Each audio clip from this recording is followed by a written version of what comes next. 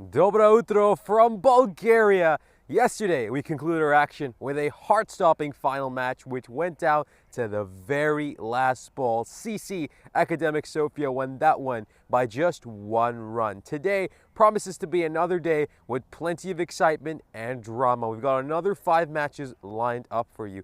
This series so far has been a bowler dominant series. The average run rate has been just 10 for this ECS. One of the main reasons is that this pitch, which I'm standing on, has been quite low and slow. It's been tough going for the batters. Are they going to adapt today, or are we going to see the bowlers continue to dictate terms? Stick around and find out, because live action is up next.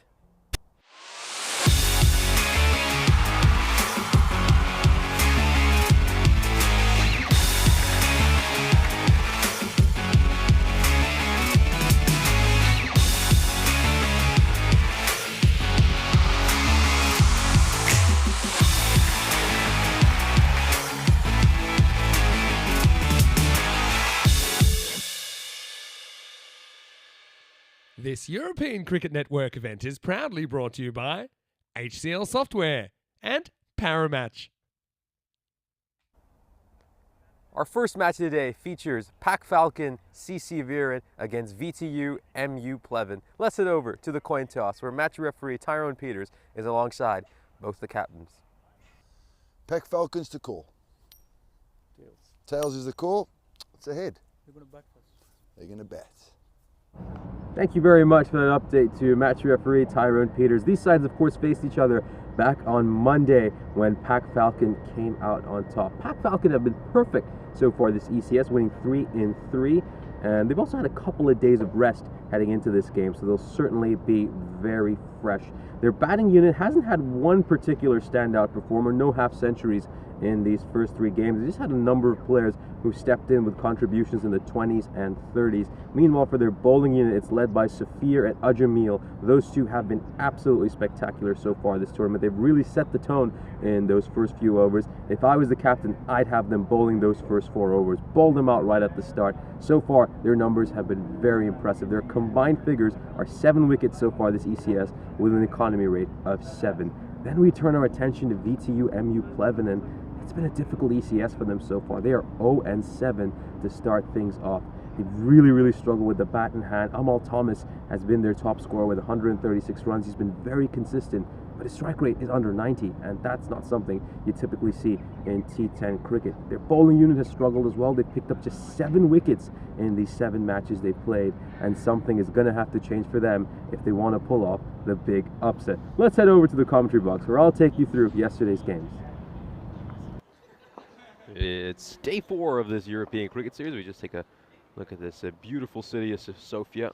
We're over in the capital of Bulgaria. You can see Mount Varosha over in the distance. And we're certainly looking forward to bringing you some action today. Let's recap what we witnessed yesterday. Of course, we started off with our 11th match of this ECS between Pleven and CCAS. CCAS got off to the perfect start, winning this one by 10 wickets with 5 overs to spare. They made quick work of this Pleven side, who are obviously desperately seeking their first victory of this European cricket series. Bashar Hussain batted superbly, making 54 of just 24 deliveries. Turn our attention to the second match of the day when the Sofia Stars took on the Blacksmiths Cricket Club. Dominant victory for the Sofia Stars. They won this one by 104 runs. They came out in the first innings thanks to Mike Jones, who managed to post 168 runs on the board. And then the Blacksmiths weren't able to muster too much in response in that second innings. Anthony Dowling top scoring with just a run of ball 25. Pratik Tripathi with the best figures of 2 for 5 in 2 overs he bowled.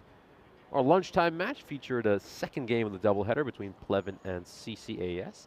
Pleven were just about able to get to 92 runs, and Akademik Sofia once again wrapping this up in 5 overs. Pretty much a carbon copy of the opening match of the day. Bashar Hussain with an undefeated 54 of just 21 deliveries. Another tough one for Pleven. Lockie McMillan as well with incredible bowling figures. He was a real standout performer yesterday for CCAS with both the ball in hand and his fielding. Match 14 was between the Blacksmiths and the Sofia Stars. The second doubleheader between these two teams. This time around, the Blacksmiths were put into bat by the Sofia Stars. They only managed to get to 79, And the Sofia Stars would chase this down with 4 overs to spare. Mike Jones making his 2nd consecutive half century of the day. He was in terrific form throughout the day. And then, of course, we would come to the big climax of the day, the final game of the day, CCAS against the Sofia Stars. What an incredible match between 2 sides who are sitting at the top of the table. It came down to the final ball, and the skipper of CCAS was able to hold his nerve and deliver his side a victory and break Sofia Stars' heart. Mike Jones brought his side to the precipice of victory, was just unable to take them over the finishing line in the end. Here's a look at the standings. As we can see, this match features Falcon CC of Viren against VTU MU Pleven. Falcon starting off with 3 wins. Of course, those 3 wins coming up against the Blacksmiths and Pleven. They'll be looking to make it 4 wins and 4 against this winless Pleven side. And as you can see, are sitting at 0-7. Amel Thomas up there at 219 points. He's been a pretty consistent run getter, but just not getting the runs at the rate his side needs. Just a strike rate of 90 for him for this ECS. Here's a look at the win predictor. Pac CC fancied as 89% favorites here against Pleven. So we're going to need to see a big batting performance here from Pleven. Certainly an improvement of what we've seen over the last few days. You just got to go out there, play freely, look to enjoy themselves, look to play the big shots, play without any fear. Obviously not too many expectations for them heading into this game or generally for the remainder of the tournament. So they're playing for pride, but they've got plenty of it. Here we go, first ball. And this is hit straight back to the bowler. Terrific ball to start off. Challenging the bottom of the bat, gets the Yorker in. And Pleven start off with a dot ball. It's Jose who is opening alongside Amel Thomas. And this Jay Putt here on commentary. And of course, I've got the great pleasure of getting to work alongside Charlie Hunt for the first time. Yeah, good morning, everybody. Good morning, Nish. Absolutely. Well, they are going to take on a very quick single here. Jose will get off the mark. Yeah, good morning, everybody. And, well, absolutely. First time ever. There's a first time for everything, Nish. And, yeah, pleasure to be alongside you this morning. Dobro to you, of course. And, yeah, it looks like it's going to be another uphill battle already, this for Pleven. Just going through a little bit of the archives. They've had 1 victory ever on the network. This is their 3rd year participating. They went winless last year. And, once again, they look as if they're struggling as this one beats the outside edge of the skipper in Thomas. Of course, they're actually donning. They've opted to don for the kit that they've used over the last 2 years. Maybe thinking, well, we got to win in this kit a couple of years ago. Maybe we can get one here this morning. It's going to be tough, though, against this Pac Falcon team. They've obviously got some big ambitions as well. Back of a length, this one carved away into the vortex. Bit of work to do, does nicely. Watches that one all the way. I'm assuming Rico filled you in on the vortex down there at 3rd man. Yeah, he certainly filled me in on that. I think it's good to see sides employing a fielder out at deep third. I think in Hungary, every team seemed really reluctant to have a fielder there. I think in T10 cricket, you just have to have someone there. 100%, 100%. You see so many runs leaking through that region. I mean, how many outside edges and also some nice little late cuts and dabs.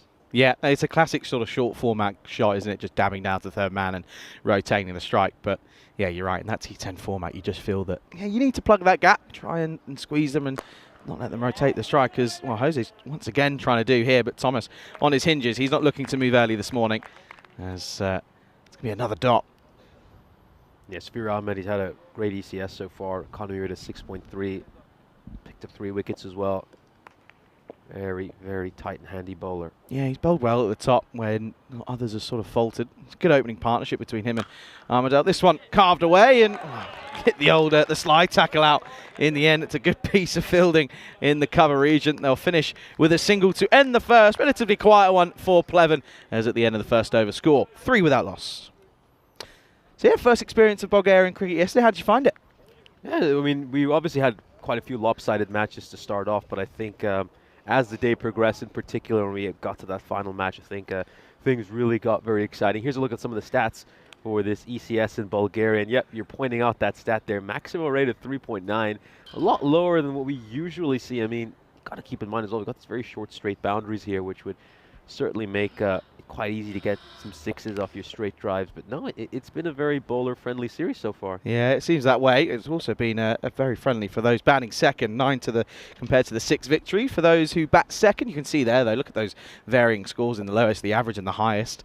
A bit of variance in that one, but yeah, of course, 15 matches played. We're about a quarter of the way through, getting there very slowly, but yeah, it's set to be another warm day as well. Currently, very, as it always has been in the mornings, nice and chilled and relaxed. It's 18 degrees, 33 highest though. It'll be a warm last couple of games. It always tends to be after that lunchtime game. No real surprise that Amadel is going to take this second over. He's going to start nicely, but this, well, a sign of intent, but it's going to be his downfall as Jose's going to go. As he just missed time, this one was opting for the lofted drive, but, well, he got the elevation, but got no way near the middle of the bat, got no power, and the first wicket tumbles here, and it could be a sign of things to come. It was there to be hit, to be fair, but he's just a little bit early on it, and it means that the first wicket falls 3 for 1. Yeah, 5th wicket of the series for Ahmadel.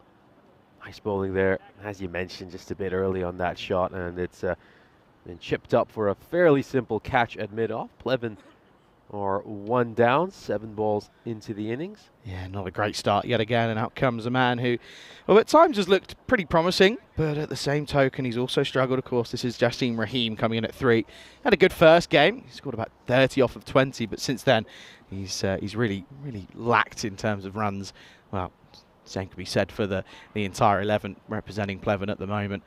But yeah, I mean, that's got to be, I reckon that must be one of the most negative records in ECN history. So many games over the course of, well, now 3 years, and just a 1 victory, that coming back in 2022. And I can tell you who that was against as well. It was, again, in another weather-affected tournament, but they were able to get a win against Plovdiv back then. Well, this one a little bit wide up from Amadel, and it's going to be too wide, in fact, as our umpires signals there. Of course, good morning to our, well, normally would say the men in black, but not anymore, of course. Donning the blue, the Grizzly boys. Good morning to Ivan, to Satish, and to Narayan, your third umpire, of course, being led wonderfully by Tyrone Peters, the tournament referee. Get up to anything last night, then? Of course, first couple of nights' experience of Bulgaria. It's, of course, well, it's my 4th time being here now, but you're never short of anything to do. Another one beats the outside edge here. No, not much yesterday. I think we had a long day yesterday. I think it was just straight back to the hotel. Had a chance to see the city a little bit on Monday, but haven't quite taken any opportunities to go out since. We just take a look at this shot. Big swing and a miss. Fails to get to it. Yeah, again, just playing way too early on it. A little bit too eager this morning. Is Rahimi not really finding anything going at the moment? Is there a way for this Pleven side to pick themselves out of a pretty horrible rut? Again, a single that probably should have been taken, and this has just been the issue for Pleven. They get stuck, they get dug down, and they often bat themselves into a hole that they can't get out of. Yeah, that's kind of been the issue for Pleven. I think this man, though, Rahim, the last time these two teams faced each other, managed to make 30 runs off 21 deliveries, was a top scorer in that game. They're going to need another big innings from him. Oh, and this one is hit firmly, but again, well, it sounds good, but once again, just no way near the middle of the bat, nothing out of the screws. No, but this is really good bowling. I mean, he just sees him shuffling across and follows the batter terrifically. Yeah, Amadel is he's a man who's done it time and time again on the network. He's got a great record domestically. Internationally, Rico and I spoke about it on day one. It's just his consistency that fails him every now and then. But nevertheless, for his side domestically, he's very, very promising. Oh, inside tickle, and somehow this doesn't clatter into those stumps. But Rahim will get off the mark, and, well, it doesn't matter how pretty it looks. It's what goes down in the book, and that will go down as a boundary. Yep, unlucky there for the bowler. This is a terrific ball. He's got it spot on. No real foot movement. Takes an inside edge. Away it goes to fine leg for a 4. Yeah, Amadel loves hitting that sort of corridor of uncertainty. He doesn't like to drop one short. Very rarely does. He's got a good slower ball as well. But interesting to see he's donning the white sweatband on the head. He dropped it. Left it in the bag a couple of days ago and had a good day of it, but he's come back and, well, he started with a really, really good over. Just the boundary coming off it in a wide, picking up a wicket in there as well. Good first 2 overs for this Falcon side. Pleven 8 for 1 after 2. Yeah, great start here for Pack Falcon. Once again, batter just takes a slight shuffle across. Ends up getting yorked. Perfect length right between his feet. Yeah, take a moment, take a very good morning to everybody tuning in around the world, whether of course it be on fan code out in India or on the ECN European Cricket Network YouTube channel. Pleasure to have you alongside us here this morning. Of course, a look at the updated standings, of course, and yeah, after that, another victory in the Sofia derby for Akademik Sofia. They move very much 4 points clear at the top of the table with, well, Falcon CC, of course, haven't played since Monday. Short ball, as this is, that's not a bad start for this, this third over. Yeah, I like this, though, the fact that they're keeping Ahmadel off. They've often pulled him after the first over and then saved him for later overs. Yeah, I like this, though. I think they should stick to these two for the first 4 overs and really look to make more inroads. Yeah, of course, this is Hans, who's, again, coming in. And, well, the first ball was okay, but yeah, the second ball not deemed to be okay. There's Ivan telling us that's too wide for his liking, rightfully so. But nevertheless, Hans has, again, had a good first outing. He bowled really well, good figures, and of course, that short ball, he does like to put it in there, and it's a dangerous one at that as well. Thomas, again, has struggled with the bat. He struggled with bat and ball. This one, though, turn around the corner, and this is going to go towards the rope. That'll be cuatro carreras. Nice start for Thomas. I say he's been struggling. He has, but hopefully that just might be the start that sort of kickstarts his innings here. Just straying down the leg side a little bit there, Hans, and Thomas helps it along towards fine leg, 404. Looks like they've decided to keep a fielder at that boundary, and they're going to bring mid-wicket in. Not sure about that. I mean, you're sort of setting the field. A, you're chasing the ball in the field, but B, setting a field for that bad ball. Of course, power play restrictions still in place, so they've the 2 men back at third man and fine leg. This time does find it on the offside, and seems not to be too wide there. Against this Pleven side, I wouldn't mind having a really fine deep third and the very fine deep fine leg just for those edges, because I think what we've seen these first 7 games, they don't have too much hitting power. Yeah, it's not really, they've never shown the ability to kind of go over the top of it. They've very rarely made the most of the power play restrictions. That definitely is too wide. I thought that first one was maybe a little bit harsh, touching, maybe grabbing a bit of the line, but that one no way near. So unfortunately, going to have to bowl that one again. Yeah, Pleven. It's just been a really troublesome time. But the thing is as well, though, I mean, credit to them. They know that they're up and against it, but they'll come out here. They'll always come out with a smile on their face. They turn up. They say good morning to everyone as they walk past. They're here for a good time. There's this one off the splice. No foot movement again from Thomas. Just takes that one in back of a length and not quite able to get that away. Goes straight to the fielder. Take another look at this. Yeah, not too much foot movement once more, just kind of following it with his hands. Oh, he kind of like looks to get that front leg out of the way, but then realises it's not there, and well, that's, oh dear. Well, unfortunately, cricket probably not the winner there, as this is a wide delivery that gets through. It's going to be the first minimo of the morning, as this one gets through Umer Farouk behind the stumps. And, well, a little bit unfortunate. This one just dies on him realistically. You can see there. And again, we've seen it time and time again. Keeper's probably a little bit too far back. It doesn't carry. Gets all the way through. Yeah, these wides are just keeping them in the game. I mean, this is the 4th wide we've seen already this over. Just needs to get it right here, Hans. He's only 4 runs off the bat so far, and that was an inside edge. So, morning to Nick, and good morning to Casey Vlogs as well, and to Jeffrey and to Jacob as well. Good morning to you. Pleasure to have you alongside us here on this glorious Thursday morning. Another swing and a miss. Can't get near it at the moment, Thomas. I'd love to know, Ravi, if you're listening. This is a big ask, right? I'd love to know how many dot balls Thomas has faced so far in this tournament, because I reckon it's up there. I reckon there's a fair few in that column. He's tend to struggle to get his eye in early on. Oh dear! Well, so much so that he's going to take one on the arm here. This is hurt him. This is not fun. And there's a slight apology, and he says, "Yeah, I didn't mean it on purpose, but that one's clocked him." No, it certainly has. Well, he's just taking off his helmet here. He's going to get some treatment. Someone's going to go over to have a look at him. Let's take another look at this. Ooh. That doesn't look nice. It looks like it's just caught him on the forearm. It's on the shoulder, I think, isn't it? Yeah. Yeah, not far away. Yeah, well, the medic's going to have to come on and get involved. As I said this the other day, for the Medical University of Pleven, if there's ever a team you want to be in with a medical emergency, it's probably them. Of course, all medical students, but yeah, there's nothing that the old magic spray can't fix. Yeah, it is after all the greatest medical invention, the magic spray. He's just going to get some of that on his shoulder and will continue here. Thomas, yeah, he's been the top run getter for this side throughout this series. 131 runs to his name, but it's just the strike rate that's been the issue for him. It's not gone past 90 throughout this ECS. Yeah, and in anyone will tell you in a T10 format, that's just not good enough. I'd argue it's not good enough in a T20 format, almost an ODI either. It's not good enough, and he's got to try and work out a way. But the thing is, as you mentioned, no one else has really got any runs around him. Yeah, I think if you take away his runs, they're not even getting past 50 most matches. Take away the extras as well. Yeah, a lot of them will have been helping them to get over towards sort of 60, 70. Free hit though. Can Thomas cash in? Looks to get funky and gets followed. I don't mind that. That's good bowling from Hans. Yeah, great bowling there by Hans. Thomas tried to execute the shot yesterday, and it actually worked out perfectly for him first thing yesterday morning. And of course, we saw Jones pull out the ramp shot a couple of times in that dramatic final match yesterday. Interestingly, that's probably a wide because the line doesn't move if the batter moves. Yep. But that's probably should have been given as a wide in theory, but can understand why Van might just let that one go slightly. Flat batted, swatted down the ground, and that's well watched.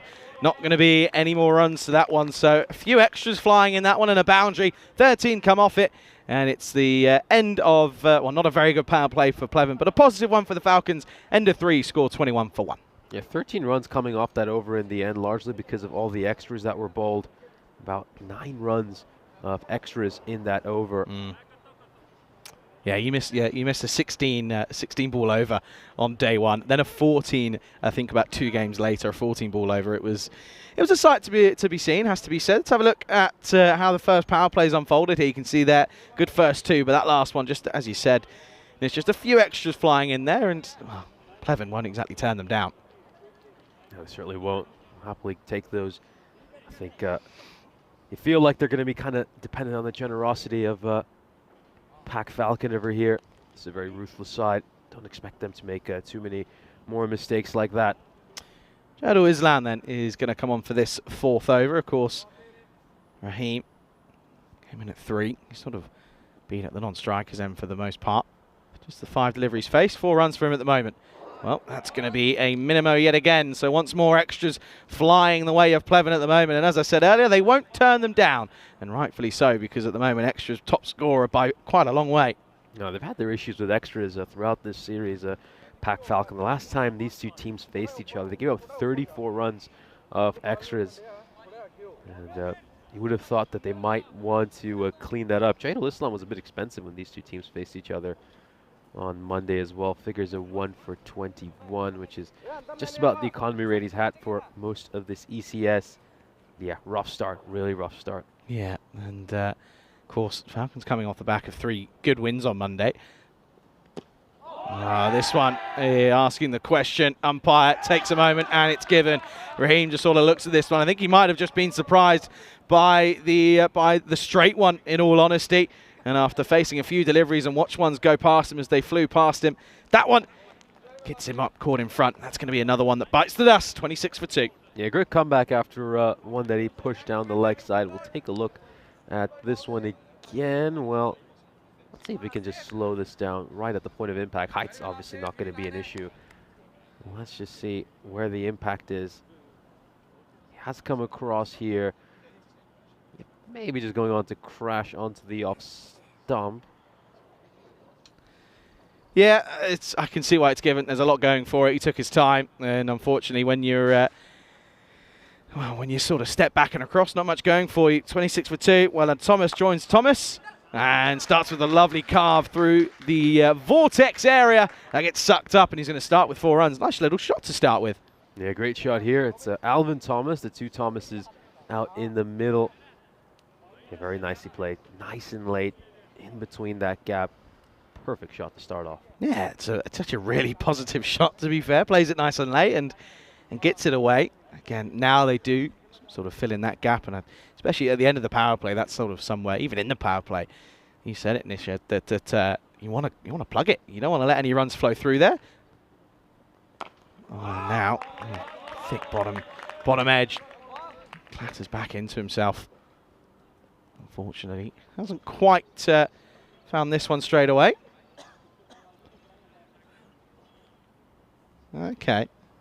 Jacob's clearly up early this morning in the chat. Jake, Professor, and the Bucket Boy. I don't know how that stuck. I don't think it's... I'm making sure it won't stick. Again, backs away to a ball that just should not be backed into. That's I love the reaction there from the bowler, by the way. Yeah, I'd love to see his reaction again.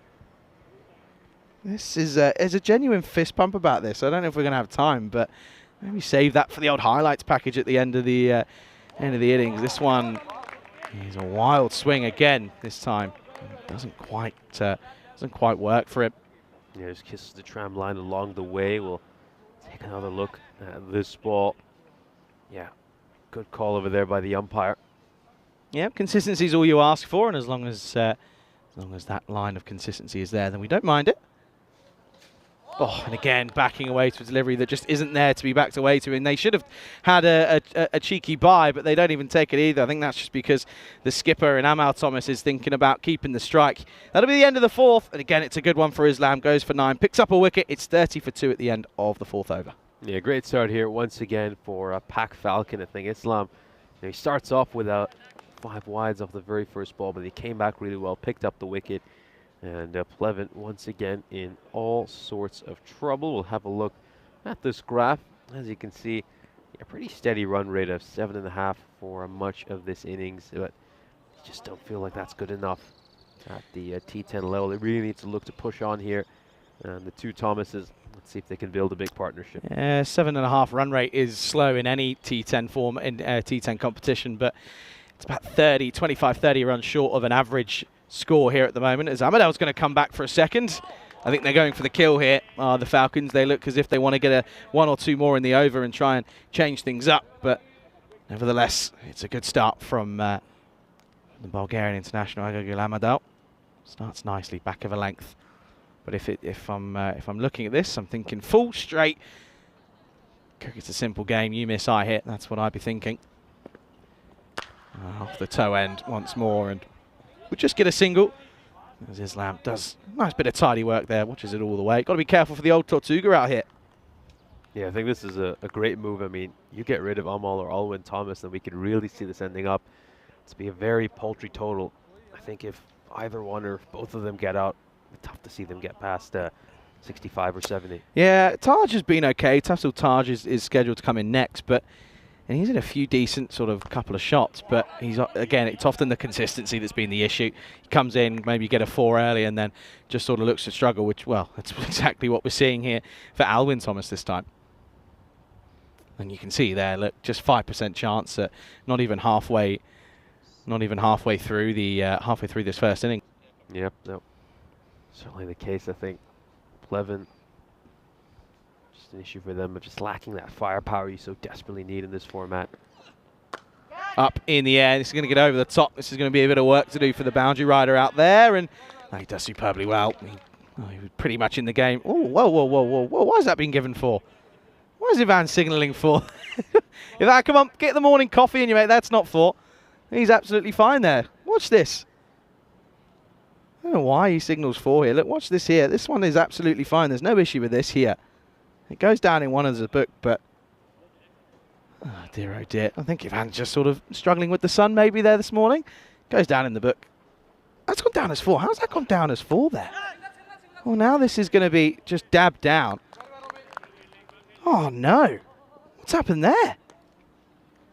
Yeah, very surprising. Not quite sure why that's the case. It was just a temporary glitch in the software that might be fixed up.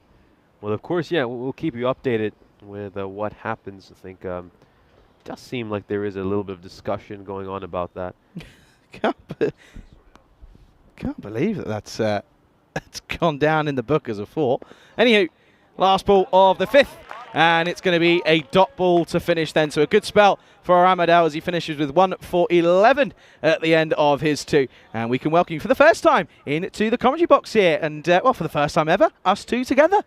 Yeah. Pleasure to be with you. Absolutely looking forward to this one. And we started off here with a very interesting game. Pak Falcon on top, to start things off. Of course, they would have seen the games yesterday. They certainly want to make ground on those two Sofia teams. Yeah, absolutely. That's the thing. They've got a bit. They sort of had a day off yesterday, and I think they know realistically they're probably outside of the top 3 sides. I think you look at the Spartans, who we are yet to see. They do take part in the second game today, but yeah, those two Sofia sides very strong.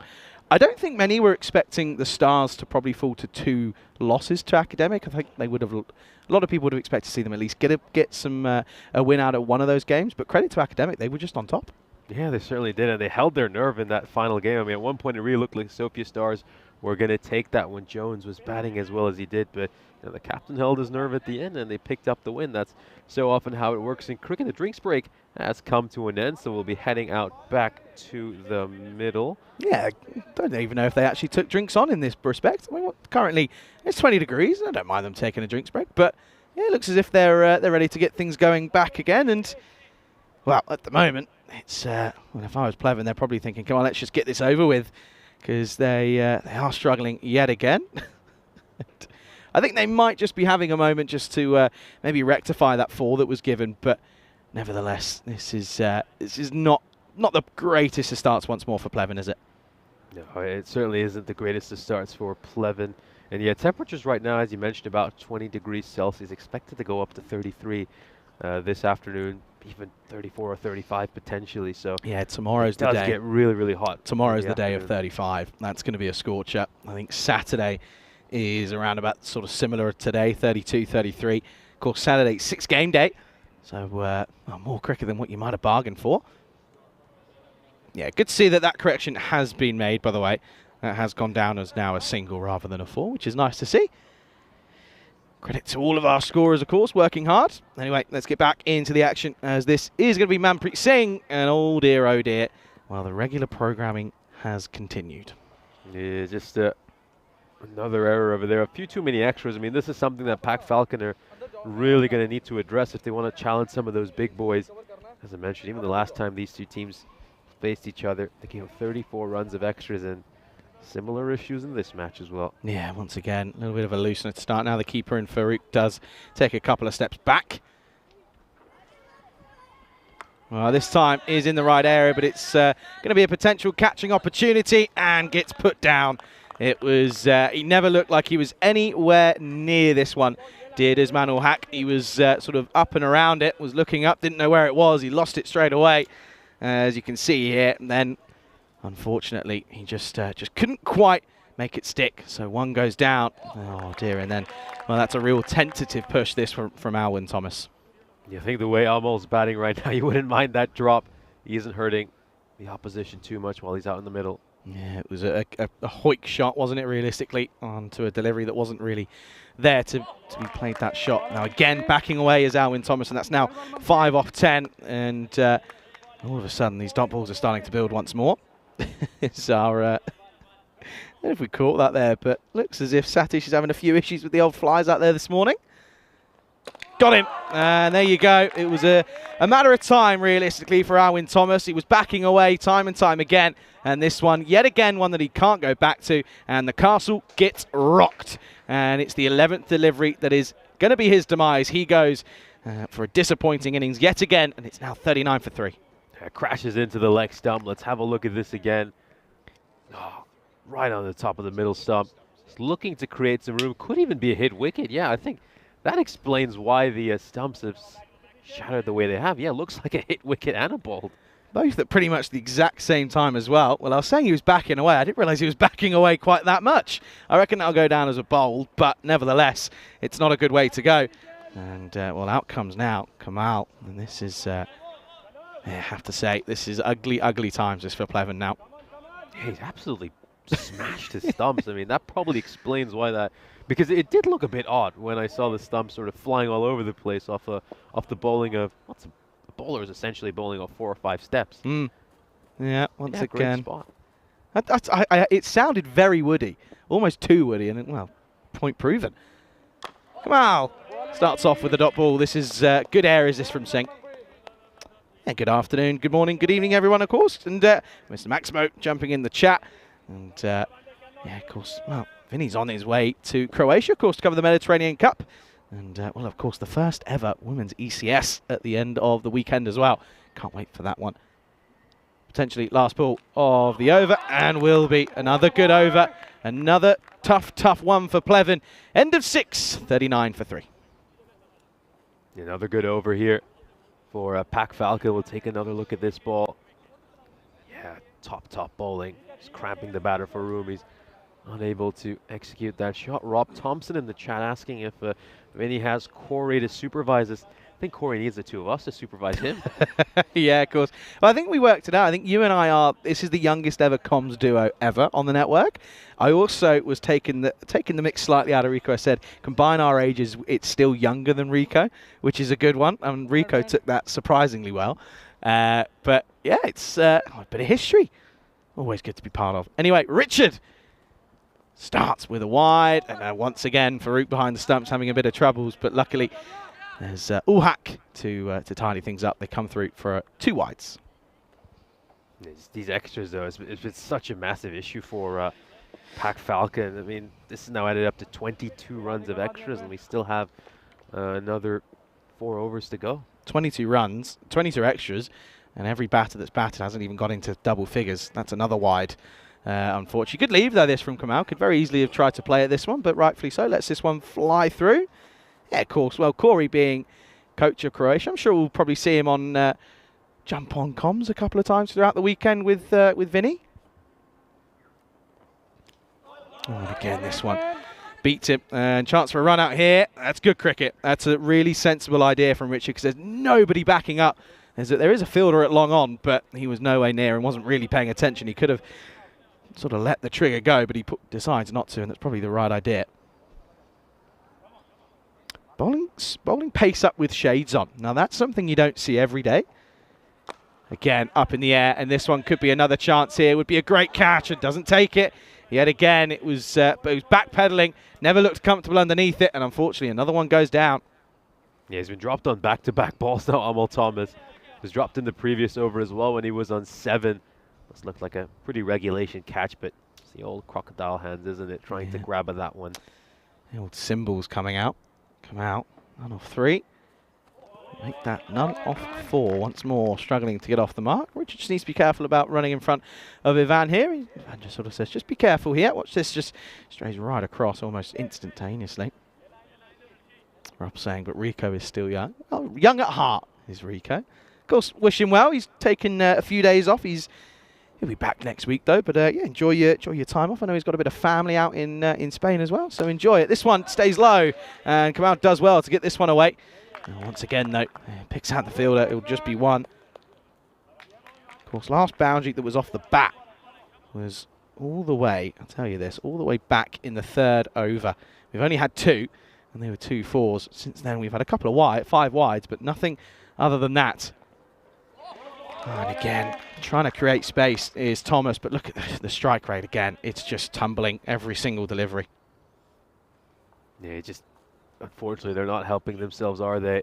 Here, Pleven just trying to make room to play that one towards the offside, backing away, but fails to connect. Come on, Thomas. Let's have a 6.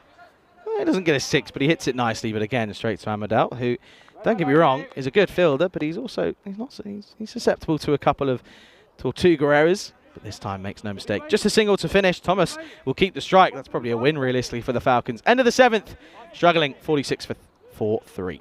Yeah, fielding it long off here, especially with this little ridge in front of you and the fact that it's a shorter boundary is a big challenge. Here's a look at our 2024 calendar. Of course, the year started off all the way back in Cyprus in January, and since then, we've had the great privilege going to so many beautiful countries, and we've still got plenty more to go for the remainder of this year as we, of course, lead into the ECC, and then, of course, round out the year with our curtain closer, the ECCW. Well, you're going to be a busy man over the next few weeks. We're going to see a little bit in Rome, a little bit in Austria, and in Croatia as well. Yeah, busy time. A taste of all 3 destinations. This one is down the leg side. That's another wide. So that's going to be... That's 5 events you're going to be there for. Obviously not for the whole 2 weeks in each one, but that's a big stint.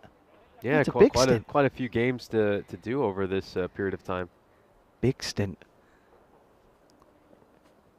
Another swing and a miss. And once more, Thomas now 10 off 17. Things starting to look pretty ugly for him at the moment. And you can see, you don't have to be a body language expert to work out what his mood is at the moment. Frustration starting to kick in. That's where you tend to see sort of rash shots coming into it, but he's got to try and get a move on here. Steps away again. It's another one. It's the issue for the Thomas brothers at the moment, is the backing away. Yeah, he needs to stay nice and still here, Thomas. He's not helping himself by doing that. It's pretty easy for the bowler. Just have a nice and wide line, and Thomas is not going to get anywhere close to it. Oh, he pulls up this time, isn't that? Doesn't quite find the rhythm. But yeah, I mean, I've done Rome before as a tourist. I've never been to the ground up there, and I've heard good things. Oh dear, and now another one, someone else talking now. Too much all going on here. But yeah, I've never done Rome from a cricket perspective, but I've heard very good things. I've heard good things about Vienna as well. I've never done Croatia before, so that'll be where we next link up, I believe. Good serious stint. Top edge, this is going to be a boundary, and it's the first one in over 4 overs, and finally Thomas does get one away. Not quite the most conventional, but he'll certainly do his confidence some good. He's just swinging his bat hard at this top edge. Throws the kitchen sink at it, and it goes away towards the banner. Yeah, Rome, I mean, I had a great privilege of doing the second week of the ECS there last year. It was my first ever foreign ECS tour, and it's very, very high standard of cricket over in Rome. Oh, and again, this one misses out. It's going to be a wide, probably the right call. But yeah, I mean, you've been to that ground in Rome. I've heard great things about it. Yeah, historic ground. Quite literally, it's actually an archaeological site not too far from it. And weren't they? I feel like they're doing excavations during the World Cup qualifiers that were there recently. Again, off the toe end of the bat, will get a single. Yeah, and I think because of that, they've not actually been able to expand their clubhouse or pavilion over at Roma ground. But yeah, it's just the nature of the city of Rome itself. I mean, can't go 100 meters without finding something that has a great ancient history. Yeah, just a little bit on here. This just there should have been a run there. They have to be trying to bank up at least a couple of cheeky singles. They're not even able to do that at the moment, as that one got through everyone. And yet again, the troubles continue for Pleven. 1% already, and another wide. This time it is a good take from Farouk behind stumps. So you're going to be doing a couple weeks over here. Where else are you going, or can we expect to hear from you? I will be back on in Malta for the T20Is, the Valletta Cup Women's Edition. And then, I believe after that, it's yourself and me in Croatia, which will be a good first experience as well. Slapped! And this one is going to be 4 runs. Well, there you go. There's fire in the belly somewhere for Pleven, and Kamal gets this one away. This is a gloriously timed shot through the covers. Beautiful stroke there by Kamal. Hits that one right through the cover boundary. Very, very nicely hit, and yeah, probably the first one that they've really middled towards the boundary in several overs. Yeah, every other one has probably been flying edges. Now Islam just getting pushed off his rhythm here, drops one short and down the leg side. Even with that boundary, still just the 1% chance at the moment. It's tricky. Of course, these extras now, they're now building up, and of course that timer clicking down slowly. Slower ball, but gets it wrong again. Farouk, I mean, this is the thing. Farouk's been a busy man behind the stumps. He's not going to get everything right. That's a good stop, though. Yeah, good work there by the keeper. He's obviously been very busy with all the wides that have been pushed down the leg side. Certainly had his work cut out. Last ball of the 8th over coming up.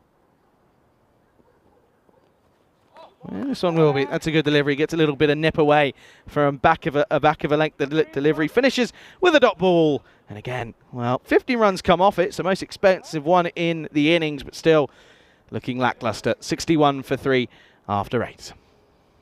We'll take a look at this graph once again. And yeah, the run rate hasn't really budged from about 7.5 for much of this innings. It's still at about 7.6. Got a couple more overs to go. The captain has plenty of options. He's obviously going to go to Safir Ahmed for at least one of these 2 overs, and then he could turn to either Manpreet Singh or Edwin Richard.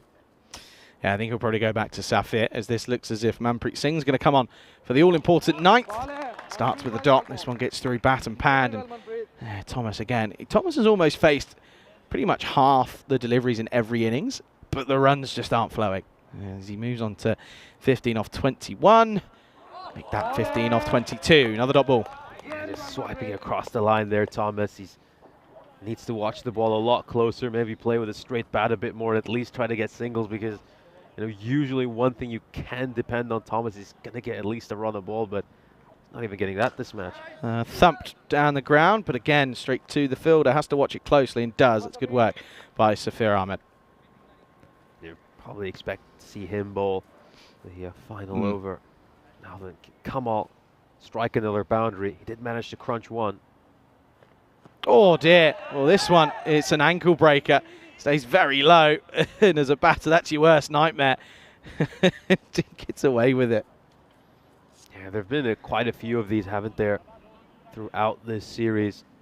This is a half tracker. I mean, usually this one would sit up nicely for an easy shot to pull away, but it just rolls along, and as you mentioned, it strikes him right in and around the ankle. Let's have another look at this one, as we just missed it on air, but this was a bit of a funky one here. Let's watch this one. It struck firmly. It sounded nice off the bat, but takes a bit of a Tortuga off the side of the pitch. Back to live action, and again off the pad. So again, another good over. Just the 3 coming off it. And we say it all happens in the 9th. Not much happened there. 64 for 3 after 9, 1 over to go. Yeah, big challenge coming up here for Pleven. Got to get a lot of runs from this final over. Can they get a big final over here against Safir Ahmed, who's been incredible throughout the ECS? We're just taking a look at that one again, and yeah, so close to the ankles, as you mentioned. Yeah, that one again, and the last one there off the pad, and yeah, this pitch does have the tendency to misbehave. We saw a couple on the first day really bump up onto the helmet and rock a few. This is a story so far. Safir Ahmed is going to come back for this last over. Went for just 3 runs off his first. Of course, well, someone's going to have to tell the non-strikers to get out of the wicket. It looks as if he wants to go around the wicket. There we go. Kamal's finally given his orders. We are going to get this last over underway then. Can they get to 70? Oh, well, there you go. Speak of it, and it will happen. The old pitch misbehaving once more. This one lifts off a length. Yeah, this little bit of uneven bounce just adds so much doubt to the batter's mind. That one absolutely taking off. Amol Thomas tries to go for that ramp shot again. Second time this innings. Unable to execute it. Second time this innings. Probably about the 10th time this tournament thus far. I don't think I've seen one come off. Pretty sure there's a 0% success rate. He actually did manage to pull it off in the first match yesterday. Oh, did he? Yeah, I thought he was great at that shot because that was the first time I saw it. So, yeah, since then he hasn't executed a single one. Okay, well there you go then. Okay, I take it back. First impressions can't lie, though. I think that's the point. 10% chance of success. There you go. I retract my statement. Maybe she tried again, because swiping across the line isn't working either.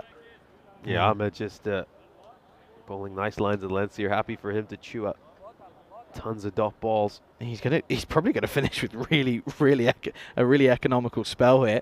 Still yet to concede a run off this last. Yeah, chance of come on, 17 off 27 in a T10 innings. Oh dear, now 28. But this is the issue though, and people will be saying, well, why doesn't he just retire himself out? Who comes in next? That's the thing. I am surprised we haven't seen Tafsil Taj, because he has showed glimmers of hope at times over sort of deep mid-wicket. But, I mean, look at his head there. Head positioning, no way near it. Just sort of loses it entirely. Well, and the misery compiler from Ahmed, as this one is full straight. Simple game of cricket. You miss, I hit. And, well, to put it simply, a very disappointing innings comes to an end. 17 off of 29 deliveries. 64 for 4 now for Pleven. Oh, this is a perfect delivery there. Absolutely nails a Yorker. Many a batter would have been dismissed of that, so you do have to feel for Thomas. He's backing away, trying to bash it over the bowler's head, but it ends up clattering onto his stumps. Yeah, terrific final over. Yeah, it is. He's on the verge of a wicket maiden to finish off the innings in what would be a very dominant display. This from the Falcons, soaring high at the moment as they're looking to really keep this down to, well, a minimum at the moment. Krishna comes out with a ball to face. Last ball potentially of the innings. No, it won't be. There you go. And there goes the wicket maiden as well. Yes, oh, he's on. He's gone. He's out. Oh, wow. And this is cheeky from Umair Farouk, because Krishna, who was just stood watching here, and unfortunately is going to be gone, and it's probably going to go down as, well, arguably stumped. But look at this here. It's a misfield. Doesn't really move. He's just caught sort of away with the fairies, and he's gone. Yeah, certainly gone. Very careless. I mean, it's not even the end of the over or anything where you can maybe just excuse him for a bit of carelessness. Just no awareness of where his popping crease is. And he's going to cheaply gift his wicket. Oh, dear, oh, dear. Well, that's going to be, well, he's going to go down for essentially a diamond duck because on the scorebook, he doesn't actually face a delivery. Anyway, it's going to be 65 for 5. Well, there could be more runs going against them here because is he going to struggle with the 60-second timer? He's just about trying to make his way out to the middle. Still has to put his gloves on. He's still not ready yet, is he? As you said, he's not got his gloves on here. This is going to be Tazul Taj coming out arguably a little bit too late in my opinion. Well, hang on a second. Let's just have a listen here. Hang on a second. This could be 5 runs going against the batter here. Let's just keep an eye on the umpire. There you go. 5 runs. That is what happens there. He doesn't get out quick enough. So that's going to be a pretty horrible. The old misery compiler once more then. Last ball. And it's going to be a dot. Could be another run out here as Taj gets that foot back. But an excellent spell for Ahmed. Finishes with excellent figures of 2 for 4. And Pleven at the end of their 10 are 65 for 5. But essentially they're going to gift 5 freebies. So you technically take that away. That's 60 for 5. Yeah, I mean, they've basically given their opposition a head start. I mean, but you got to feel for Taj there. I don't think he expected to be coming out to bat to face that final ball. That was a new one. I've not seen anything like that before on ECS. Great bowling performance for Falcon CC Viren. They look set right now to make it 4-0 to start out this tournament and pick up their second victory against VTU MU Pleven. We'll take a look at the highlights of this innings. A great start to this one, of course, for Falcon. They're coming into this match with a few days rest. They picked up that early wicket of Alan Jose. He departed after Agayul Ahmadel got his wicket. Safir Ahmed with a good catch.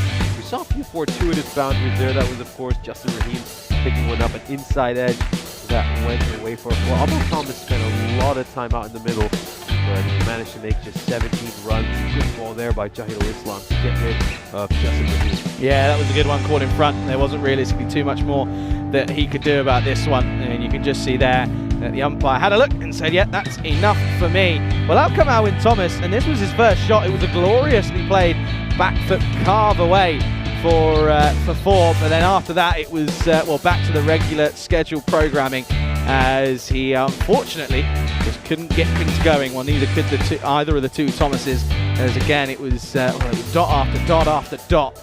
And you can see here backing away, backing away, backing away, and eventually that would be the downfall of Alwyn Thomas. And of course you can just see realistically that eventually he ended up hitting his way out, and unfortunately not with 6s, but hitting his own stumps, but he was bowled anyway. And yeah, for me, again, just a lack of firepower for this Pleven side. But credit to the bowler though, bowled well did Islam, didn't finish with bad figures whatsoever. No one really bowled terribly, to be quite frank. And of course in the last over, it was Safir Ahmed who would bowl superbly. Only went for a wide, picked up a wicket in the end, as that was the end of the opposing skipper and Amal Thomas. Again, 17 off 29. Top scorer with the bat, of course, but extras certainly the top scorer on the scorecard, finishing with 32 runs against them. This was the wide down the onside, but it did pick up a wicket in the end. It was, pretty leisurely thrown in by the likes of Umer Farouk. And, well, Krishna was caught in fairyland, and unfortunately you can't leave yourself there. And Ivan just sort of has to go, oh dear, look, it's a very small, quiet dismissal. But he says, yep, away it goes. And was going to be the last bit of action. It was a good dot to finish, as they finished on 65 for 5. But of course, penalty runs will come into the frame of things, because you've got to remember that the likes of Taj took a little bit too long to get out there, and unfortunately, well, he probably wasn't realistically expecting to be required. As we'll have a look at the scorecards, then you can see there it's an ugly one, has to be said. 17 off 29 for, of course, Amal Thomas, but Jassim Rahim, well, you were hoping he'd do something well, but he couldn't get going. And then, of course, you can see you there. Krishna going for none off none. And Alan Jose at the top 2 off 5 for him was once more disappointing yet again. Taj, none off 1 for him. Not really too much to write home about. What you can talk about though, 29 wides. Not ideal for this Falcon Viren side, of course, is that we know that well, they're going to look to try and chase this down, maybe just before the 7 overs. Hans, none for 13 off his 1 over, but definitely Safir Ahmed is the pick for me. 2 for 4, 1 for 24 for Islam. He bowled well. 1 for Manpreet as well. And of course, every Rich just got the 1 over. So it will mean, and of course, you've got to remember Amadel, by the way, 1 for 8 off his 2. Economical as ever for him. Upsetting times for Pleven. It's going to be a tricky one as Viren will start with 5 free runs, so they only need 66 to win in this match 16 of this European Cricket Series here in Bulgaria. Looking forward to the second half of this one. Pleasure to be alongside Nishay for the first time. Can't wait for the rest of the day and the rest of this week's action. Pleasure to have you with us as you're watching the European Cricket Series here in Bulgaria with me, Charlie Hunt, alongside Nishay Bhatt here on the European Cricket Network.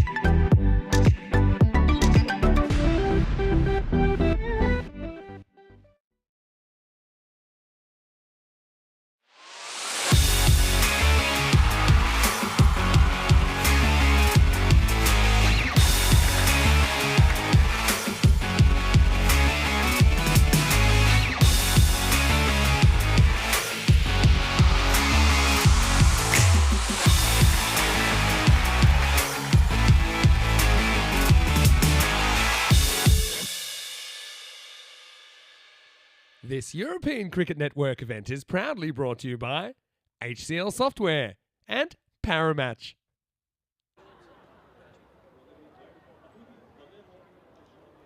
Welcome back for the second innings, and of course, once again, we saw Pleven fail to get to a big total. They managed to muster just 65 runs in that first innings.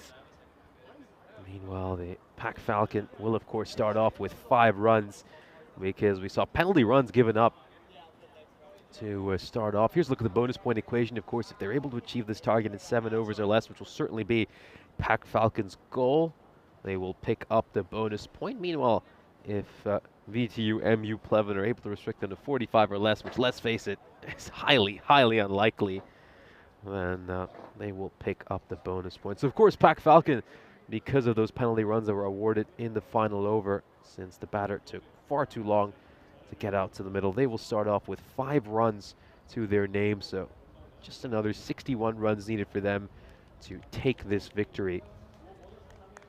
And it's going to be Ismail and Usman to open the batting for Pac Falcon. Haven't had one particular standout batter for them so far.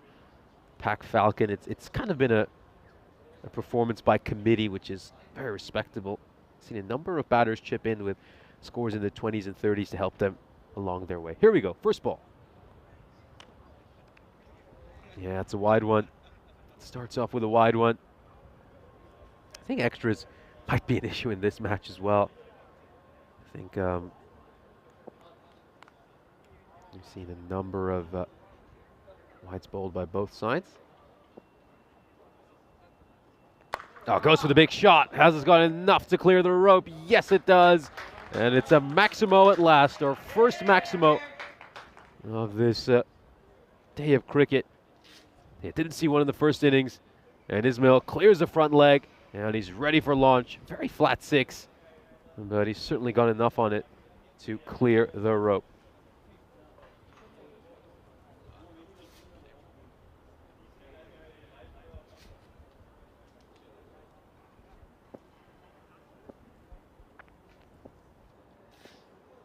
Once again, just another wide. Really struggling with some of these extras, both these sides. Here we go then. Can he finally get one inside the tram line? Just shuffles across, works it away very nicely. Beautiful looking stroke. Looks like it has enough to reach the rope. It's a big chase for the fielder, but a chase in vain. 4 more runs for Pac Falcon. Apologies for that, some of the graphics are down. We will have them up for you as soon as possible. By my accounts, they're 12 for no loss with 2 balls in this innings.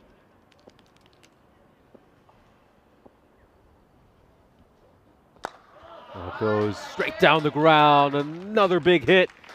He's looking to make quick work of them. Ahmadel pitches this one up, hits it on the half volley, and it goes for a 6. Of course, a great chance to welcome back Charlie Hunt as well, as we finally get to see a few Maximos. Took us a while to get there. Yeah, didn't have one in the first innings. We've had 2 so far already. What a shot that is. Like to see this man opening up, I think, with his target on. If he goes and gets going quickly, like we're seeing here, he could certainly take this down before the 7 over mark already. The magical over, and he's gone for it again. Again, hasn't quite got over enough of this. Oh, it's a good effort by the likes of Jasim Rahim, and unfortunately just couldn't make it stick. They'll come back for 2. That's good running between these 2.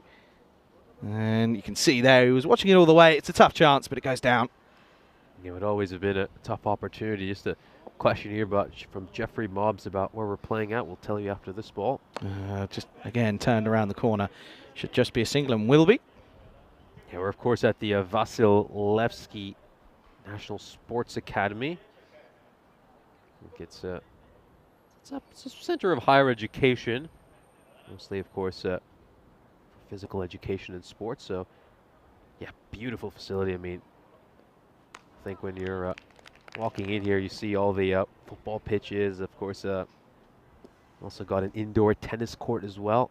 There's a lot going on here when you arrive in the morning, even at sort of 7 o'clock when you get here. There's a lot to see. This is pulled firmly into the onside. That's going to be 4 more, so a good first over this for the Falcons. It's a supersonic over. It goes for 31, and already pretty much halfway through this chase. Yeah, they're looking to make quick work of them, aren't they? Wants to wrap this one up in a hurry. Takes that one a little bit too short, pulled away. Terrific shot. So we did bring up the 250 yesterday. Unfortunately, I thought we were so close to getting the golden ball. I might have hexed it when I mentioned the G word right before the end of that innings. Of course, I did knock on wood a few times just to make sure it didn't work, but we did bring up the 250, unfortunately. And we were so close to breaking in that final match yesterday. I mean, 3 runs needed off that last ball. I was certain we are going to get a couple of runs and take it to a golden ball. The thing is, Nish, though, you're often referred to as the golden boy. I broke the 405 sort of missing out on a golden ball, the 405 streak. So maybe we put our heads together, maybe not get something out of this. But yeah, at the moment, what I can tell you, this is not looking good. Of course, that overstart, they started off at 5 without loss, without a ball being bowled, of course, due to the time infringement for a batter getting out there for Pleven. So that's why it went for 31, of course. 26 off the bowling of Krishna with the extra 5.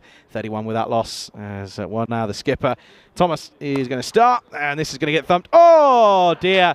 Well, I tell you what, if Rico is here, he'd be getting the old jukebox going, because this is the old da-da-da-da-da-da. Tortuga. There we go. Okay, good to see that Nish is down and about it. This is a genuine Tortuga, folks. Yeah, it certainly is. I mean, you could just see it takes off right at that part of the pitch. Yeah, this is it's very nasty, I think. You can just see there seems to be a little bit of a ridge there, and it's it's just gone off. And a good thing there's no fielder nearby, otherwise it would have taken someone's head. Oh, it's unlucky. There's not much you can do about that one. Now this is going to get slapped. Well, he moved, and he's in play again. Oh, and it's gone through him again. Well, I tell you what, that's Deepak Bright out there, and he's probably thinking, oh, I just want to hide away. Put me somewhere else. Oh dear, and this one, it's a genuine nutmeg, this one. Watch, there's no Tortuga about this one. That's just a little bit unlucky. Goes straight through him. Yeah, he's quite fortunate, though. It doesn't end up costing his side any runs in the end. They only pick up the single. And he's got a bit of protection behind him with Rahman out there. Let's push wider. That's going to be a dot ball. Yeah, Jeff just saying, yeah, this is a little bit multi-purpose. This is often used as a driving range as well. You look onto the leg side, there's always some 150, 200 metre, your yardage markers out there as well. Another dot ball, finding the right areas against this man here. But yeah, I saw your golf swing in the morning. I could really tell that you play quite a bit of golf. I think I've seen a picture of you as well. Is it one of your pictures as well as you taking a golf swing? Yeah, I think it's my WhatsApp profile picture. Is a competition I played in last year. I love me golf. Slapped over the top. This one is going to be 1 bounce 4, and somehow Tortuga's into the cube, and that's going to be a nice another welcome boundary.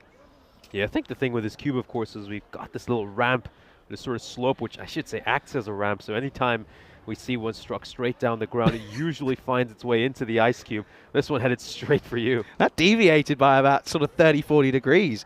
That one just sort of took a little bit of spin, a little bit of a Tortuga.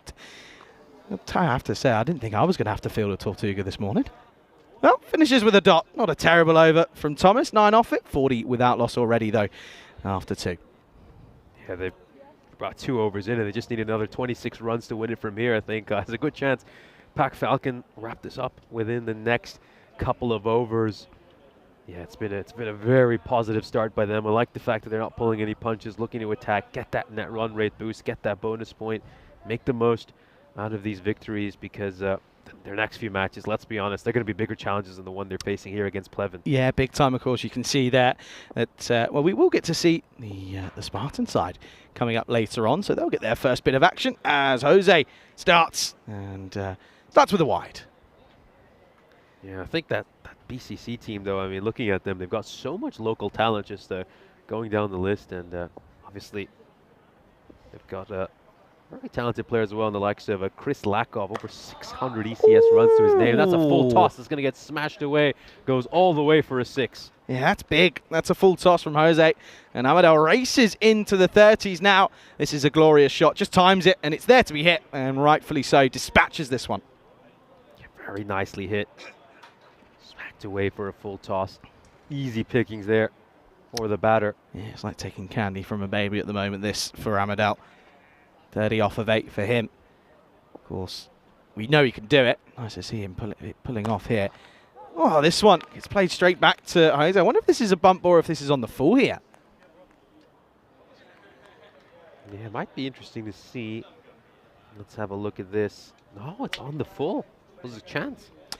It's a tough chance. It's one of those half chances that in a defense of 66 that you need to take, especially when you're already giving them 5 freebies at the start of the innings. But puts down, does Jose. And now he's going to bowl a pretty rough wide down the leg side. Good stop, though, by Taj behind the stumps. Yeah, when it's going down the leg side. Extras, as we mentioned, been an issue for both these teams. Seen 11 runs of extras so far in this innings. Ooh, that one stays low, but pitching outside the leg stump, so it's never going to be out. Yeah, we've seen a couple. Listen, if you don't ask, you don't get. But yeah, you're right. Right arm round the wicket. It's always going to be tricky. A lot of movement as well, but yeah, definitely pitching outside. Impact outside as well. Might have gone on to hit, but when you're pitching and impacting outside, it's not going to go your way. Too many reds for that one. Another wild swing from Amadal. This is just the issue for me, and he does this a lot. And as you'll notice this the more you watch him. When he stands still, he's great. As soon as he starts to try and get funky, it all goes wrong and it all goes pear-shaped. I have to say, he's not the only European cricket batter I've seen with that issue. It's very true, actually. Down the leg side, another wide. Yeah, some of these batters probably just overthink things a little bit too much.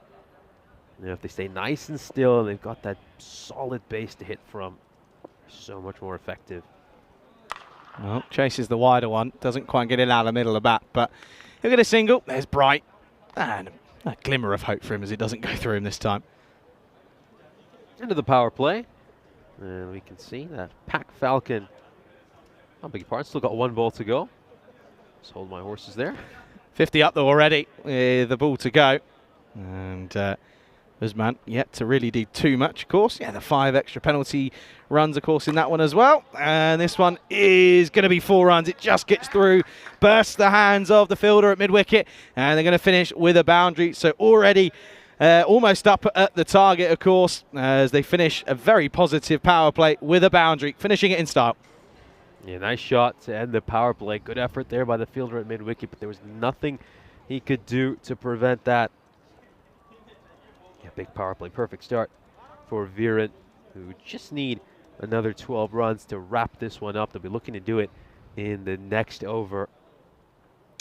Yeah, 2 hits away realistically, and chucking a few extras in there. They should probably do it before the end of the 4th over. And what a power play though, 54 up without loss. One of the best power plays we've seen. I mean, you compare that to where Pleven were at this stage. I mean, it's night and day, isn't it really? Pleven at the end of 3 was sat uncomfortably on 30 for 2, 54 for none are the Falcons. Well, they're going to return back to Alwyn Thomas. Well, this is an inside edge. Bit of work to do for the fielder. There's Jane Joseph. He does pretty well, cuts that one off. Just be one. Yeah, I'm surprised. I would have thought that maybe just throw in a 4th bowler to give someone else a chance to roll their arm, but we're going for Alvin Thomas, who bowled quite well in his first over. Yeah, can he get it on the spot? Can he try and find a way of maybe plucking a wicket just for the old stats? Oh, up in the air, not out of the middle of the bat whatsoever. Watches this one nicely, and it does take a bit of a Tortuga away, but gets something behind this one. He's learnt from his mistakes, says Bright. Yeah, certainly has. Does a much better job over there. Always very tough to field it long off on this field. It's tough to field it long off in any ECS when you're right in front of the cube, because you got commentators in your ears. Again, bit of movement, could be a chance, and burst through.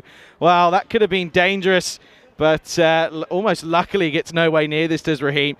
And once more, this is thumped though by Amadal. Now struck very firmly for a second. I thought he was going to take this, and yeah, classic case of getting a bit too excited, attacking the ball rather than waiting for it at the boundary rope. Thing is, as well though, if that could have thumped him. That could have been a trip to the dentist at least. I'm glad it isn't.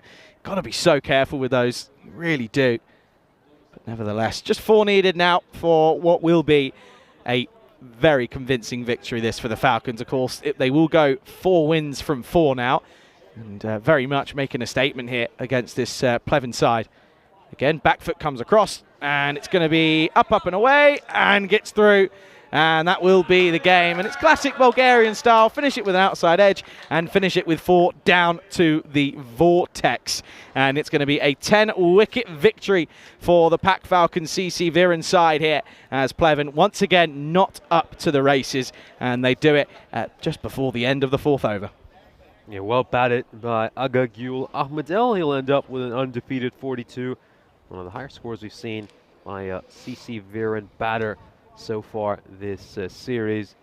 Yeah, you've got to commend them though. I mean, they come out here, they've absolutely blasted the opposition out of the game. They've done this with 6.2 overs to spare.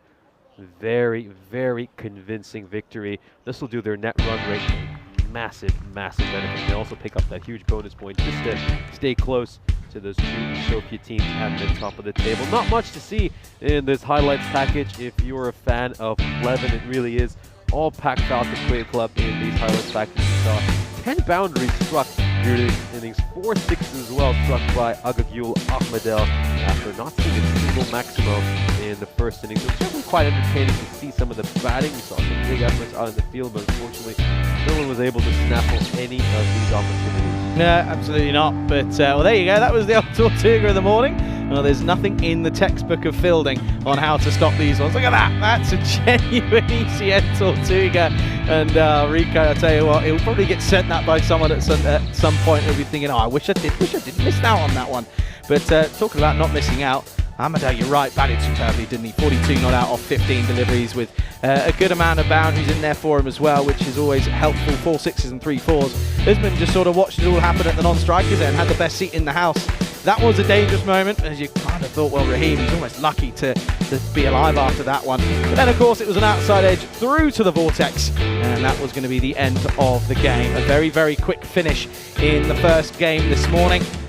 Of course, the next game coming up in 45 minutes' time. And, well, it's a big game, of course. It's going to be the first look at the BCC Spartan squad, of course, with some big names in there. We don't have the lineups at the moment for you, but certainly keep an eye out. They'll be posted on our socials when available. Let's have a look at the scorecard then. There's not too much to run you through, even with those just 66, 42 coming for Ahmedel, 13 for Ulhak, 11 extras, of course, 6 wides already, plus the 5 penalty runs. It was never, ever going to be easy for Pleven here this morning. Yeah, definitely never was going to be in Pleven. That's some 8 straight losses for them to start out this series. Really, really rough.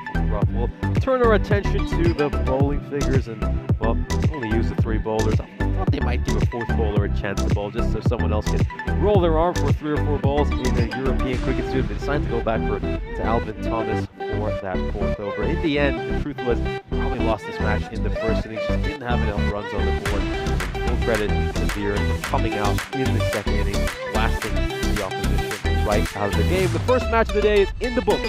Falcon take this one by 10 wickets with 6.2 overs to spare. Join us again in just about 40 minutes time, and we'll bring you our second match of the day.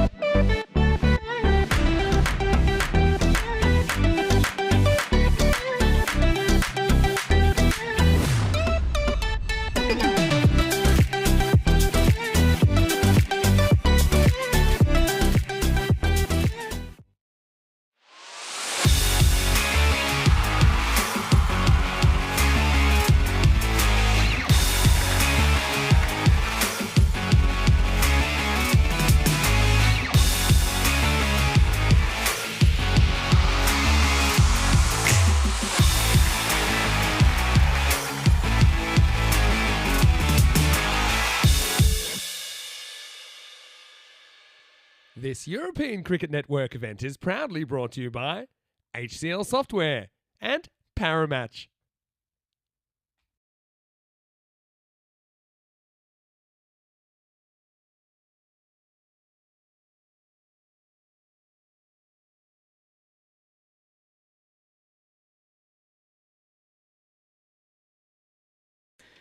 Okay, good afternoon, everybody. Welcome back to the beautiful Vasilevsky cricket ground here. And, of course, it's a pleasure to have your company with us as we get ready for this match 17.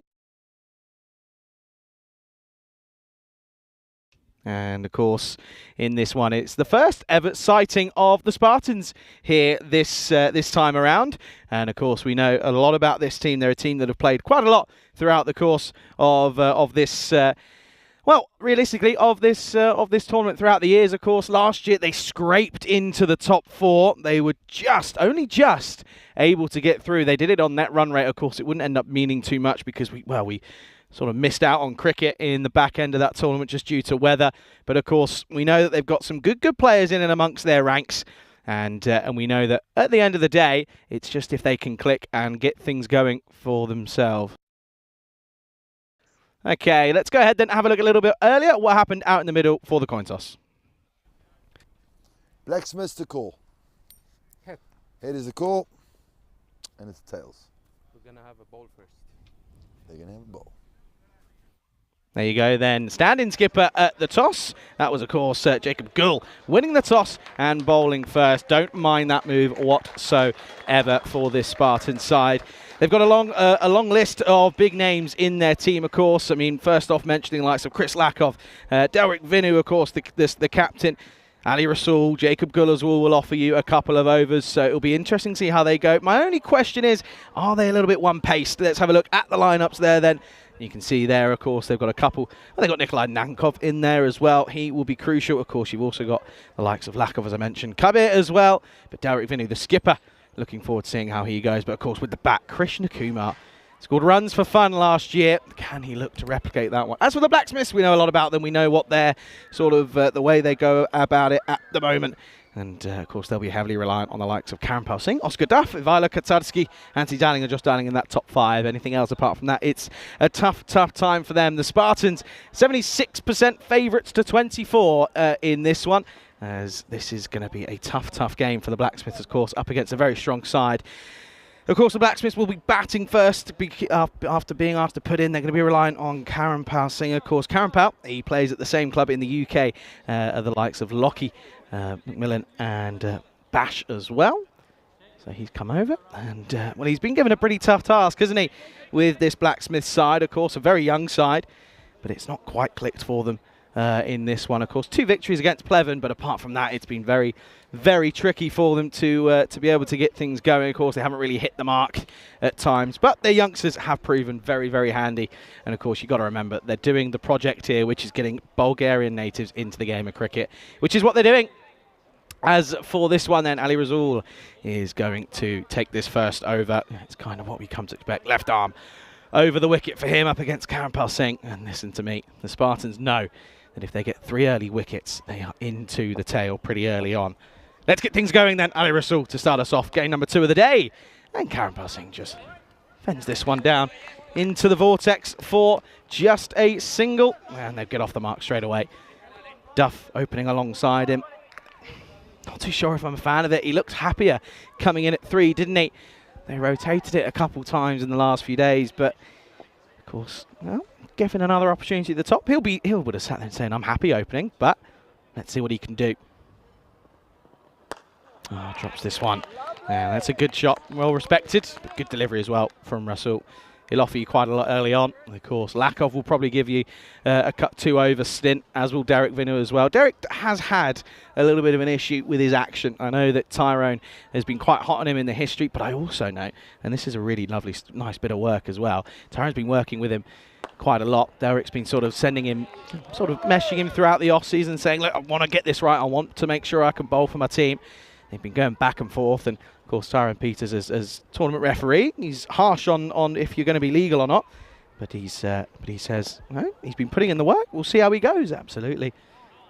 Derek, of course, can offer you a little bit with the bat as well if necessary. Oh, and this one just down the leg side, strays down slightly. That is going to be the first extra. We'll have to see how this Spartan side get on, of course. They have seen so far that extras have been a tough sort of part of the game to negotiate for almost every team involved. And they'll be hoping that they can just look to maybe just slightly change things up here. Got him! Gone! That's a super delivery. And that's going to be a 3-ball duck for Duff. And it's going to be a long walk back to the, well, unfortunately, back to the dugout, as that's going to be the first wicket of Rasul. And it's a long old treaded wall back. And there's Derek early this morning to send him on his way. And unfortunately, it's the first one that falls for the Blacksmiths. The score, 2 for 1. Let's have another look at this one here. Good delivery, just beats him through the gap, doesn't he? That slight gap of back between pad and just pushing at this one. You can just see it's a bit of a tentative one. Unfortunate for Duff, but it's going to be an early sign of struggle for the Blacksmiths. 2 for 1. Anthony Dowling is the man who comes in at 3. Has had a couple of decent scores in this tournament, but it's if he can push on. That's the big question. Can he, again, capitalise after he's been given an earlier opportunity due to that first wicket in the over? Can he make the most of this opportunity? Just trying to push this one over. I think he might just have to have a little look at Rasul here. It's probably, arguably, maybe some of the more pinpoint bowling that he's faced thus far in the tournament. So it's something they just might have to negotiate slightly and just have a little look at. Of course, this Blacksmith side full of young talent, young Bulgarian talent as well. That's the thing. All qualify for Bulgarian and international status. Up in the air, should be another one here. Delric Vinu, puts it down. Now got a bit of work to do for the fielder. It's an excellent bit of work. I think he's done perfectly there. He's saved a boundary, and, well, Ali Rasul will be saying, why haven't you taken the catch? But Delric will say, it's okay, I stopped the boundary. This is an excellent bit of work, an excellent recovery, and a bit of redemption for Delric Vinu. It was a tough one, tracking back. It goes over his shoulder. And, well, I reckon we're going to have to go back to that one because I want to see the stop on the boundary here and make sure. Let's have a look then. Look at this here. This is going to be up in the air. It was a definite chance for Vinu, but let's have a look at this here.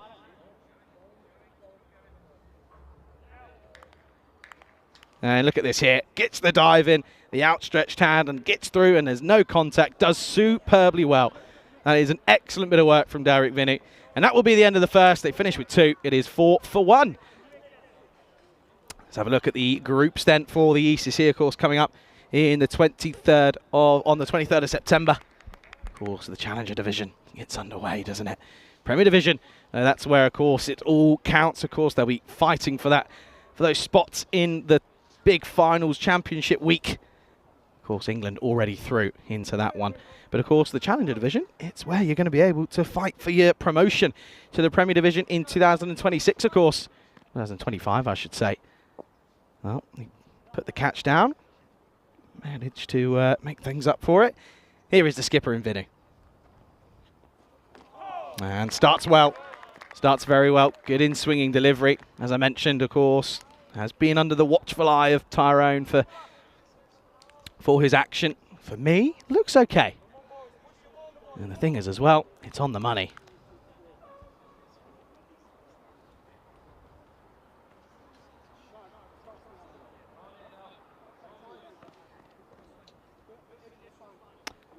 So, changing the field, it looks, is what we're going to see here. They're 2 men back. Are a deep backward point, a deep third man, but I like this. They've basically got 2 deep third men. This is pretty impressive. Deep backward point is very fine. They, of course, know they've played a lot of cricket here. That's the vortex. Don't want to lose out to anything there. Got him! Gone! Big wicket. And that's going to be the big one of Karanpal Singh, who unfortunately just wasn't quite comfortable with the extra bit of pace that Vinu has. And that's going to be a big wicket to get early on because he, of course, has made runs pretty consistently for his Blacksmith side, but he's back in the shed. And, well, now this is going to be very, very tricky. Tricky times once more for the Blacksmiths And the Spartans well on top here, top of off. Doesn't get much better than that. That is going to be the second wicket to fall. 4 for 2.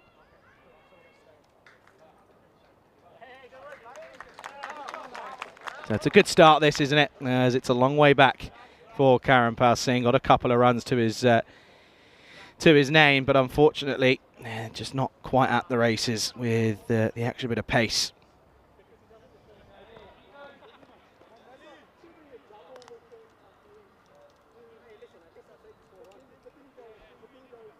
At the moment, Kaczarski comes out, and I think this might just be maybe they've just sent the sort of the old seasoned senior to come out and maybe just face a few deliveries here. Don't want to sort of feed the youngsters to the onslaught, really, maybe. And this time gets this one, and gets this one again on the money. And my feedback from Mr. Tyrone Peters is his action is A-OK, which is lovely to hear, because I know that he's been working ever so hard on getting it right, and he'll be happy to hear that he is A-OK and in the clear. Kaczarski down the leg side. This has got through everything. Krishna Kumar couldn't cut that one off, and unfortunately that's going to be a minimo, 5 wides, and that's not ideal this time around.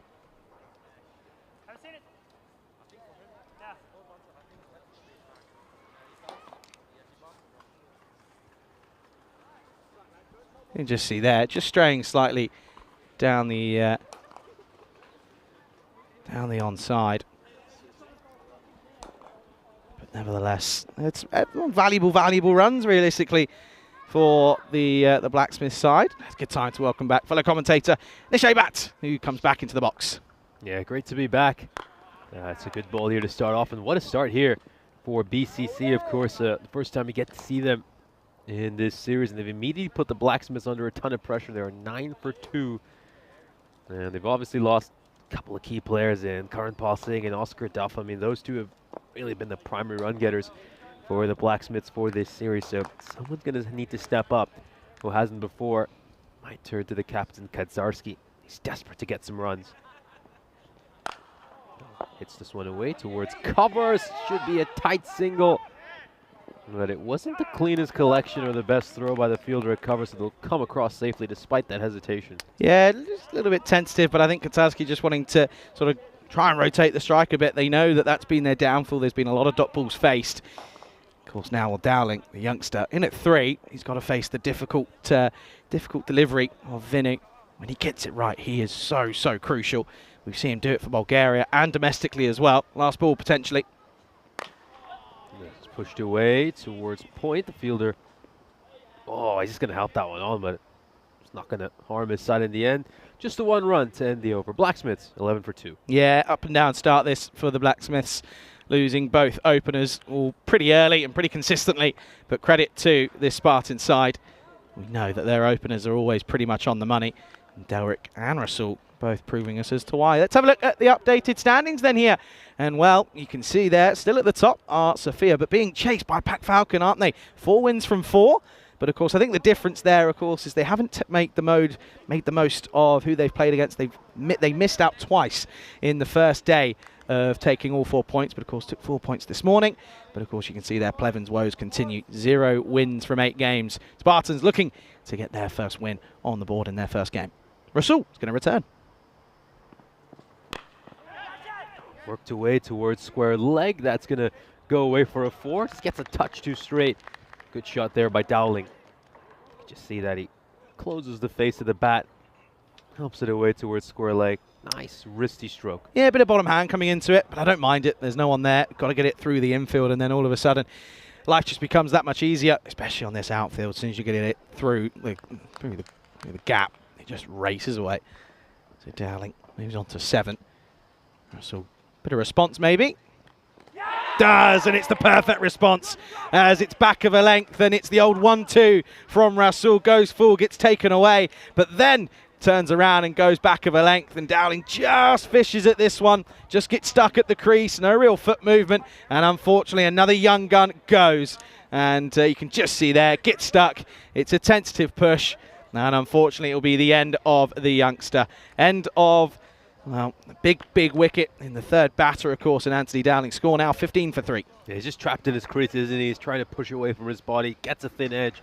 Well taken by the wicketkeeper, Kushal Krishnakumar, who's behind the stumps, and the Blacksmiths are at 15 for 3 in all sorts of trouble. This has been a disastrous power play for them. And at this point, that expected score of 66 even looks challenging. Yeah, it does at the moment, doesn't it? And thing is now is you've got, of course, Josh Dowling coming in at just 15. But the question is who comes in afterwards, and that's where, we saw yesterday, we've seen over the last couple of days, that's where the issues are, and that's where they lie for the Blacksmiths. Oh, he could be out, he's gone!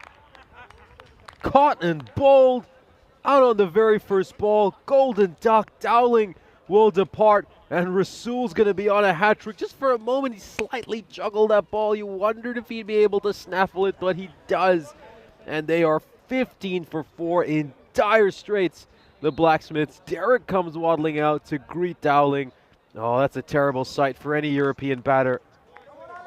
Take a look at that wicket one more time. It's a soft dismissal there for the young man. He's a little bit early on the shot, pushing hard at it. And he's presented a catch to Rasulu. Yeah, full credit to him, steaming in, and still has the ability to take that catch. Wonderful fielding off his own bowling. Yeah, it made it look tricky, but it was one, of course. You're right, he does trundle in with quite a lot of momentum. So Dowling goes, and here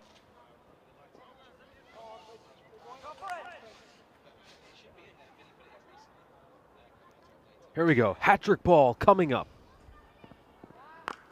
Oh, he just about gets enough pat on that. It looks like it's going to go away for a 4. Not the most convincing shot by Geshev, but he gets a boundary. What a shot that is, by the way, from Geshev. It's the first sign of real intent from him with the bat. That's a glorious shot. Probably one of the fastest bowlers in the tournament. He just paddles him over square leg. What a shot. Out of the middle, that is, by the way. That was timed. Nothing that Kabir could do on the chase. That's going to run away. Well, that's one way to answer a hat-trick ball. Turn around and just take him over for 4. Thing is, though, I just feel like that ball probably wasn't right. Should have gone full and straight, realistically.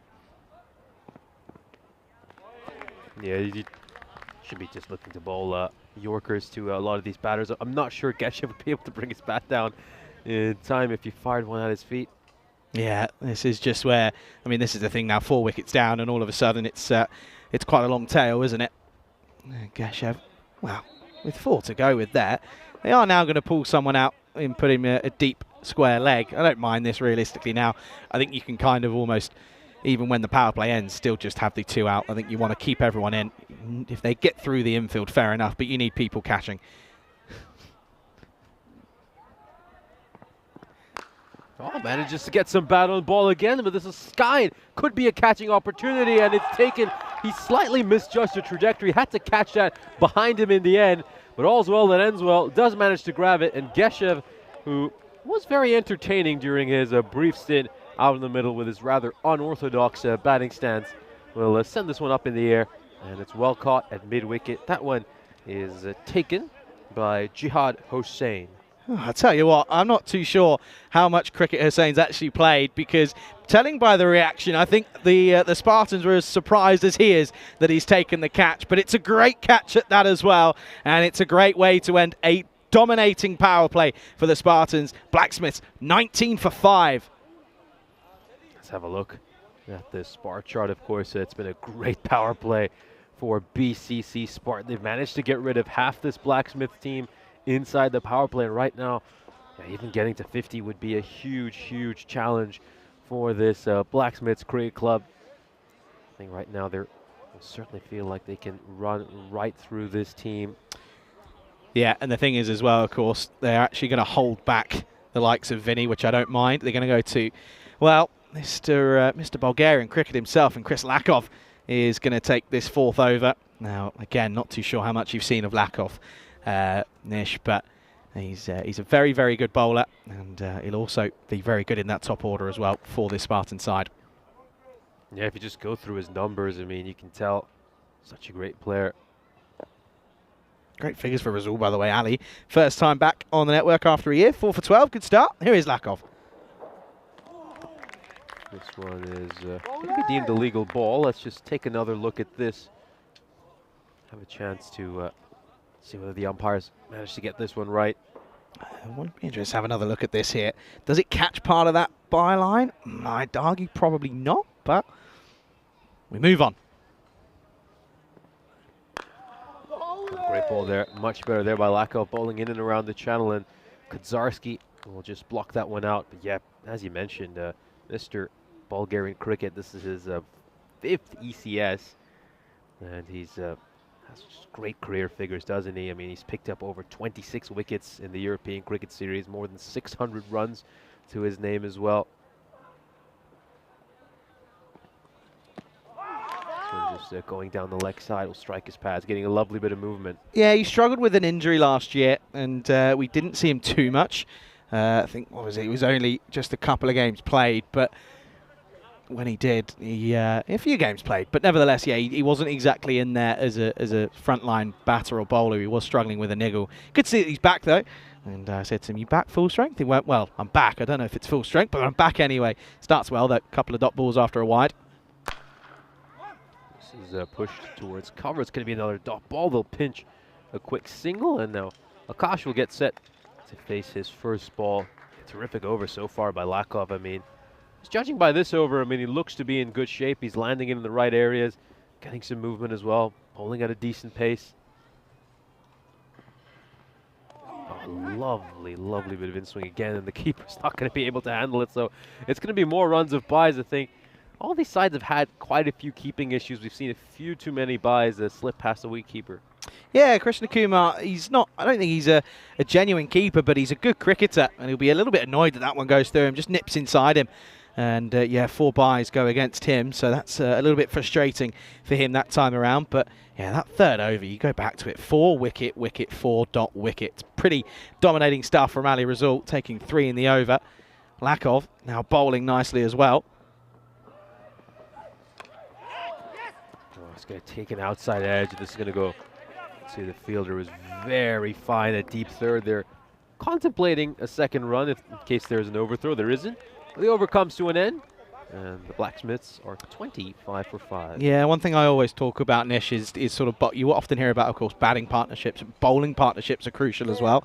You know, you don't want to have someone at one end, sort of, you know, you look at that last over, 3 wickets, 8 runs coming off it. The last thing you want is for someone to then come on and sort of give away a magical, because it just relieves a bit of that pressure. But Lakov does exactly the opposite. Comes on, just 6 runs coming against him, of course, 4 buys and 2 singles.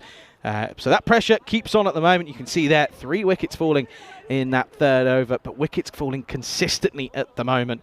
And that's the issue, as they're 5 down with 25 on the board.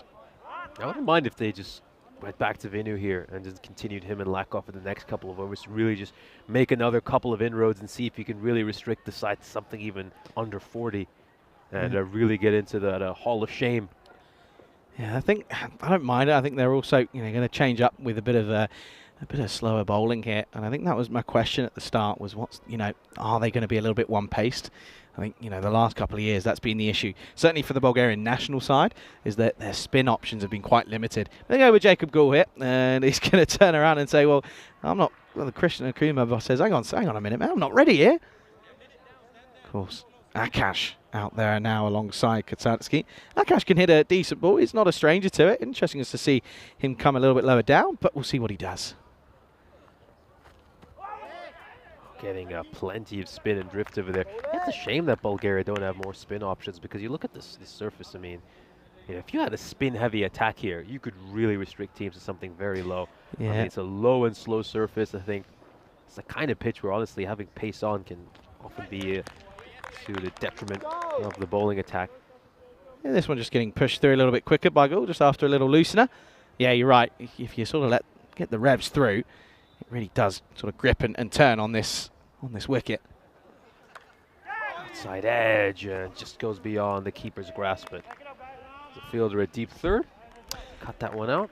Nothing that Krishna Kumar could realistically have done that time. That was a thick outside edge from Akash, and Well, he would have done very well to have got anything on that, even a pad or anything more than that. But still, just a single, not too detrimental. That one's going to be a wide. Pushes that one too far down the offside there, goal. Yeah, just trying to maybe do a little bit too much there. Just needs to let the ball do the work. It spins for him when he lands it on the right area. Again, wider of the crease as well. Don't mind, it's good variation. It really is. And you look at the last 3 overs, 8 coming off the third, 6 off the fourth, with a couple of balls to go here at the moment. Inside edge, and once again, just beyond the keeper's reach. Oh dear. That one could easily have been an issue over there. Got 1 ball to go until the halfway stage of the inning. Let's see if the players do take on a drinks break. It didn't in the opening match of the day. This one is struck firmly, and it's just going to take 1 hop before it goes over the rope. So a boundary to end the 5th, as the Blacksmiths will find themselves at 32 for 5. Yeah, nice shot. Just relieves a bit of pressure. Cool. Just that one just dropping a little bit too full. And we can welcome you into the comms box here. Myself, China, alongside Nish Bata at the moment. Nish, first look, of course, at the Spartans here. They're up and about it here this morning, aren't they? Yeah, they certainly are. They look like they've got a good pace attack as well. I think their captaincy has been very good as well. And yeah, I think one of the things he said was they've been a bit too paced on. They do introduce a spinner just before the halfway stage of the innings, and that worked out quite well for them. Yeah, of course, the 4 did come against them, but they won't mind that. They'll be happy that he's driving through the covers. They've got catches there, so that is a moment where they can just be a little bit happier. I think the team's, again, once more just sort of saying, we're not too bothered about drinks at the moment, but I think the batters are going to turn around and take some, and then they do sort of think, okay, well, we'll just take a moment here to have a bit of a drinks break. Give us a moment. Say a very good morning, good evening, good afternoon to everyone tuning in around the world, of course. Pleasure to have you with us at the moment. And yeah, another glorious sunny day here in Bulgaria. Yeah, it certainly is another sunny day. And this day starting off much like some of the games we had yesterday, slightly lopsided match to start off. And the Blacksmiths are looking really strong over here as well, I think. Once again, sides like Falcon CC and, of course, none other than BCC over here will be looking to sort of close the gap on those 2 big Sofia teams. Yeah, big time. And I think we saw as well, it looks like Akademik at the moment. Of course, we've still got the likes of the Turkish side to come on and represent themselves in the tournament. But of course, we've still got more games for the Spartans. But I think at the moment, you're probably going to be looking at those 2 Sofia sides to certainly be in that top 4.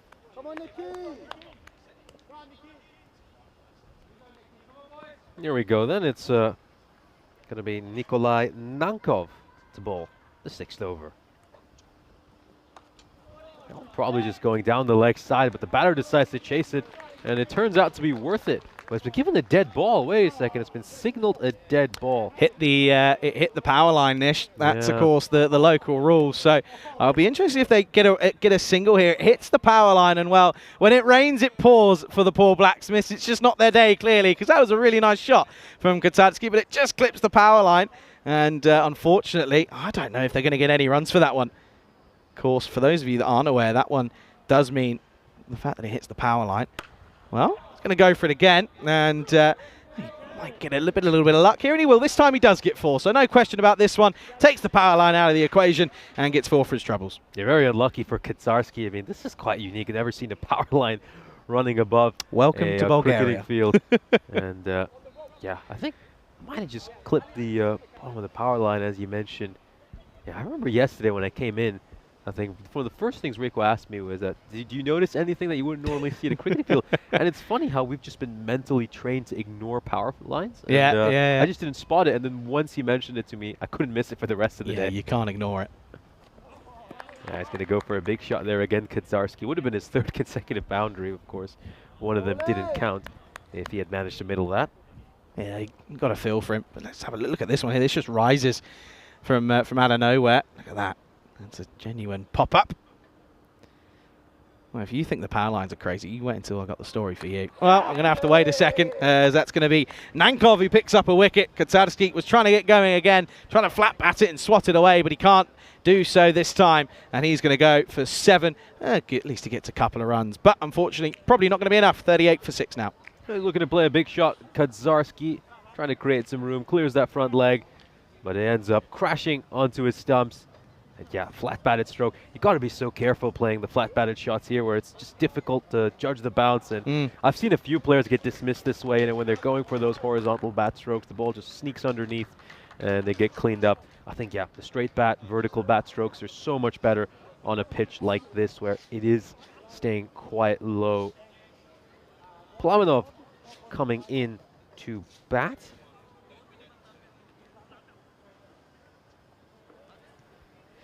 Yeah, so the big story, have you heard about the horse scandal? The horse The scandal. horse scandal. A couple of years ago, I wasn't here, so this is an interesting one. Yeah, just about gets enough bat on that one, Plavinov, to get it away. That's another one that stayed rather low. Yeah, it's been an odd over by Nankov. You saw one that took off, but then his last couple have stayed rather low. So a couple of years ago, apparently, play was stopped as some wild horses came running through. No word of a lie, came running through the ground and came on through. Oh, surely we have to find a clip of that. I've never seen this clip. I don't know if I believe it's Vinny and Rico that go on about it and tell me about it all the time. But I've never seen actual evidence of it. You're right. We should try and get a clip of it. Yeah, that's certainly one that I'd like to dive into the old YouTube archives and find a clip of that. Horses. Have you seen the viral clip from last year? The big one. Have you seen the big one when on the boundary? It was from here in Bulgaria. From here last year. This one went as viral can get. No, I don't believe I have. No. Okay, well, that one I know we do have in the archives, and I know that we played on the first day. Maybe we can just keep it ready and keep it in the old archives. Maybe bring it up a little bit later. That is a classic. That one was viewed by a lot of people.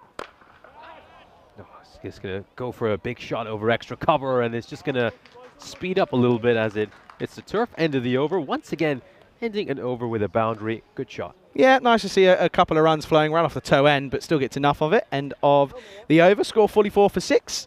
And yeah, this is, again, they're going to continue with Gul at the moment. This is the Hunt the Answer question of the day, folks. Who has the best strike rate at the ECC? Of course, ECC only. No ECL, no ECS, nothing like that. It's solely the ECC, of course. And there are some big names to be thinking about in this one. Of course, there's no limitations. There isn't. And I will say it's not as if someone's come out, hit a 6, and then got out the next ball. It's nothing like that. This is genuine strike rate. Played a lot of innings. Who has the best strike rate at the ECC? Stick around throughout the day, and we'll give you the answer towards the back end of the 5th game of the day. Yeah, we obviously had a few players taking some guesses, and also members of our blue crew also were trying to have a go at that one during the match break. Pick up a single here to start the over. Yeah, is that your first experience of a Hunt the Answer? Yes, that is. There my you first go. experience of There Hunt the you Answer. go. Yeah. I've got a guess in my head. We'll see how close I turn out. Goes for another big shot over there. Just plays the wrong line of Kosh. Ends up being a dot ball. Okay, go on. Hazard a guess. Go on. I'm going for Hamza. You're going for Hamza. Okay. Yeah. Of course, Hamza Salim Dar of Spain. Another dot. Building them up here, joining them up nicely is Gul. Yeah, it's not a bad shout. It's not a bad shout at all. Just want to check something here. Not too sure why. Oh, no ball called. This is why, because they've only got 3 members in. There's only 3 fielders in at the moment. I think that's why. Maybe it's not. Not too sure. Anyway, free hit coming up. Oh, struck away. Struck very nicely. It was a lowish full toss that has been smacked away, capitalizing on the free hit there, Akash. Terrific cricket. I wonder if this free hit was due to the action maybe of Jacob Gul with his off spin. Could be, certainly could be. Never know. As I said, Tyrone is quick to be on it. Let's come back to live action. Goes up in the air, and there's a fielder underneath it. This should be a chance, and it's taken. It's taken brilliantly out in the deep. Chris Lakoff holds on to that one, and his return to cricket has been sensational, of course. We're hoping he's back to full fitness for this series. Held goals onto a good catch there after bowling a good over just before drinks. And they pick up another wicket here at BCC Spartans as they continue to run through this Blacksmith side. Yeah, another one bites the dust. It's another one back in the shed. And that's a great catch by Lakoff. You expect that from him in the field. He very rarely puts them down. Yeah, Blacksmith trying to strike these boundaries, but they don't quite have the power. I mean, they do at least manage to make it to 50, I think, at one stage. It looked like it might be a bit challenging to get to that mark, but they've strung together a few boundaries these last couple of overs. Gull picks up a wicket. That will certainly do his confidence some good. The new batter is Ivanov, who ends up playing down the wrong line. Yeah, it looks as if this could be another sort of pretty similar story to the first game of the morning. I have to say, I'm confused as to why they've only got the few fielders in. I'm pretty sure with what's to come, I'd bring everyone in. And there you go. Fielders do start to sort of get told to come on in, as that's going to be the close of the 7th. Score 50 for 7. Yeah, I think it was just the end of the over, so we're going to see bowler coming in. Here's a look at the calendar for this year. Of course, we started the ECS all the way back in Cyprus in January. Since then, we've had a chance to go all across the continent to some truly beautiful destinations. We've been on a tour of Central and Eastern Europe over this past month, and then once we conclude here in Bulgaria, we'll be heading over to the eternal city of Rome. There's still plenty of destinations to come as we, of course, head on the road towards the ECC. Yeah, of course, that's just ECS calendar. There's plenty more cricket to come as well. We've got our first ever women's ECS at the end of this week. Of course, got some T20 action coming your way. This is Jake Matthew for the 8th. And once again, one that just sneaks in rather low. And both Plamenov and Ivanov, it's going to be tough for these two to get bat on ball. I think just looking at their batting stance, you can tell they haven't played too much cricket prior to this series. Inexperienced players, and yeah, I wonder if they're really just going to go for the kill here and pull full and straight, get these remaining wickets and head back to the dugout to try to chase the second innings. Things as well, it's not as if it's not a great shot, but it's a good ball. It's positive for Matthew, that's the thing. Oh, that one was a full toss, and in the end, the keeper's done quite well to handle that. Yeah, and you know, the thing is as well, it's a long couple of weeks this for any side, so knowing that, of course, the likes of the Spartans can maybe go to a couple of different bowlers that they may not normally use in their full side. Wide down the leg side. I think just the peel there by the wicketkeeper. Not much merit to it. Yeah, good stop. Good feet work by Christian Kimmer behind the stumps. Gets him inside edge, and it just hits his shoe, and oh, he's going to be limping a little bit, isn't he? That's left the mark, and he's trying to get himself going again. Best way possible, I guess. Look at this one. Oh, right onto that top of the foot. That's horrible to watch. Most unprotected part of the foot, that one. That's going to leave a mark.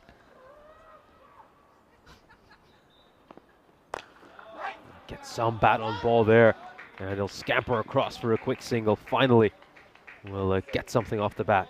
Yeah, sigh of relief probably for Plamenov. But yeah, I think you're right. I think I'd like to see them maybe go back to Delric now, just sort of go for the kill as you mentioned. It's a definite time now for just to really just keep the squeeze on. Yeah, he's trying to play that one away. I think Ivanov needs a little bit more coaching, and probably better off looking to just open up the offside there, hit that one with a straight bat. Hard to describe this stroke he's playing over here. Just looking to go across the line, unable to connect. The 8th over comes to an end, and the Blacksmiths are 52 for 7. Gives me a moment just to say a huge ECN congratulations, and well, happy days, because big ECN fans, Jules and Sarah are having their wedding day today. So congratulations to them. I hope you have a great day. You've picked a great week for it. The weather in the UK looks amazing, and many congratulations to you. And I hope and wish you, of course, all the best in the future. Of course, had the great pleasure of meeting them back in England. And yeah, well, congratulations to you. Yeah, big congratulations to both Jules and Sarah. You guys have a lovely married life ahead. And yeah, very happy for the two of you. And yeah, this is Karel Kabir, who comes through for his first over.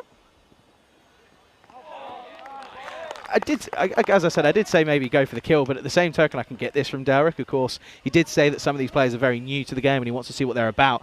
And as I said, it's a good opportunity to get those bowlers in who might not normally pick up overs against maybe the likes of the Sophia Stars or maybe Akademik Sophia. But at least if you give them a couple of overs here, it gets their iron, and they're not. If you do have to call upon them for some reason, they're not going to come into cold turkey. No, I completely agree with that. That's going to be cleaned up. And I think Ivanov, he hasn't looked too convincing during his time out there. He's never really looked like he's going to connect on one. And this will crash into his off stump. Great moment here for the bowler as he will pick up a wicket. Terrific ball angling in, hits the side of the off stump, and another wicket will fall. Might have been a little bottom edge on that one for the likes of Ivanov, but it's going to be a disappointing way to go.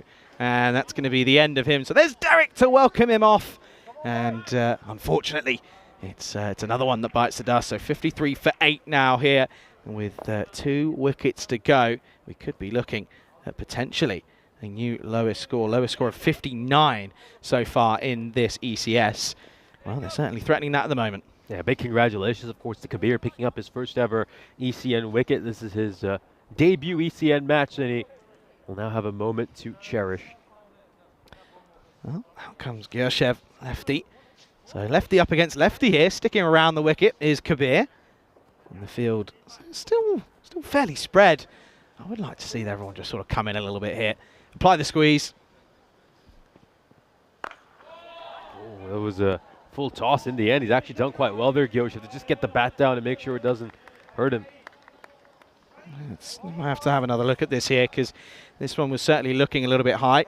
Let's have a look then. I think he could be in some trouble here. I think this might just be above waist height. We'll have a look at this. Keep in mind, the batter is batting pretty deep in his crease as well. Oh, no. You know how I said England's had really good weather at the moment? Apparently it's chucking it down at the moment. You can't write this. Free hit coming up, though. Good comeback. Oh, you can't ride it. Honestly, the UK at the moment looks like another heat wave. It's like 30 degrees or something. And trust me, let me tell you, and you'll know this as well from your time at uni. When it's warm in the UK, it feels warmer than anywhere else because it's just not built for it. I think if you're indoors, yeah. But outdoors, I think British summers are the best summers. I think. Having been raised in 40-degree heat. Yeah, that's true. That's true. British summers. That's true. I always used to say that if the sun's out, there's nowhere better to be than London. It's a great place to be in. But if there's no sun, then it's probably one of the worst places to be in, to be honest. But no, absolutely. Have a great day, Jules and Sarah. Passing on my best and pop open a bottle of bubbly. Why not? Absolutely. Celebrate in style. Last ball potentially the over. End of the over. 9th over comes to a close as Blacksmiths are 56 for 8. Yeah, it's a really nice over from Kabir again. 1 for 4 off the over. So nice bit of work for them. 56 for 8 then, and of course looking as if realistically this could unfortunately be another lackluster performance. You can see there they've spread. That's what I'm saying. They spread them out. Their use of bowlers, and you don't mind it. They probably. I don't even know if they'll go back to Lakov or Vinnik. I don't think there's really much point. It looks as if they're going to go to Nikolai Nankov for this last over. And Jules saying we've got really bright Peacock Friday clothing for the wedding. I'll let you off, as it's not Friday, but it's Thursday. But as it's your wedding, I'll let you off. I want to know, Nish, have you got a Peacock Friday shirt ready for tomorrow? I think that's for the audience to deem how peacock it is. Okay. Well, I've seen some of your peacock outfits, and I've obviously seen Rico and Vinny, and it's kind of tough for me to compete with what some of you guys wear. But I'll certainly try my best. I reckon mine's pretty tame compared to Vinny and Rico, to be honest. This is another one that's going down the leg side for a while. Yeah, I have to say one thing. When I did commentate with Corey, I don't want to repeat what he said about Peacock Fridays live on air. Oh, I can imagine. And that's his idea. It was his idea. He was that he didn't have to go along with it. It was his idea, though. The whole Peacock Friday was his thing. Really? Yeah, he came up with it. I'm pretty sure. He's the founder. If I'm not wrong, I actually saw something on social media yesterday, and I said that to Vinny. It's basically, you know how he has his duck shirt? Yeah. I said you got to get the matching shorts, and because there was actually Dan from our cricket. Those of you that follow YouTube cricket, he put a tweet up, and I said, Vinny, how much we got to get? How much we got to pay to be wearing that? And he said, free. I'll do it for free. He just gets that one in inside the trauma. Yeah, that would be certainly taking the cake. I think we had I believe last year in Rome, we had a batter who had 5 or 6 consecutive ducks. I'd love to see him wear that. Yeah, for that series. Gosh, absolutely. Of course, they've matched the lowest score here at 59. A couple of dots and it will still be the record lowest, but nevertheless, again, the thing is as well, and I was talking to Rico about this, I'll come back to it after this delivery, doesn't matter, is that it's really tricky for the likes of Duff and the 2 Dowlings, because when they come on to bowl, they've just got nothing to play with.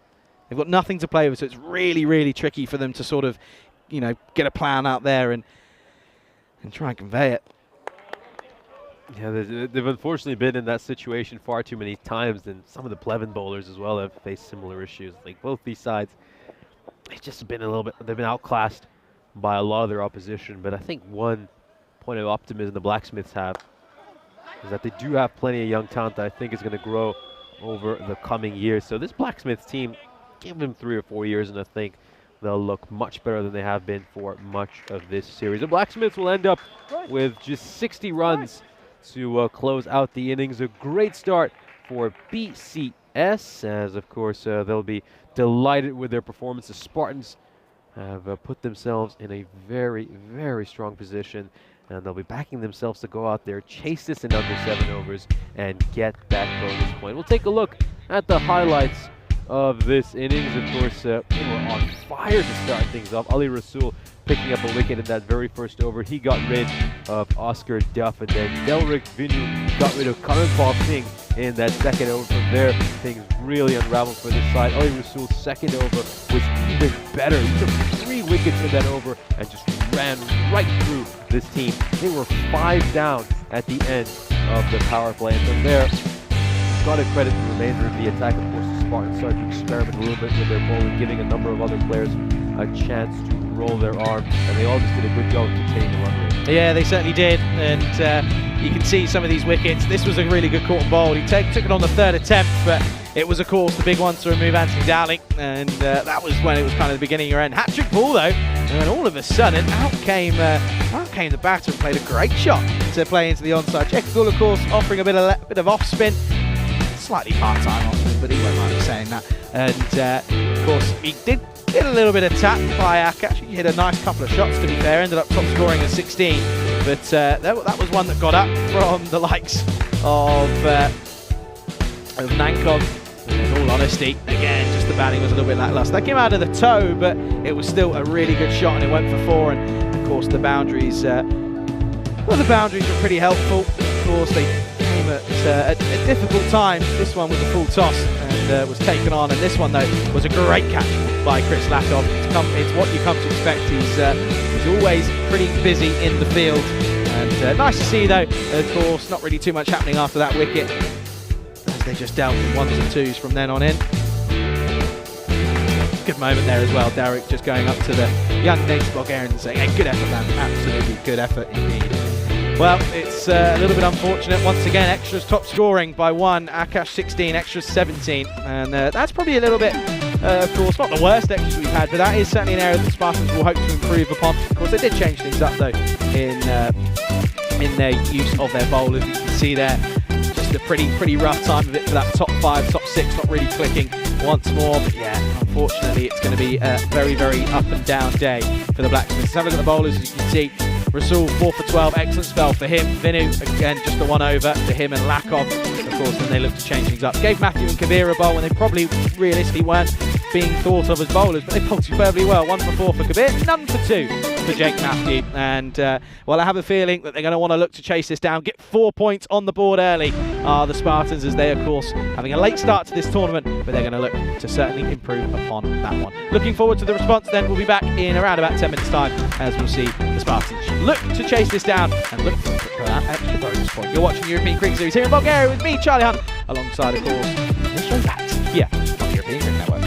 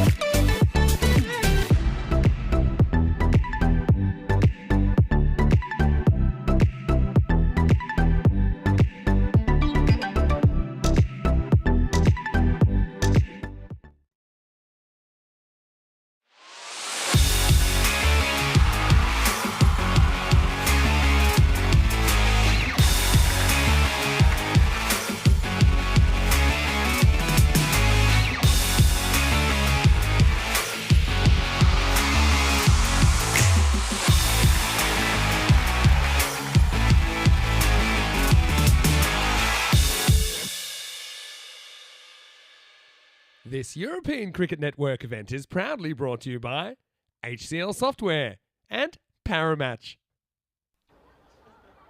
Welcome back for the second innings. We've seen a couple of dominant performances so far. They're looking to round this one out here.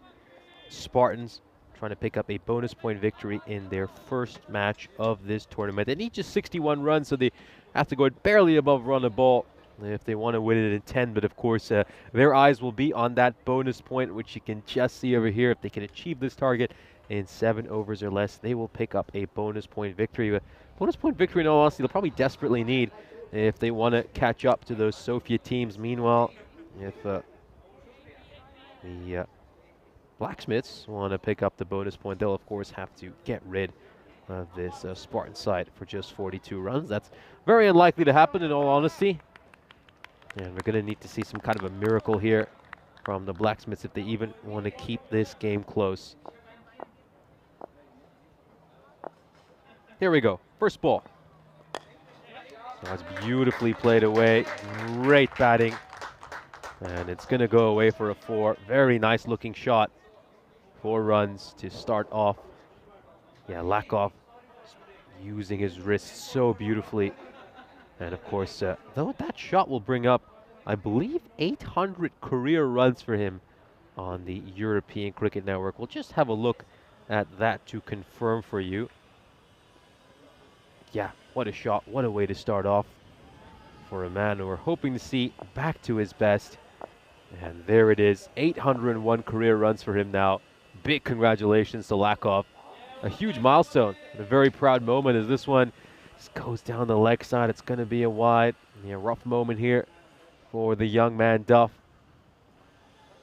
Just pushes one too far down the leg side, and it's gone away for 5 wides.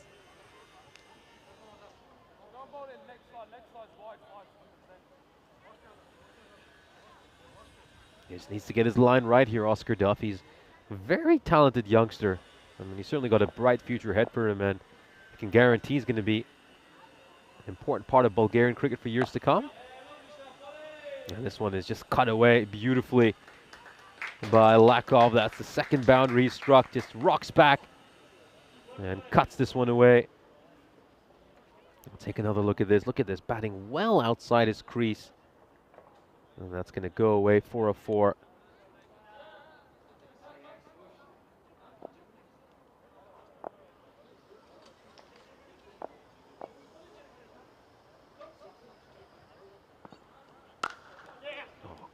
This goes straight to the fielder at cover. A sensational bit of fielding. The Blacksmiths have had a few issues with their fielding, with no mistake over there. That will certainly fill the fielder with a lot of confidence. That's, of course, Anthony Dowling over at cover.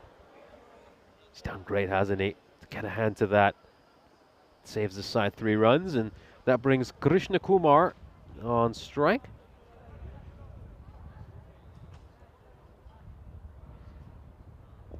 Going around the wicket here to the right-hander.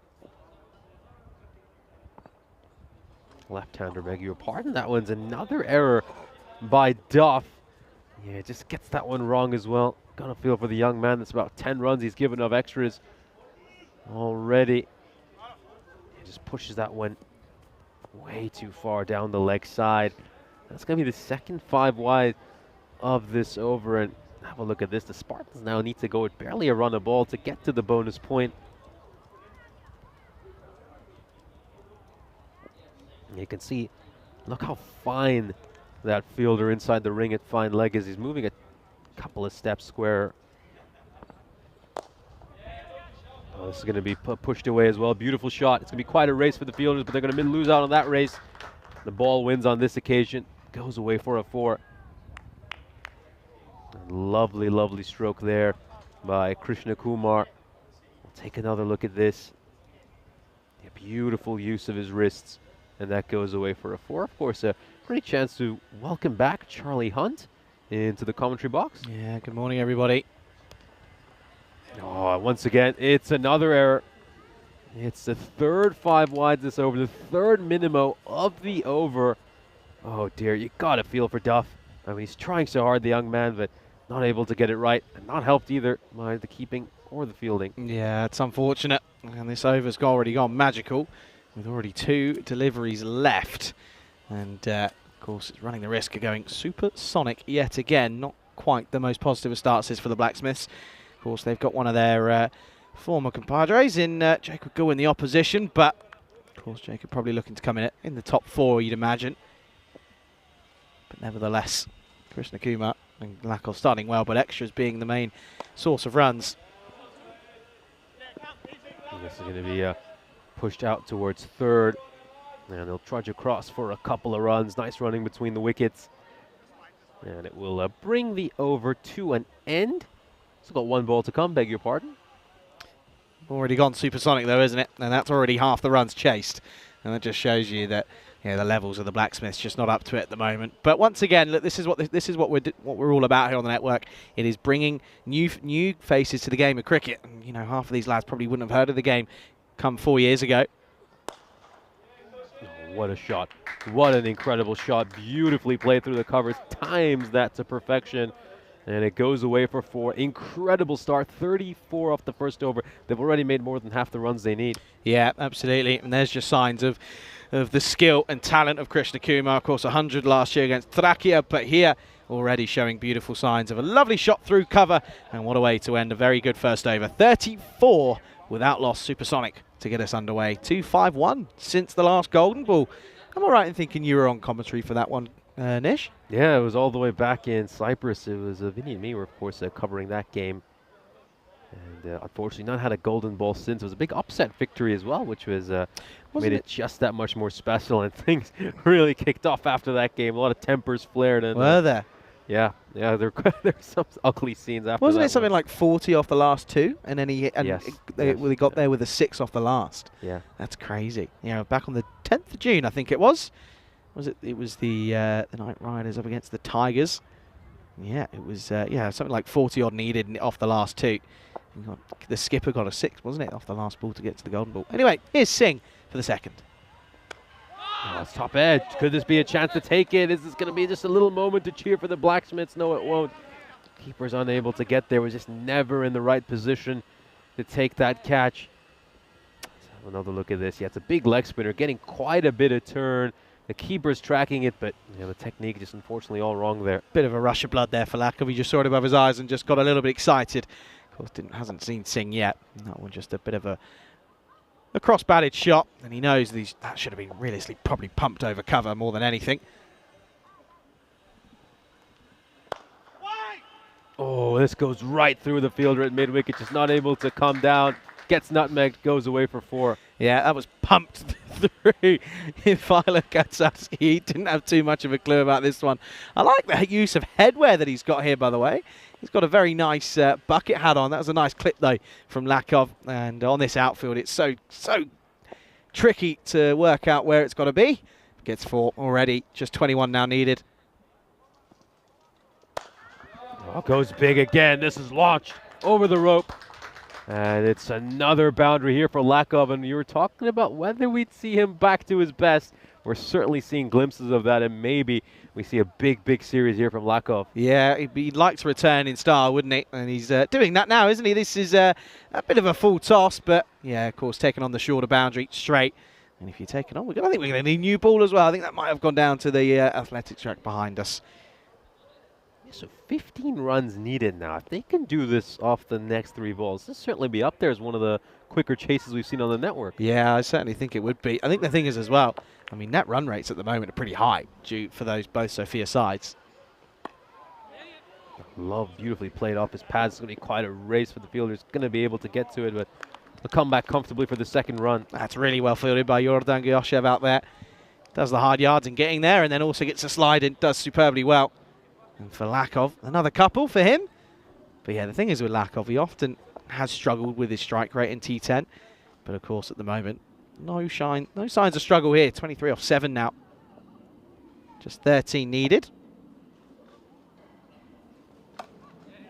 No, cut this one away as well. Goes away for a 4. There was a fielder at backward point, but there was nothing he could do about that one.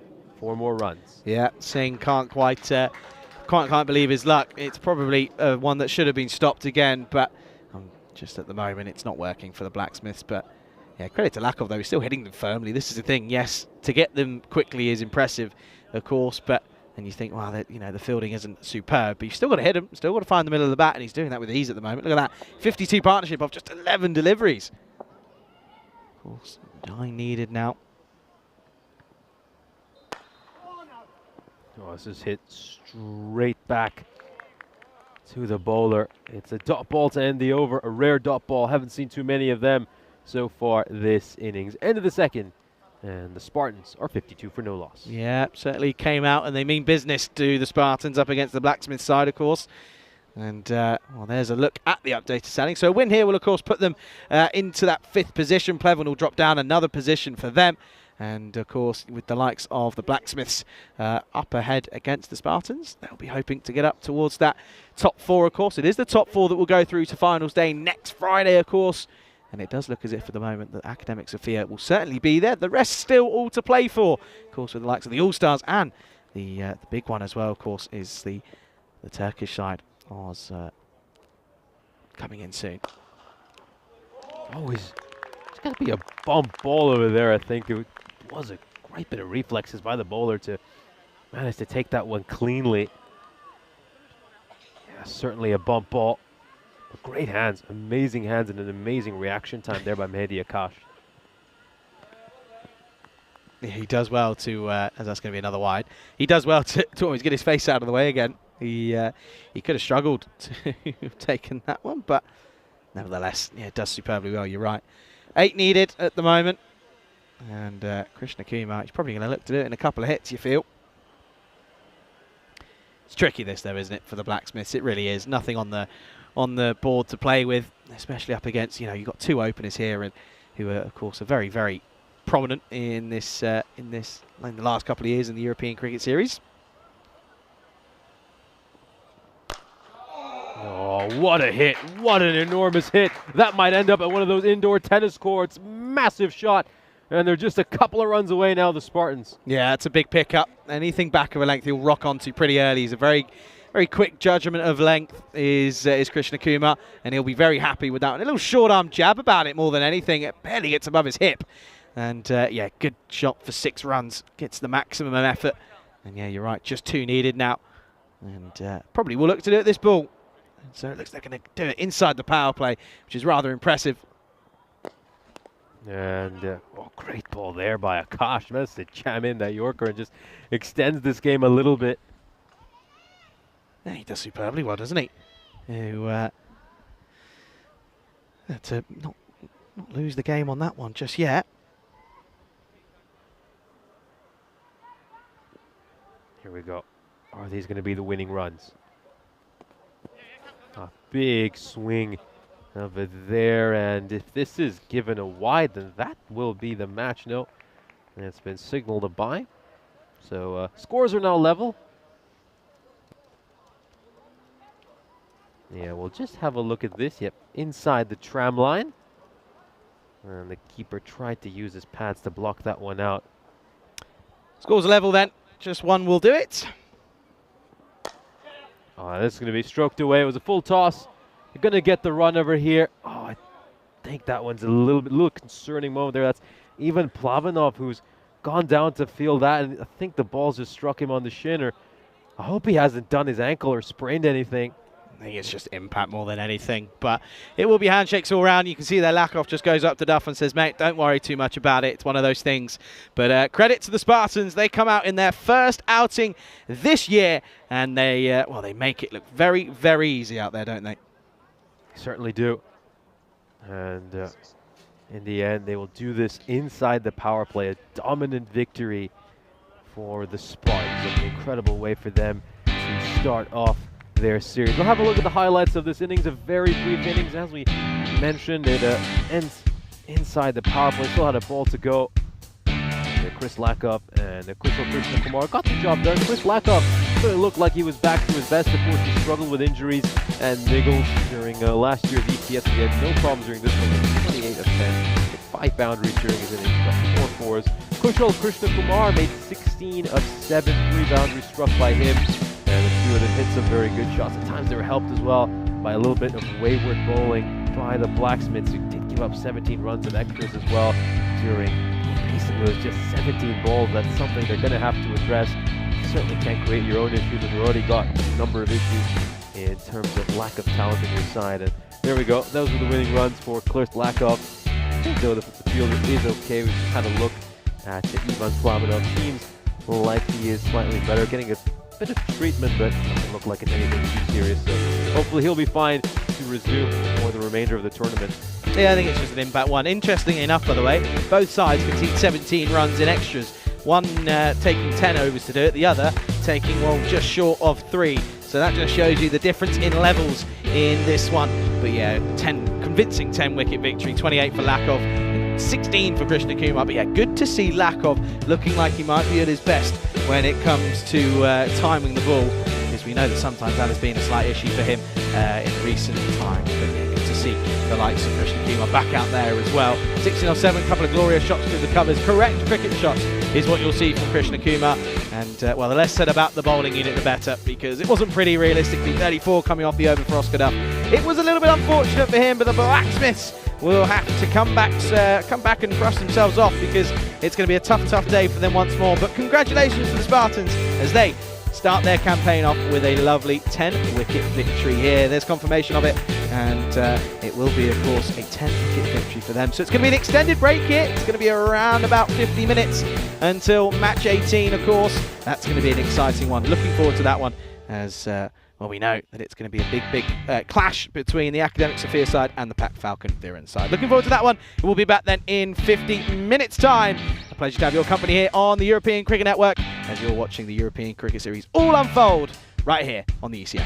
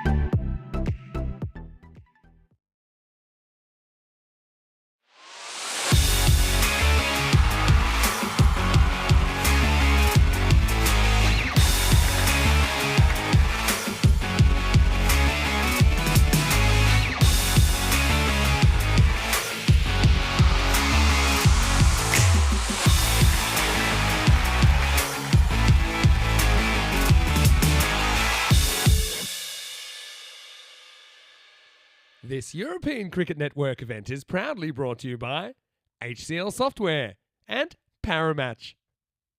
Our lunchtime matchup features Akademik Sofia Cricket Club against Falcon CC Viren. Let's head over to the coin toss where match referee Tyrone Peters is alongside both the captains. Falcon's the call. Tails. Tails is the call. That's a head. We'll bowl first. They're going to bowl. Thank you very much for that introduction. This is going to be the first big test for Falcon CC Viren. So far, they've picked up a couple of wins against two sides who have really struggled for much of this European cricket series. Let's see how they fare against one of the big boys. This is their first matchup against the two big Sofia teams. So far, the top score for them has been Akademik Ahmedel. He, of course, came off a nice 46 this morning, which he managed to get in under 20 deliveries, but their bowling has been absolutely superb, and that attack is led by Akademik Ahmedel himself, who also opens the batting, and he'll be joined by Safir. Those two have 10 wickets between them so far this ECS, and they've done it with an economy rate of just 6. Meanwhile, we turn over to Akademik Sofia, and they have had an amazing ECS so far. They are undefeated in 8 games, and they've also managed to beat their big rivals a couple of times. We saw them play out an absolutely dramatic match yesterday, which came out to the final ball. Their captain held his nerve and managed to deliver them a victory. Basharat Hussain has been their top scorer throughout this series. He has 2 half-centuries and 5 30-plus scores overall for this ECS. He's certainly a player to look out for. And then Lockie McMillan, what a star. He is a player who contributes in every department. He's an outstanding fielder, an incredible bowler, and whenever he's had to step up with a bat in hand, he's certainly made some valuable runs. Let's head over to the commentary box where you'll be joined by Charlie Hunt. It is a big matchup, this one, of course, because we know that Akademik Sofia are looking to extend their lead at the top of the table after a good couple of days. You can see there they haven't lost a game. Well, someone's got to go. Someone has to lose this one, of course. It's a big matchup in that top 3, of course, because Falcon CC, again, getting a victory this morning, and Akademik Sofia looking to disrupt their flow and motion going into, of course, match 18. The third game of the day, and is, of course, going to be Akademik Sofia bowling first. They're going to look to take early wickets. We haven't seen too much of the lower order of the Falcons, so it'll be interesting to see how they go about their business. Of course, we know for Akademik Sofia, if they take a couple of early wickets, they'll be very much on top. And you can see there, just 78% for Akademik Sofia, which means just 22% chance for Falcon CC in this one, of course. And it is a pleasure to have all of your company on the European Cricket Network as we get things going here in this one. Players just making their way out, officials alongside them as well, as we're almost set and ready for this big matchup at the top of the table, an early top of the table clash that is, of course. Welcome to the Vasilevsky Academy ground here in the beautiful city of Sofia. Temperature's currently, wow, it's rised up to 29 all of a sudden. Started the day at 18, 17, and very quickly getting up towards 30 degrees, and it'll get warmer as the day goes. But again, another day of no breeze. I'm pretty sure it was the same yesterday, but yeah, once more, not too much of a breeze coming in and around the ground here today. But warm welcome to everybody tuning in around the world, of course, whether it be out on Fancode in India or on the ECN European Cricket Network YouTube channel. It's an honour to have you with us here, of course. A strong side. A little bit about the two sides, of course. Akademik Sofia, their lineup. Both, of course, big openers in the likes of Lockie McMillan and Basharat Hussain out there, of course, alongside Chuktai, Daniel Ali, and Saif Yusuf, to name a few. Of course, Manan Bashir has had a quiet tournament, but that's just because he hasn't really been called upon. Of course, things will change, though, for this Akademik Sofia side, because you've got to remember that, well, big news is that the likes of Basharat Hussain and Lockie McMillan will leave tomorrow. So they have only got a couple more games in their locker before they leave the Akademik Sofia side to, well, get over the line potentially. Of course, Akademik Sofia, in fact, have been involved in, well, they should have been involved, of course, in the final last year, but it was rained off. But in the previous 2, back in 21 and 22, they were on the losing side. Let's get things underway. Third game of the day, as this is going to be Daniel Ali, who starts off with a dot ball. And yeah, Akademik Sofia, of course, looking to go one better. They haven't got over the line. They lost to the Indo-Bulgarian side twice, previously known as Indo-Bulgaria, now of course the Sofia Stars. And it is certainly going to be an exciting game this time around. Usman, of course, alongside Amadou at the top. This one, again, is just going to sneak inside. And umpires, of course, out there in the middle are, of course, Satish and Narayan. Of course, good time to welcome back Nish into the box. And, well, I might pop off for a proper lunch and leave you in the capable hands of Nish iPads. Yeah, thank you very much, Charlie. As we return to live action, a good shot over there, goes away for a 4. Good strike there. Usman getting that one away for a boundary. Hitting this beautifully through the line. And he smacked it away. Flat batted. Great shot. Yeah, this is going to be an exciting matchup. I mean, so far, of course, Pac Falcon, we haven't really been able to see how they fare against one of the better teams. They've picked up 4 wins against sides who probably a bit low on quality, if we're perfectly honest with ourselves. You know, the Blacksmiths and, of course, Pleven have got their fair share of issues, don't they? So let's see how they do now that they're going to have a real test against this undefeated Akademik Sofia side. It's been an interesting tournament for Akademik Sofia. I mean, they've obviously got off to a perfect start. They're looking really good right now. They managed to pick up a couple of wins in the Sofia derby. They, of course, won an absolute thriller on the final ball yesterday against their rivals, the Sofia Stars. And boy, at one point it looked like they just let that game slip away from them, didn't they, I think? Sofia Stars, they did 40 runs off the last couple of overs. And this is a shot. This is a humongous hit. This is going to land on the football pitch. What a hit by Usman. That's traveled a long, long way. Oh, incredible when it just traveled right off the bat. You knew it was going a long, long way. Look at that contact. Look at that hit. Thunderous strike. I mean, you probably would have heard the crack of the bat a mile away. Great hit. And yeah, that just interrupted the point I was making where, yeah, at one point, it looked like they had the game under control. 40 runs needed up the last couple of overs. And then Jones just went off. And it came down to just 4 runs off the last 3, and it looked like Sofia were going to let it slip away. At least I should say Akademik Sofia.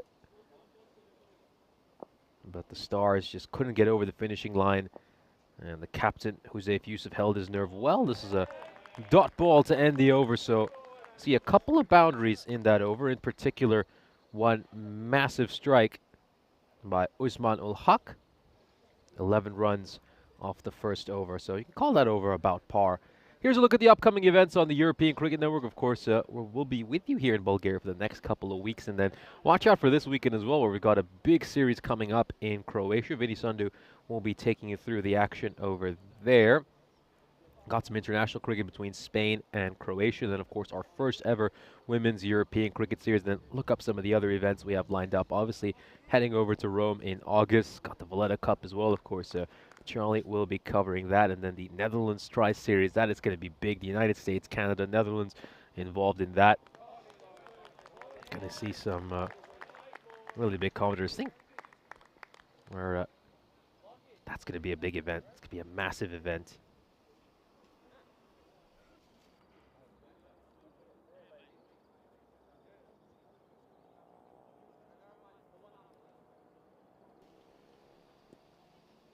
I think Andrew Leonard might be covering that series over in the Netherlands as well. Looking forward to hearing him once again on the network. Comes for a big shot there. And yeah, the score just a little bit behind. We'll be up to date shortly. He's just gone to have a word with him.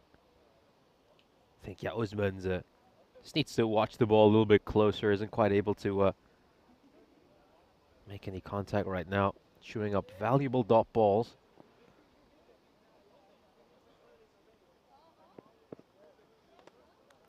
Yeah, it just needs to look to open up the offside to deliveries like that. I mean, that ball is well outside the off stump. He's trying to work that one away over to mid-wicket. It just needs to be smart. I mean, again, if he just throws his bat out, it plays that with quick hands, and you know, I mean, there's plenty of runs to be made on the offside if he can hit it square of the wicket. Yeah, a little bit straighter, and he will get some contact on that one, and it's going to be a single.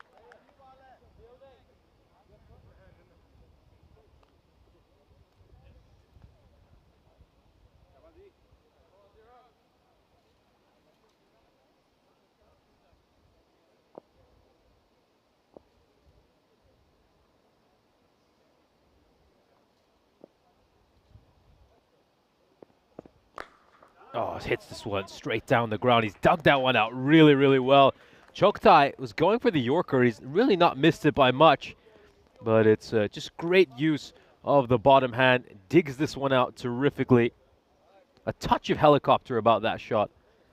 And it goes away for a 4. Yeah, that is just a tremendous bit of batting, and can't really fault Choktai for that ball.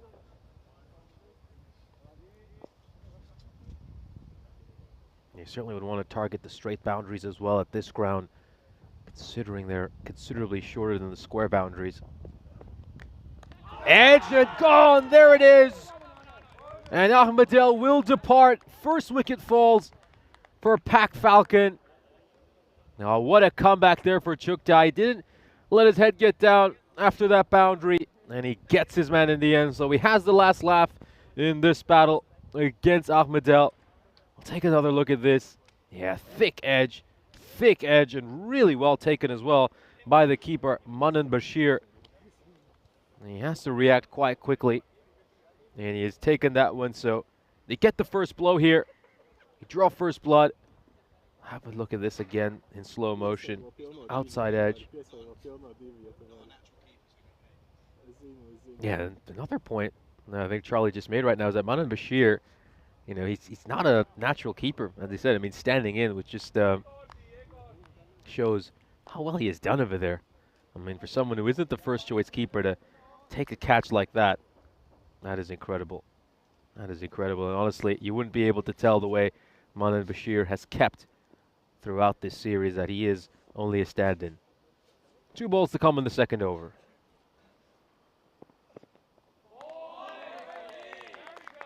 On a good length, just in and around the channel.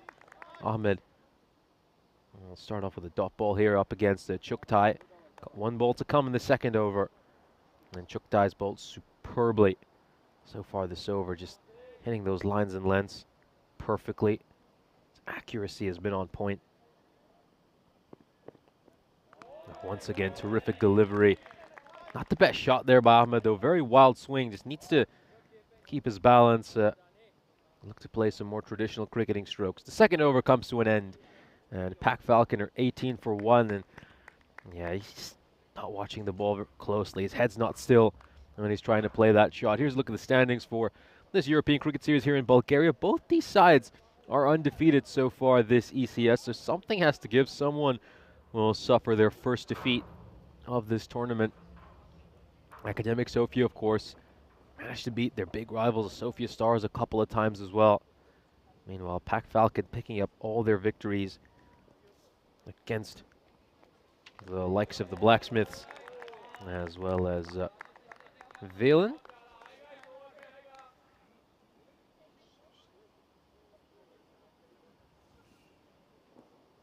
It's Daniel Ali coming in to bowl this final over the power play. They will stick with him, despite the fact that he went for 11 runs in his first over. Straight down the ground. Does it have enough to clear the rope? Looks like it might or might not. Well, it's not easy to tell from our vantage point. I mean, usually you'd be able to tell quite clearly if you're in the ice cube, but because of how we're positioned, it's just that view is blocked for us. Let's see. Yes, it has cleared the rope just by a bit. And that's going to be a 6.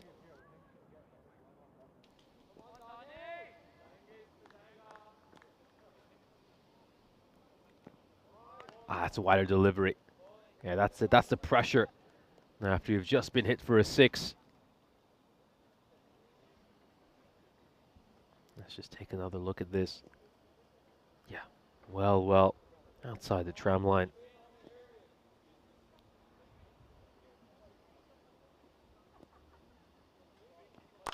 Oh, big hit again, and this is going to go all the way as well. A flat 6 for Usman. Daniel Ali just giving him a bit too much length, and Usman just flat bats this one out towards mid-wicket. Oh, great shot. This is terrific hitting. And Daniel Ali, well, double teapots are out for him. He's just under the cosh right now. The captain's going to go and have a word with him. From Usman's point of view, he's certainly seeing the ball very nicely right now.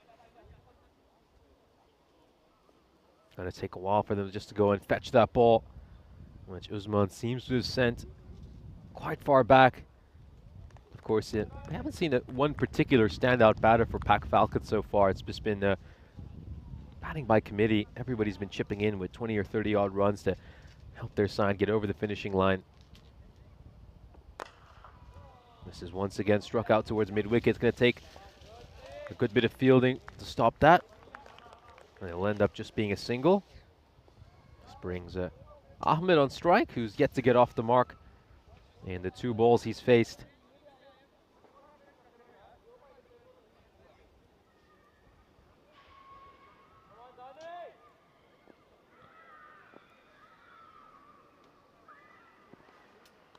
Big swing again. I mean, Ahmed just hasn't got it right. He really hasn't. I mean, he's all over the place when he's playing these shots, just swinging at the ball wildly. I mean, look at that. He is nowhere near the line of that delivery. Just needs to keep his head nice and still and watch the ball closely. I mean, maybe just play a couple with a straight bat just to get yourself into nick. He's going to go far across over here, and once again, not really able to get any bat on that either, just waiting for the umpire signal. Yeah, I certainly struck him in the helmet. I think he should most probably be okay based on his reaction, but the umpire's going to have a word with him, just doing a quick test, asking him how many fingers he's holding up, just to check if he's all right.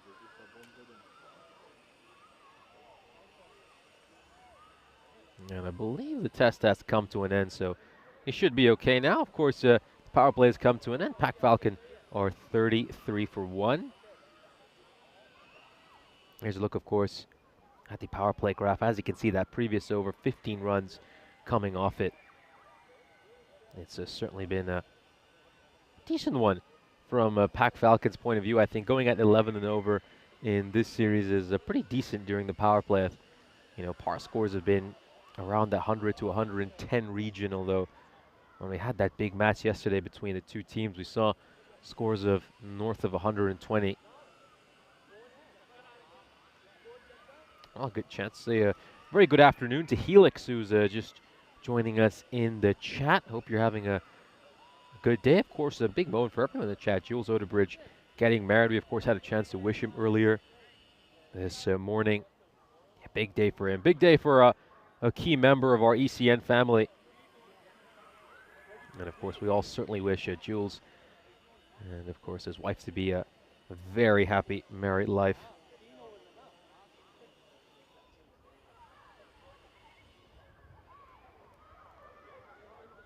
Lockie McMillan coming in to bowl the first over after the power play. It's been amazing so far throughout this ECS. Of course, we saw him put in some stellar efforts in the field in the end. That superb bit of fielding he did in the final over to save his side a run proved to be the difference between the two teams as his team sneaked away with a 1-run victory. But his bowling has been great as well. He's bowled on the economy rate of 4 throughout this ECS. It's super, super economical. And I think he's just going to bowl this nice and wide outside the off stump to Ahmed. Now, Ahmed finally gets bat on ball. It's not a very conventional bit of fielding out at mid-wicket. He actually kind of blocks it out with his legs. But they'll just pick up the 1 run. Gotta say, though, if Ahmed continues like this, I mean, how long a leash would you give him? This is struck away. It's going to land safely, and it will just be a single. Yeah, at some point, of course, if Ahmed continues to go at the strike rate, you might have to consider retiring him. I mean, he's on 1 of 6. He can't afford to continue to chew dot balls. There we go. It's another dot ball. And how many more balls are you going to give him? If you are the batting team, he's just playing this all wrong. His head's not still. He's not watching the ball closely. He's not in any balance. He's collapsing every time he plays one of these strokes. Yeah, that one probably going down the leg side. Might have been some bat involved in that as well.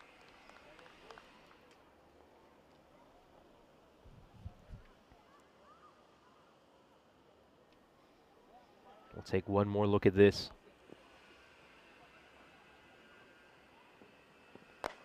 Oh, big shot as we return to live action. It's going to go away for 6 as well. It's actually been given 4, so yeah, the umpire consulting with the other umpire at square leg. We'll have a look at this. Yeah, so the standing umpire was originally unsure, and then the square leg umpire confirmed that it went for 4. Yep, just one bounce in front of the rope. Unfortunately, we have just a few technical issues at our end, so it's not easy for me to update you on what's happening in regards to the scoring.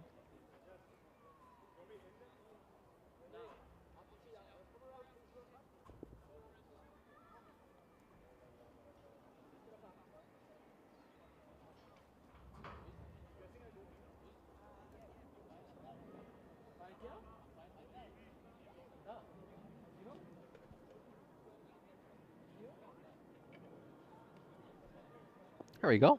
5th over is about to start up. It's going to be Basharat Hussein bowling this over. Going along at a pretty decent rate here. Pack Falcon of 10 and over, but yeah, Ahmed, this is getting very concerning. Just 1 of 8, and now it's 1 of 9. And at this point, if you're the captain, you got to make the tough call. And I think you're really going to have to retire him. I mean, Shabbir Ismail, he's in the dugout. At what point does he just say, you know what, Ahmed, you've had enough. We've seen enough of you. And if I'm CCAS at this point, I'm just bowling it nice and wide. I'm going to let him stay on strike. If he even pops one up, I wouldn't even consider tactically dropping it. It's you know, this is where you just have to be very smart and play the T10 game. We'll have a look at this. And has this been given the 1 for the over? Yes, it has. Let's have a look at this. Ooh, well, that's a tight one. That's a very tight one. You just wonder if it's got a bit of the helmet along the way, but a very tight one. And yeah, unfortunately, there's unfortunately a few technical difficulties at our end, so not quite easy for me to bring you the same numbers I usually do. This one is hit straight down the ground, and that's just going to be a single. Brings Usman on strike, and you know, I mean, this is also kind of tough on Usman because it just puts all the pressure on him to try to score boundaries in a flurry. He's got 3 balls here.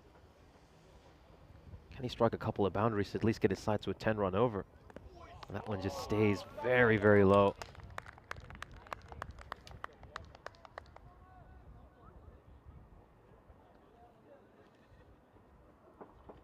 Yeah, probably not the best shot selection either, but stays very, very low, and it's tough for the batter to face that.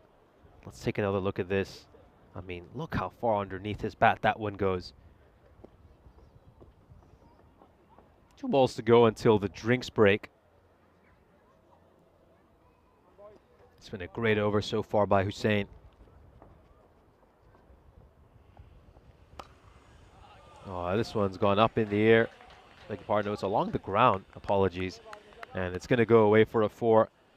Usman strikes that away towards the boundary, just goes behind square leg. Really nice looking shot there. Nice, played that beautifully. And we've got 1 ball left in this 5th over. Yeah, nicely struck, really nicely struck. Just gets it away behind square leg for a 4. Now then, 1 ball until the drinks break. Can Hussein get the wicket of Usman here, or is Usman gonna have the last laugh? He is gonna strike this one out towards mid-wicket. It's going to be a run, so a single to end the 5th over. Terrific over for Hussein. Just 6 runs coming off it as Pak Falcon CC Viren are 46 for 1, as we, of course, have a chance to welcome you into the commentary position.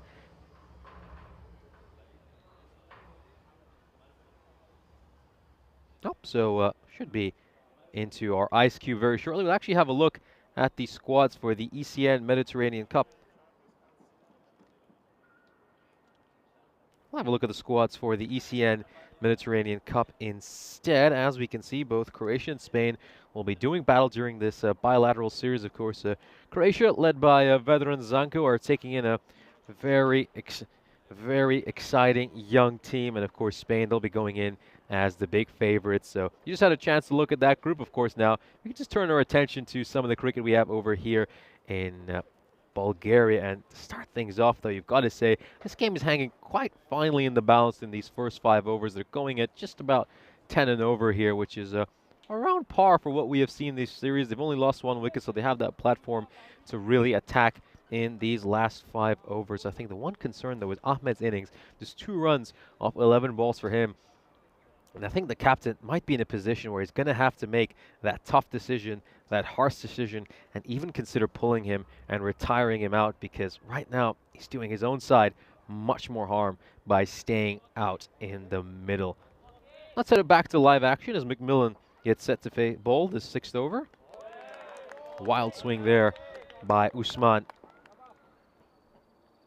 Yeah, they've really just clamped down on the scoring these last couple of overs.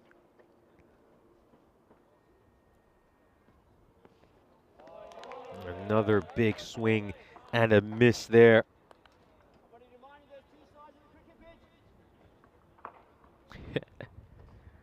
I've heard a comment, rather sarcastic comment, just coming from someone out in the field, saying that remember there's always 2 sides to a cricket pitch.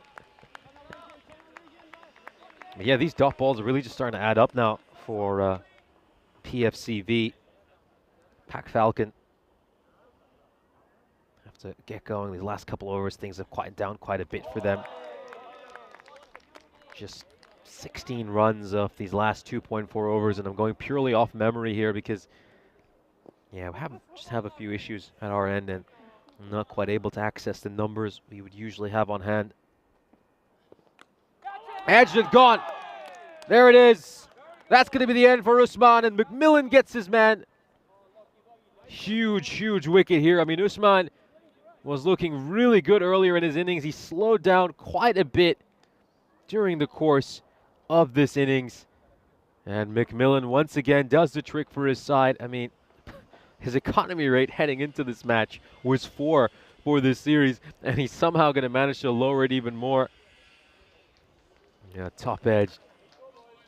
And it's well held onto by the keeper. And, you know, I've said this a number of times, but Manan Bashir doesn't look like he's a stand-in keeper. I think Charlie made that point earlier, where he pointed out that, of course, he's not the regular keeper for this side, not a natural wicket keeper, but he's done an exceptional job throughout this series. 1 ball to come in the 6th over, and what has been a spectacular spell for McMillan. Can he close it out strong?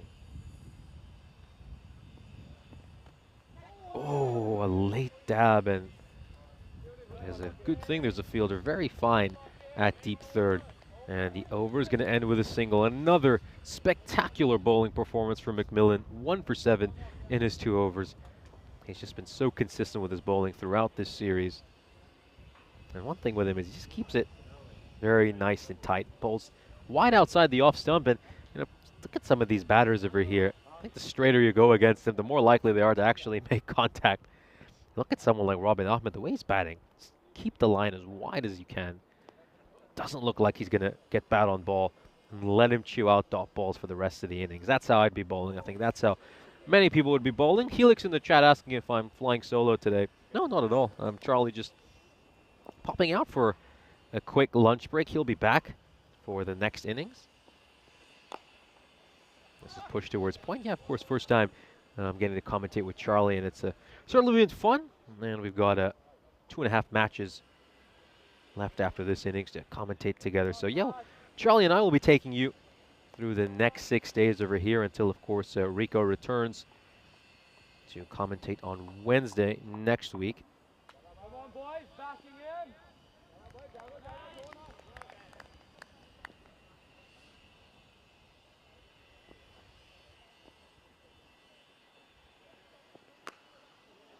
No, played away towards square leg. That's going to be a 4. Very nicely struck. You can just see he's advancing down the wicket over here.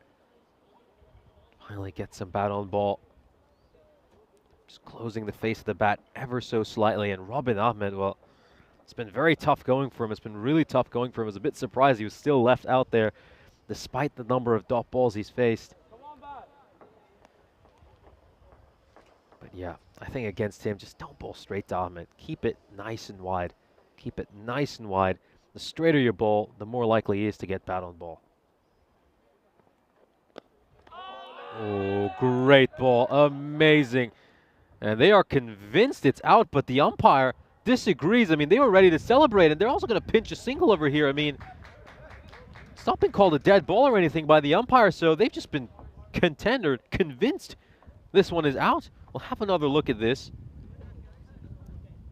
The batter feels like he's whacked that, and that there's an edge. And then, of course, the keeper just throws it up in celebration. And the batters, to their credit, steal a single. Well, you've always got to wait for the umpire's decision.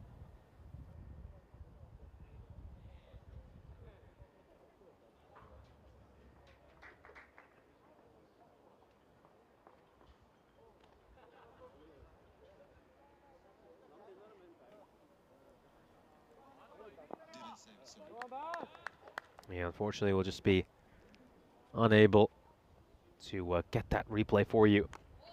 Oh, this one's gone up in the air, and it's gonna go away for a 6. Yeah, lucky one there for Farouk. Just throws everything at it, and it goes all the way. Well, that's what modern cricket bats are like for him. You don't even need to middle in. It's gonna go away for a 6. He has no idea where that one is going. Just the top edge of his kookaburra flies over the rope for a 6.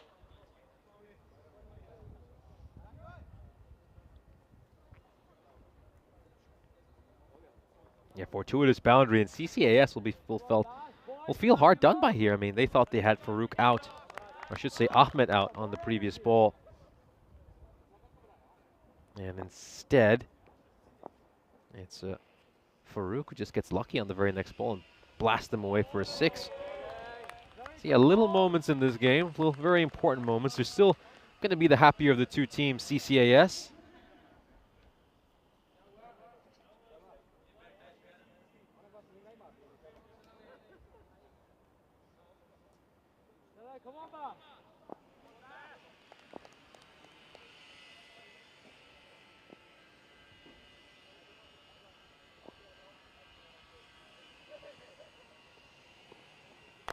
Oh, he's going to crunch this one. He is going to absolutely crunch this one. It goes all the way for 6. What a hit there by Farouk, and a terrific end to the 7th over. We'll have another look at this one. Yeah, terrific hit. Big, big shot. And just what Pac Falcon so desperately needed.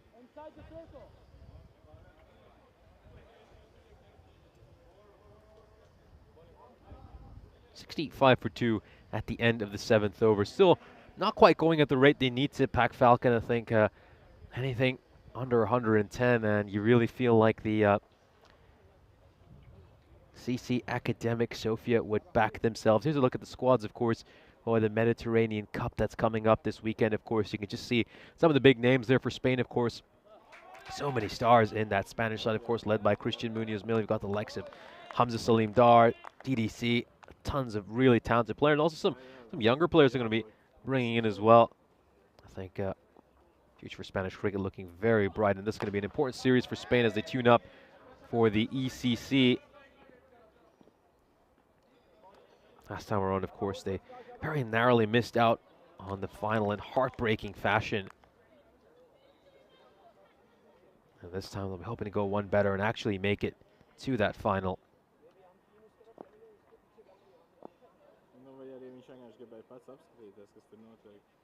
Yusuf, the skipper, coming on to bowl. He's taken on this role of bowling overs 8 and 10. You saw him do that yesterday as well against the Stars. This is a full toss. That's going to get clubbed away, and it's going to go along the ground, 4-4. It will land on that hill. Yeah, great shot over here. It's just below waist. It's well below waist height, and it's been struck away. That's always easy pickings for the batter. He's done a great job there to get that away.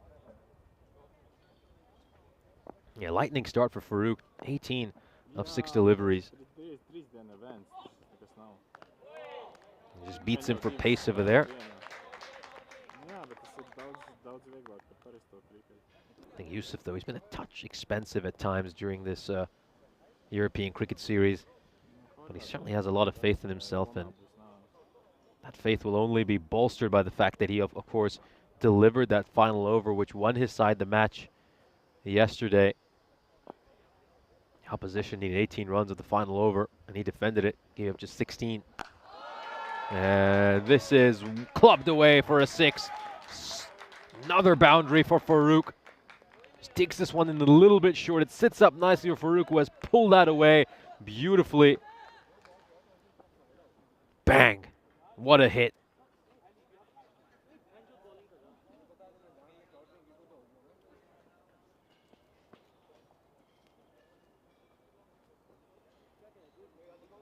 Got to scratch his head a little bit here, Yusuf. Oh dear, that ball's taken a Tortuga bounce as it's been returned to him.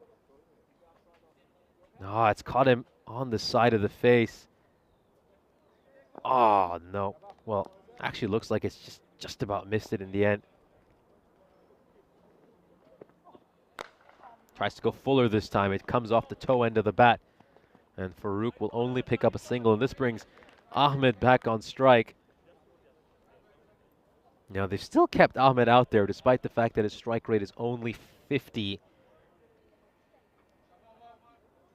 Yeah, this is where maybe just need to be a little bit smart if you're CCAS. I think ball one that's wider here just to get the dot ball, and maybe just push one straighter, which he can get some bat on, so gets a single and keeps strike for the next over. Oh, he's gonna finally connect on one, and it's gonna go away for a boundary. So we haven't seen much of this from Ahmed, but here we go. Manages to strike a boundary over there. It's taken him a while to wake up, but maybe just maybe he's finally gonna connect on one. His bat just slightly turning in his hand, so he's not quite able to hit that as sweetly as he'd like, but he gets 4 runs.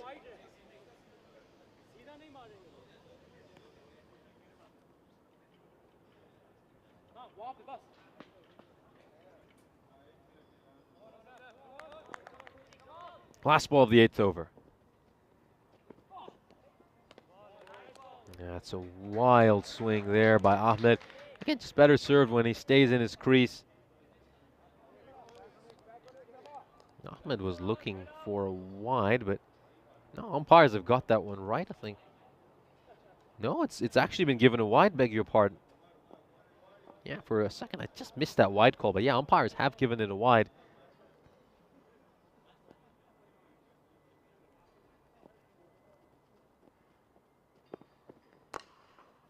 And Ahmed is just going to get this one away for a single.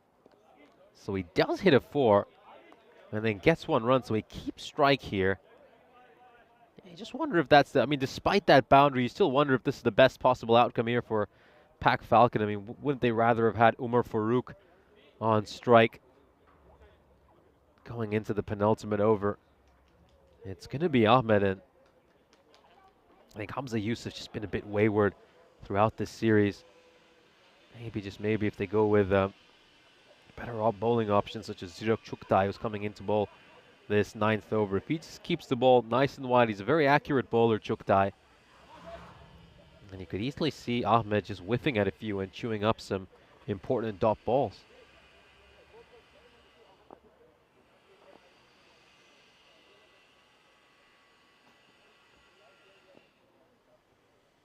There we go. Yeah, that's good. That's better. I mean, he's backing away there and looking to make room. Is going to be given a wide, though, but the idea is right. You certainly have to just commend the idea.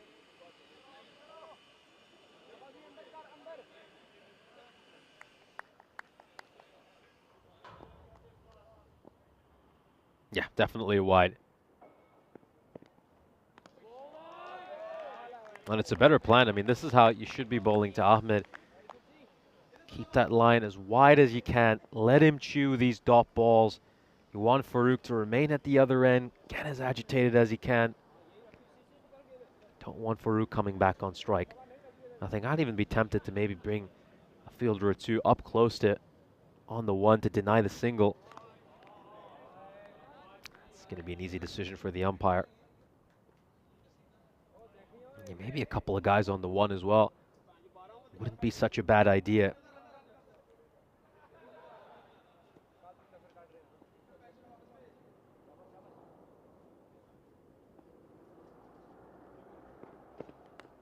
Now goes straighter, and oh, is it going to be taken? It is. It took a second attempt. For a moment, you just wondered it might slip away from him. And that edge will carry over to third. And he will take it. He went a little bit straighter there, just deviating from the plan he used earlier in this over where he was trying to bowl wider to Ahmed. Ahmed went for a wild swing, caught the outside edge, carried straight to the fielder, and he takes it on the second attempt, manages to corral that. And Akademik Sofia will pick up another wicket. That's Mulik Stapak out in the deep. Great moment for him. Holds on to that catch. His heart would have been in his mouth when he juggled it on the first attempt. But all's well that ends well. As he takes that catch, and Ahmed had a pretty miserable time out in the middle, was not quite able to get going at the strike rate he wanted. I think he was just all over the place, didn't quite look right, looked a bit like a fish out of water. And in all honesty, I think his innings did no service whatsoever to his side. You look at the strike rates for the rest of the team, they're all north of 150, and there he is on 12 of 18, chewed up some valuable deliveries. Just going to land short of the fielder, won't quite carry to him.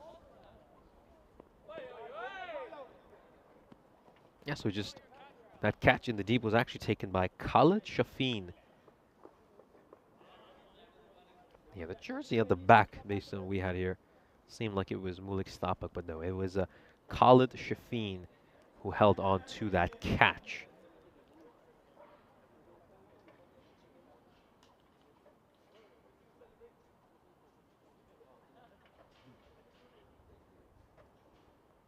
Three balls to come in this penultimate over.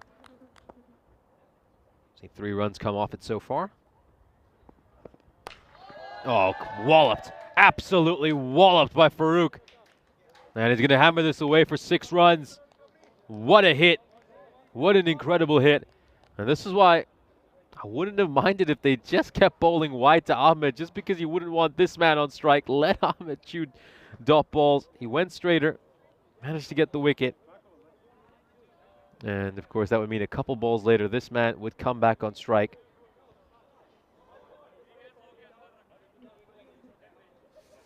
Now it's going to take a while to go and find that ball. Looks like they have located it.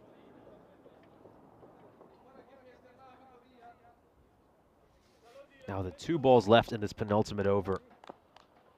Yeah, this is going to be quite a challenge here for Chuktai up against someone of real quality.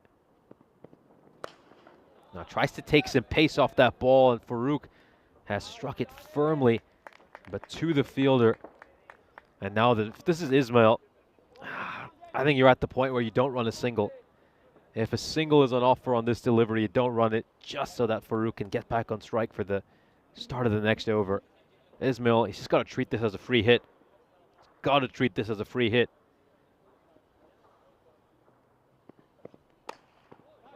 And this is hit away. Are they going to just take a single? I mean, they ran that first run very casually.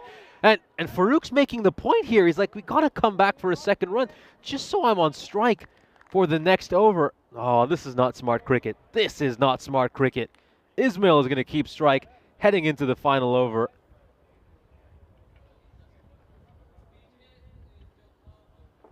Well.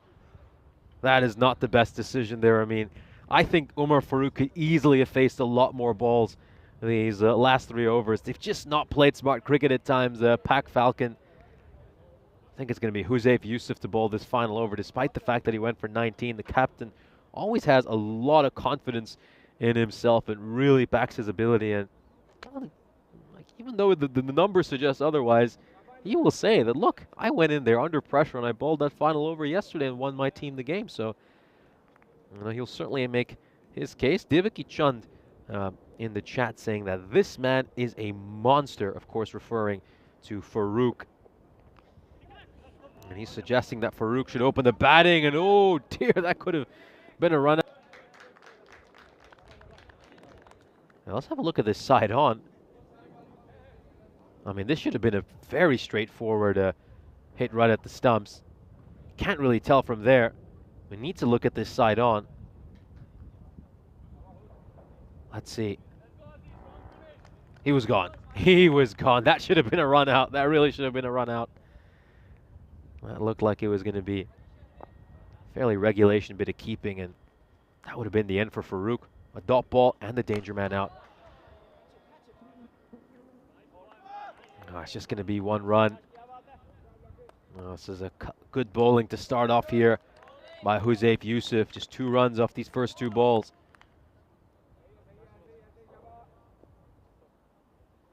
It's a pressure final over of an important match for both these teams. 2 undefeated sides taking on each other. Akademik Sofia, though, sitting on top of the table after a couple of wins against the Sofia Stars. Backing away there, Ismail, and he won't get anywhere close to that. That is a good line there by Yusuf, I think. You just want to bowl this nice and wide, and if he can continue to swing and miss at those, it just means that Farouk's going to be agitated at the other end, and certainly expect him, though. I think if it's a swing and a miss over here, Farouk is probably just going to charge right to the strikers end, and that's where Manan will have to be ready to make the run out. He's getting anxious at the non-strikers end. Farouk, he wants to get back on strike, and he can understand why. He's on 33 of 11. Yeah, not even getting close to that one. Yeah, these innings by Ismail and Ahmed right at the end haven't helped their side whatsoever.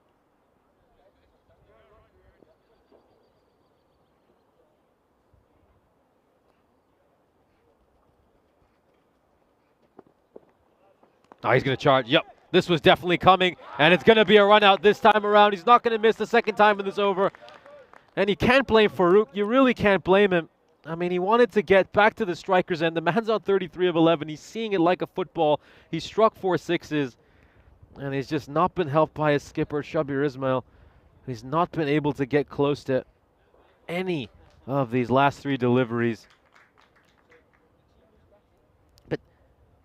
Oh, this is where you just have to be smart. Ismail just needs to stay in the crease, have his bat inside the popping crease to make sure that there is no way that his partner can get run out.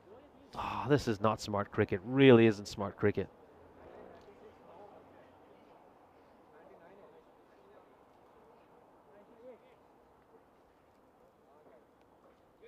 It's just these little things, and I'm sure a few people will agree. Oh, small margins like this can be the difference between teams. Oh, it's been given a wide. Well, let's have another look at this. Well, the question is, though, does it just catch a bit of the line? Even if 1% of the ball is deemed to be catching that tram line, it's not a wide. This is a tight one. This is a really tight one. I'll leave this one for you at home to give your opinion on.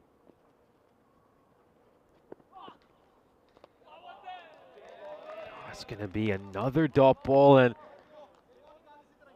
yeah, it's just 4 runs off this over so far. Huzaif's been very smart with his bowling. You got to give him so much credit. He's just kept these lines nice and wide. He's made sure that some of these lower order batters are not able to get any bat on ball, that they continue to chew dot balls. Here we go. Last ball of the innings. Can they at least get to 100? No, they won't. No, they won't. It's going to be a simple run out. And they'll end up on just 99. 4 runs coming in that over.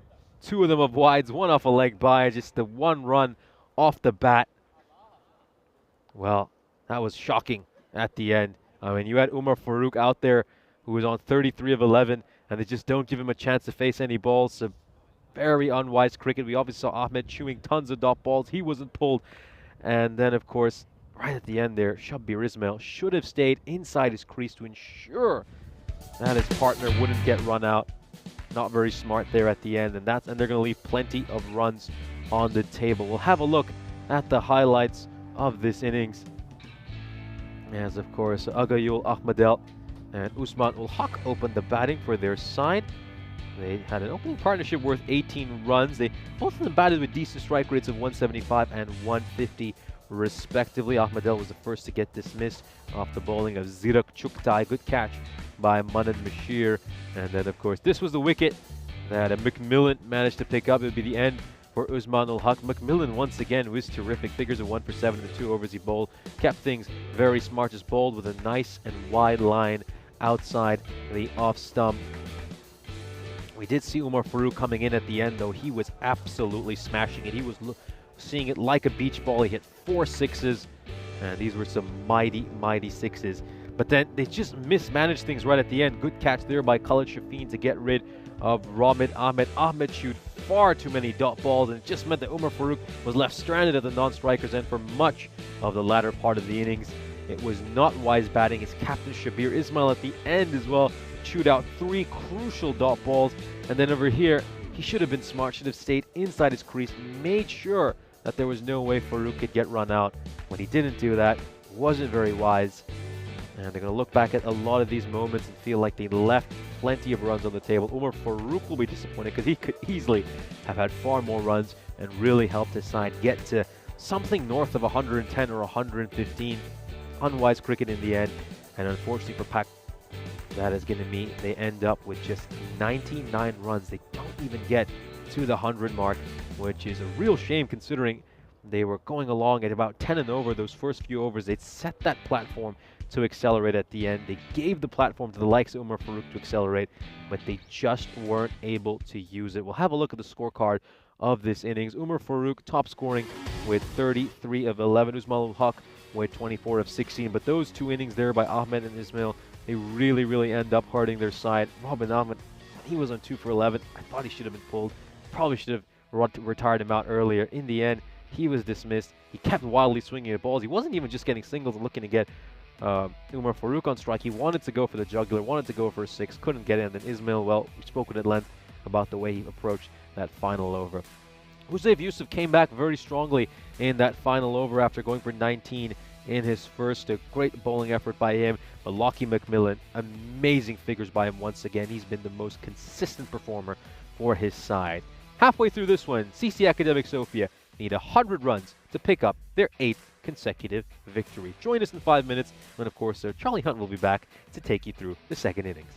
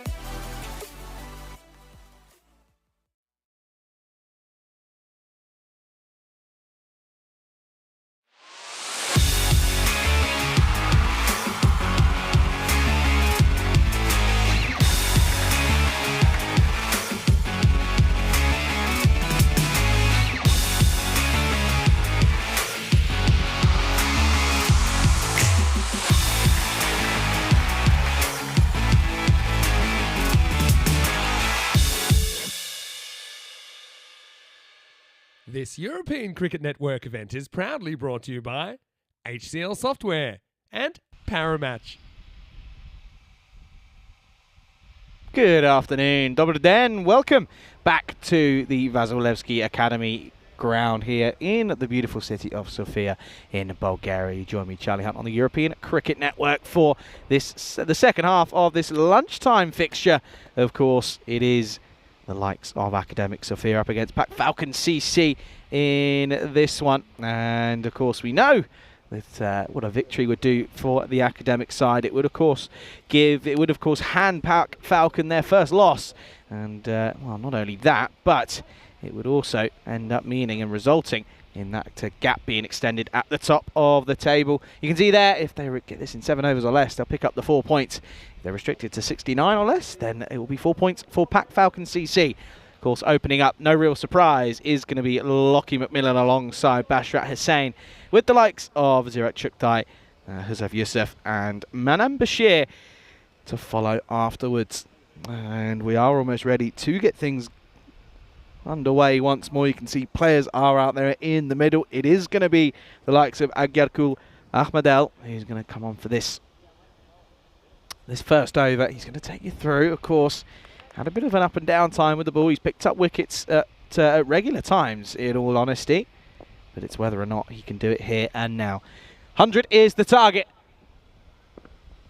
He's going to fleck this one, go flew, and it's going to be a wide ball to start in classic European cricket style. We do start with the wide.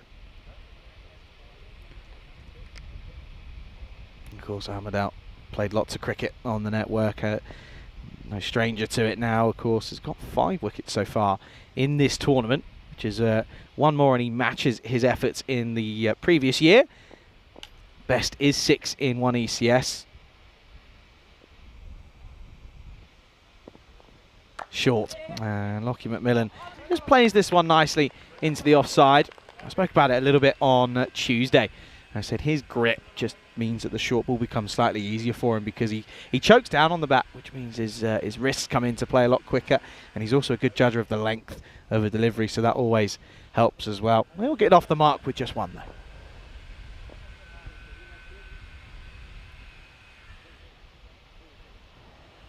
There's a little bit of a change in field, not too drastic though, as just cover becomes quite more close. Slower ball and pretty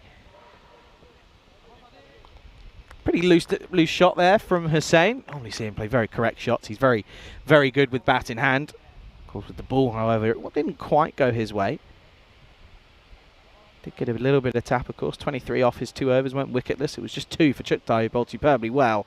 I thought Yusuf in the back end as well was pretty good with ball in hand. Leading from the front is the skipper. Of course, not only is he a nice bloke, but he's also good at leading his side as well. Short, and again, rides the bounce, and we'll just drop this into the offside. Dealing in singles at the moment, not proving to be too costly. Of course, they need to go at pretty much exactly 10 on an over. In fact, it is exactly 10. See, my maths is always there. It's not going to be plain sailing for the likes of Akademik Sofia. Of course, we do know that there is a little bit of batting, and I should say bowling in the Falcon lineup. Driven sweetly, and again, just for 1, should be 1. And it will just be 1, given the misfield. But no, reiterate what I put in the chat as well. And have a lovely day today, Sarah and Jules, of course, on your very special day. Enjoy it, pop a bit of the old bubbly, and make the most of it. And from everyone here at ECN, have a lovely and long and prosperous marriage. This one, well, it's hurt the keeper, and they take a cheeky single. And they'll come through for a bye. It's good running between these two. You see here, just gets through him. And they'll come through for the extra one as well.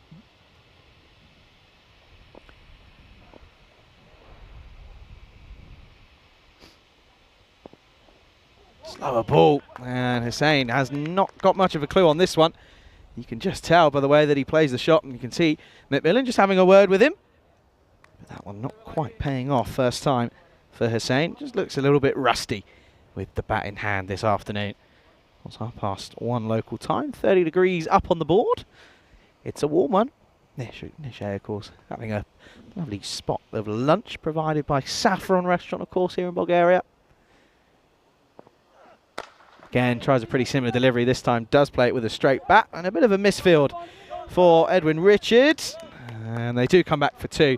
Not a bad over in the slightest, though, from Amadal. In the power play, not conceding a boundary first up is very mightily impressive. And at the end of the first, Akademik Sofia 9 without loss.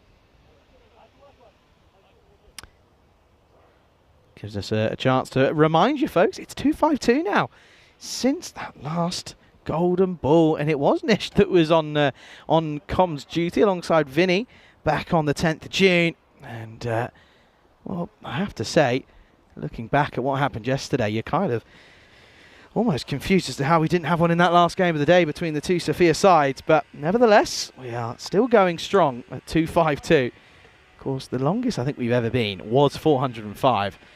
That was all the way back in 2022. Can we break it before we even get to that point? This is going to be the second over as Hans starts us off. Yeah, big miss, a bit of a misfield for Amadal. They're saying not looking, wasn't paying attention. It'll just be 1. Yeah, no big miss though in this one for in reality.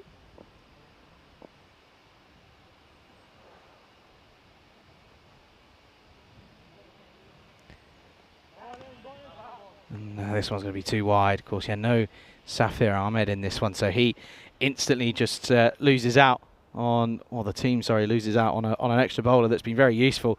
That one, possibly just touching the line for me, I think. It's a tough one to call, especially in live time.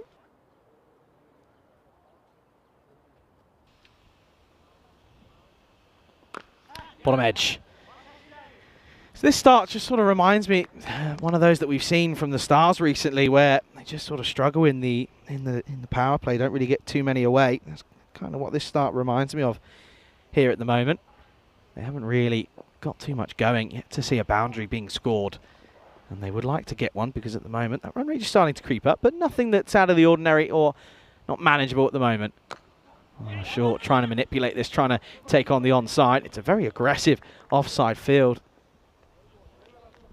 They've only got the 2 on the onside, and one of those, they've got a deep square leg or a backward square leg, and a regulation mid wicket. No mid off, or no mid on. Sorry, they've pretty much opted for a wide mid off and a long off, which is a strange field set. But as he gets it right, it could be effective. Well, not like that. Yeah, it's exactly the delivery not to bowl when you've got a 7-2 field. Gets down on 1 knee. This time does Bashar Hussain. Helps it on its way. And that's going to be 4 runs. And, well, nice way to open up your boundary count for the fixture. Makes use of the extra bit of pace. Gets down on 1 knee and says, thank you very much. Easy pickings, that one for Hussain. Good afternoon to everybody as well. To Helix. It's good to have you with us, of course. And, yeah, records being set today. A youngest ever commentary duo on the network. Myself and Nishay. Both put our ages together, both younger than Rico, which is always a fun one. And I know that we sort of had a bit of a laugh and a joke about it, but it is true. Slapped through the covers and gets through the skipper. Good bit of work, though, by Amadal once more. Keeping it to just a single, so keeping them on their toes here are the Falcons at the moment in the field. They're not letting things get away. And every time that sort of a boundary is followed up by not another one, that pressure just slowly starts to build again. Thing is, though, 2 big overs, and it's almost game over realistically there, and there'll be a big chunk out of this one gone. Potential last ball of the second. Trying to overhit here is McMillan. It's another inside edge that he doesn't get away. So another good over, just 9 coming off it. They're dealing in 9s at the moment. It's 18 for none after 2. Another over where they just fall 1 short of the required rate of 10 and over. But nevertheless, they know to get through the couple of overs from the likes of Amadal and Hans as well, probably. Then you're going to be into some different bowling, of course. This is the updated state of affairs in the standings here at this year's European Cricket Series in Bulgaria. You can see there Sofia once more at the top of the table, looking to extend it, but you can see there that the Spartan side move into 5th with that 4-point victory in match number 2 of the day, of course, against the Blacksmiths. Pleven have a tough afternoon. They have a double header against the Spartans. That one, of course, is going to be a tricky one to deal with. Spartans, they look good this morning, didn't they? Both openers in both the batting and bowling sense look very good. This one lifts off a length and has got through the keeper, and it's probably going to go for 4. It's going to be 5 byes, or 5 wides even. Minimo time. Not the best of starts, this one, for Manpreet Singh. You can see there, surprises Lockie as well, as he just realistically was a little bit surprised by that. Just popped off a length. So that would be probably the one for the over as well, which is a little bit tough for Manpreet. He's not exactly a pace bowler. Starts by giving 5 freebies when you're only defending 100 in this format. That's not a lot. This is thumped, and this is going to be 4 runs. That's gloriously played by Basharat Hussain, as he just waits on this one slightly and realises that he's a bit early on it, but gets the wrists over it, makes sure that it stays low on the ground. You can see there, very strong wrists, and swats it away for 4 down the ground. And again, goes once more. This time goes slightly more lofted than the previous, but the result is the same. Back-to-back 4s here, and this might just be the over that I was talking about. One big over, and a large chunk of that total can be taken away. That's what you're seeing here at the moment. Started with 5 wides, then 2 back-to-back 4s. Basharat Hussain finally finding the right gear, maybe. Stalling to start as he found that cruise control. Again, offside, straight to the fielder. Hands just passes it on to his opposite man in battle there, and he'll just get one. He said, "Don't poke the Rico Bear." About, of course, the combined age of myself and Nish being younger. He knows, he's aware of it. Shot, that's 4 runs. Glorious, really nicely timed. This time by Lockie McMillan. So once again, it was Basharat who was finding a bit of rhythm to start the over with, but now McMillan finishing this over off nicely as well. Nice 4. Very good square of the wicket, isn't he? I guess that's sort of the Australian upbringing in him. On those turf wickets, and being able to sort of ride the bounce and watch it all the way, play it late. Nicely played through the square on the onside. Big over this already, 18 with 2 balls to go. Short and clipped into the onside. Of course, we don't get the matchup today, but the game I'm definitely looking forward to has to be Akademik Sofia up against the Spartans. That's going to be a big matchup in terms of personnel. Of course, you think of the likes of maybe Ali Rasool up against these two at the top would be interesting. Lakov and Vinu as well. Could be a big matchup, that one. Turned into the onside. They'll finish the power play with a single, and after a lacklustre start, a magical over gets them back up to the rate. At the end of 3, well above the rate, in fact, it is 38 without loss. Yeah, just to remember the thing about this Akademik side, these two out there in the middle, they won't be here all the time. I think they leave after tomorrow, or maybe tomorrow actually on the day. So as soon as those two leave, you're going to be looking at Manan Bashir and probably Chuck Tai to open. And then that sort of opening stand of these two just sort of gets taken out of the equation. It's going to be tricky, but of course that's what they'll be hoping, and this is what they have done. To be fair, is they've taken victories against all the sides they've taken on at the moment, and made the most of having these two at their disposal so far.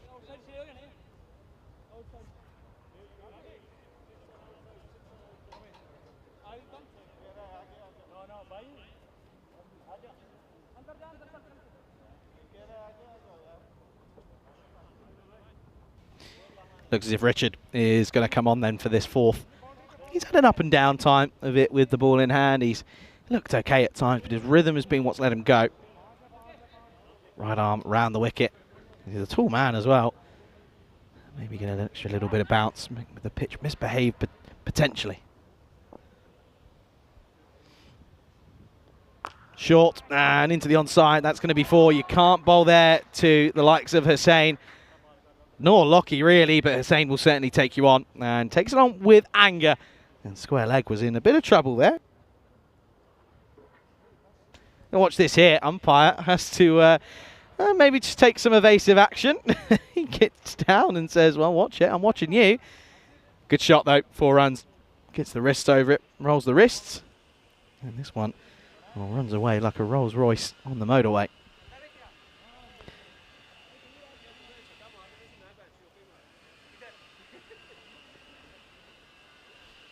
.42 already up now. Of course, 8 more runs to get to the halfway point of the chase.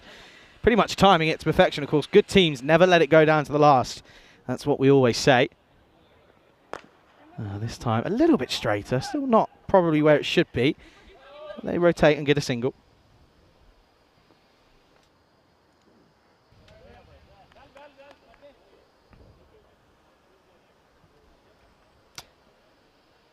Big couple of overs this. They've got to get early wickets and they haven't, which has been an issue now for this Falcon side.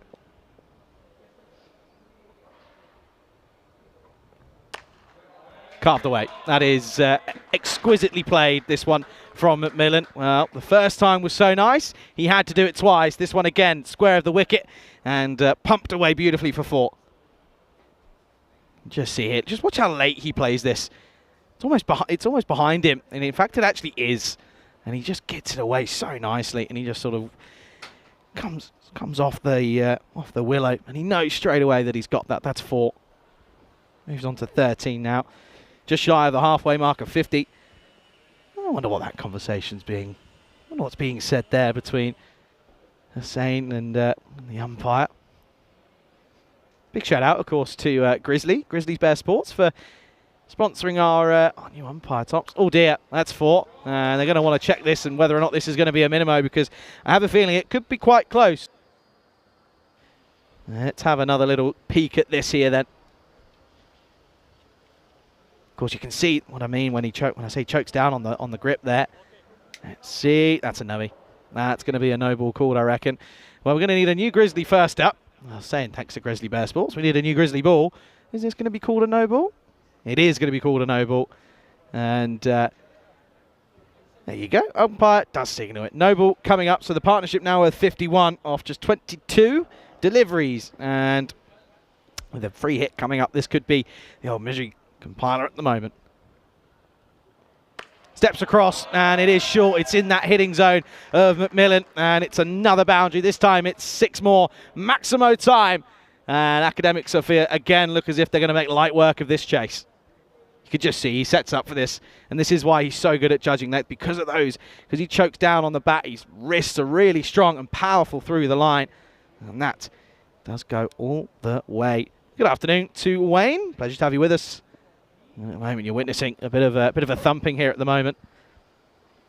Arguably, could be looking to chase this within the 7. Short again, and chases it, and rightfully so, because he's so good square of the wicket, both onside and offside. And another boundary, and this over's already gone for 24. This is looking ugly for Richard, but so sweet for the likes of McMillan at the moment. You can just see there, goes in front of square rather than behind it, like we've seen previously.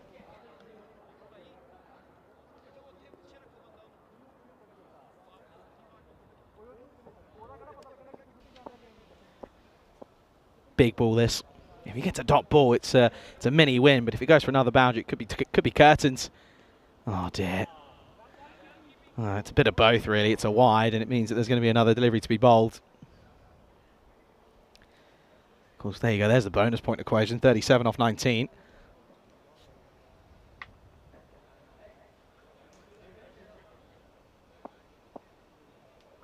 Just the 1% chance now for the Falcons, and it does look as if they're, well, going to be falling to their first defeat.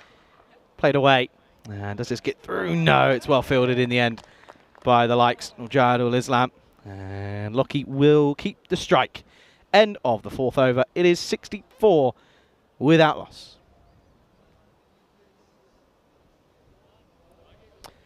It's a nice little overview of where we are here at the course. The wonderful sports academy here in the Vasilevsky Academy.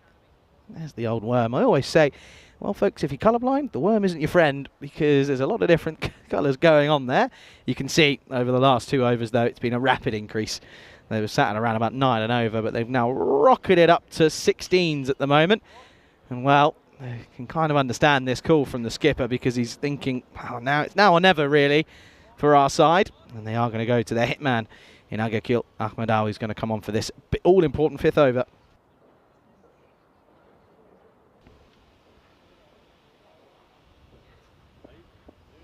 Of course, donning the white headband. He's got wristbands either side. The infamous towel rag coming from behind as well.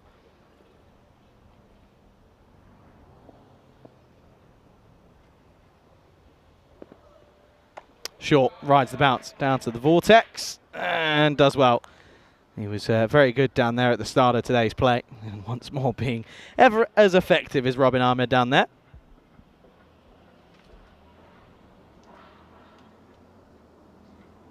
You can see that really rocks the bounce nicely.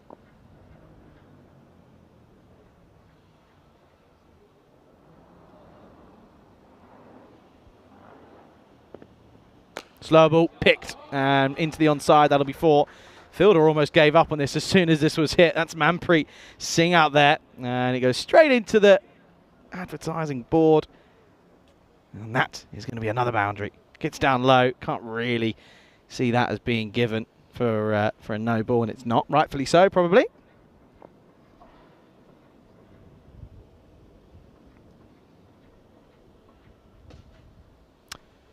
Hussain once more. Thumped into the offside, and that's going to be another boundary. No one there at deep extra cover, and it's going to be once more another boundary. And all of a sudden, things looking as dead as a dodo out there for this Falcon side, because there's no real noise, no sort of energy. I think they know this is going to be a thumping loss for them. Credit to the Akademik Sofia side, though, making the most of their 2 imports whilst they have them, because, of course, as I mentioned, they're not going to be here for forever. So get the bonus points whilst you can. Of course, they can look to well, they probably will and are going to extend their stay at the top of the table here and extend the gap. Short, and again, just fends this down away to 3rd man for 1. It's just been the issue, though, hasn't it? Once more, not enough runs on the board. The bowling hasn't just quite been good enough. Offered too many hit-me balls, and pretty happy to oblige are these 2 in the middle. 26 now, 14 for that bonus point.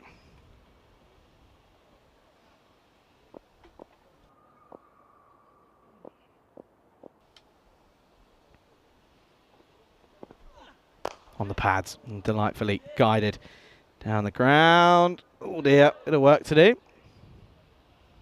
Jamil does not disappoint with a little bit of nerves.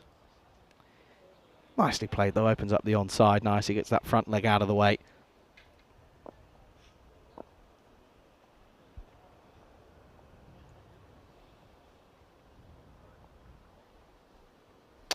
Last delivery then of this 5th over. It's not gone the way that they were hoping at the moment.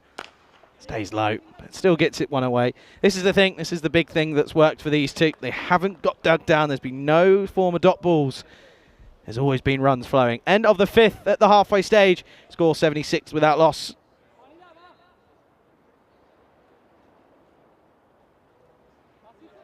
Yes, sir. And of course, with that moment being taken for a bit of fluids to be taken on, it is warm out there, 30 degrees, so you can understand why. Let's run you through what's been the case so far this year. Of course, started all the way back in Cyprus at the start of the year, where of course got action underway, and since then we've been to a lot of various different locations. Some first times, for example, we went to Dreux, France for the first time. England, of course, we made a return to Estonia. It felt like a first time visit, of course it wasn't. It's the first time in 4 years that we were there. And then, of course, we had Cyprus again. We have Cyprus twice this year. And Nish was pretty happy about that one. And, of course, the Czech Republic, Romania, Hungary. Of course, now in Bulgaria. And then after that, well, it's just another set of good little road trip. Italy, Austria, and Croatia all the way before that ECC. And then, of course, finishing it with the ECCW, the extended edition of the ECCW, of course. 2 weeks. Rather than the original one last year. It's expanding similarly to how the men's edition of the ECC is now. Of course, you've got sort of Group 1 and Group 2, Division 1, Division 2.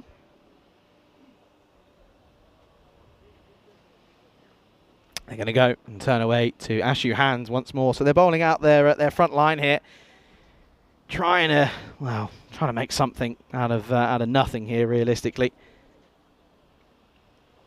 In fact, they're not. They're going to go to Naman Jamil instead. 6th over. That's well bowled.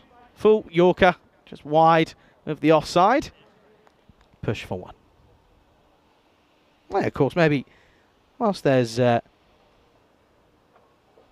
fair amount of people who are joining in for the first time this afternoon, might be a good time to maybe after this delivery just remind you of what the Hunt the Answer question of the day is. Of course, it's ECC related in the build-up towards that big tournament happening in September and October. Thumped. And this is probably going to be 4. It is. It's going to split the gap. And it runs into the scorer's hut. And another boundary from Macmillan. Gloriously played this time around. You'll see this here once more short. He loves it short. And you can see it's in his hitting zone, really, in any department, onside, offside, sorry. It's always going to go almost always towards the rope.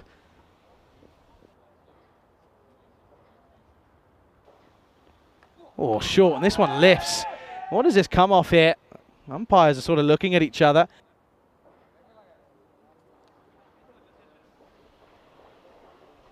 Let's have another look at this one here. Umpire's sort of not really interested at square leg. You can see standing umpire sort of has a look at him. I think he's checking just for the height, really. Let's have another look. I don't think there was any sort of touch on this one. I think they're just going to have a little conversation. I think it might have actually come off his lid. Let's have a look. It does. Takes a slight touch on the old noggin. Umpire sort of has an assessment, says no, he's going to be okay. You can see there. He's all right. He's fine. 19 off 9. Need a couple of big ones if they're going to take the bonus point here. Oh, that's probably going to be a no ball, and is. And they'll get a single for their troubles as well. But not good bowling this from Jamil, unfortunately. Just getting it wrong.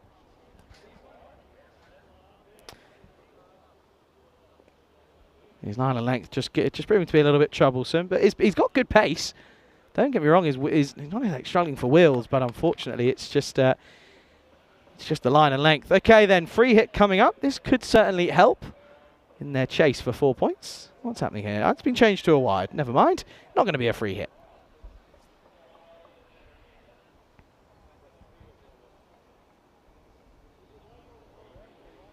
What's happening here? The umpire sort of signaling a lot of different things. What's going on?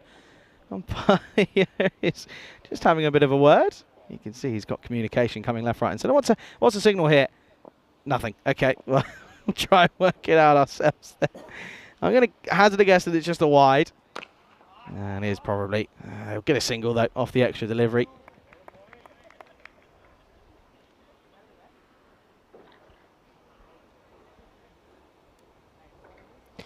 Desperately kind of need a boundary here, don't they? They're going to try and get this before the 7 over mark.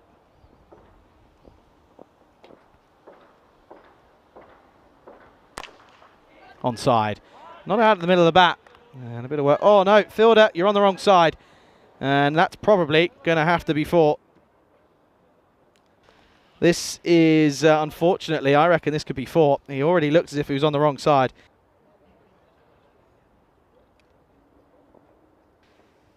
Let's have a look here. Where's the foot here? Steps across. That's definitely going to be fought. And well, we're checking it here. Umpires don't seem to be too bothered or worried about it at all. Well, that one's definitely fought, and I reckon that should go down as back-to-back boundaries, if in all honesty, because it's just unfortunate. This one was not the best of fieldings. Well, 2 back-to-back, not very good displays. Nice shot. Probably shouldn't have been 4, but is. You can see there, not the best of efforts in the end. From Jahad Al-Ismail, that'll be the end of the 6th. Score 90 without loss. 10 needed off this over. Let's have a look at the bowling story. It's not the prettiest of sights. 2 bowlers going for magicals, Edwin Richard and Manpreet Singh. Jamil going for 14. Hans, just the 9. Of course, 21 for none for Agiku Ahmadel. 10 then needed. it would be another 10-wicket victory, another 4 points for the Akademik Sofia side. And they're going to go back to Islam. And, well, going to start with a wide.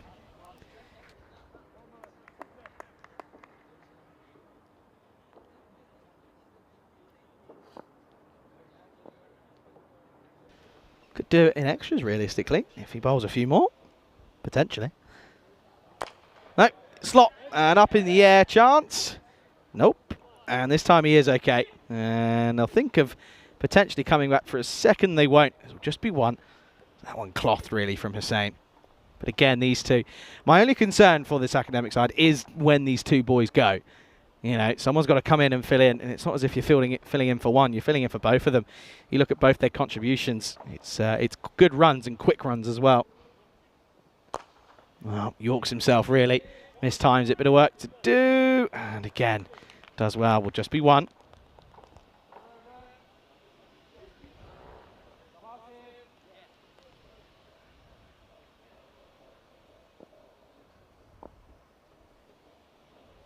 Brings Bash back on strike.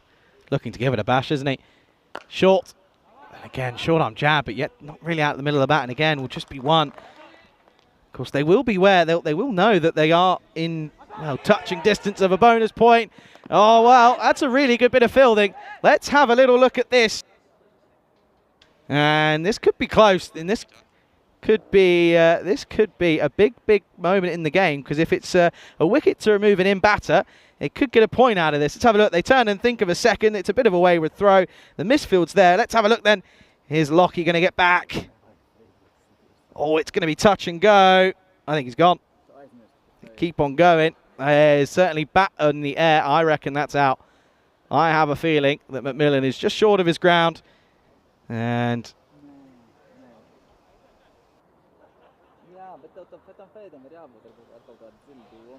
of course, let's just see it here. And yeah, his marching orders have been given. Excellent recovery from Islam. Bat in the air. And they, of course, know, I think they are aware that they need to take on the extra run. So they get a single. And well, it does mean that, to be fair, it's not terrible. Bash remains on strike, of course. Bashrat Hussain, that is. So interesting enough, that will now become 95 for 1. Manan Bashir will come out. Not a bad man coming in at 3 whatsoever.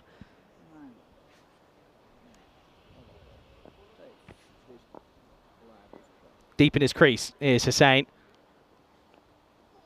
That should be 95 for 1, I think, because they, of course, got the single. I want to make sure we get this one correct, of course.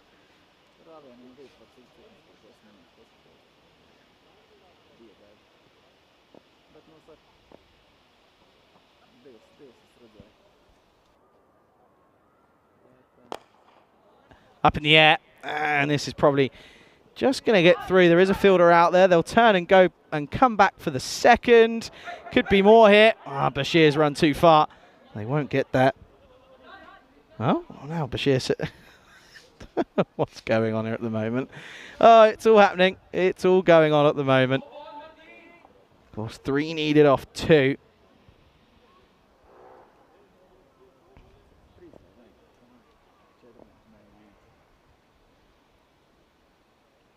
Big delivery, this one. And again, dragged. A early call of 2. Probably should get there as well, and they will come back for the second. So they'll get to 99. And it will be that Hussain is going to have 1 ball to do it here. They need a single run. But to be honest with you, it doesn't look as if the Falcons are too concerned.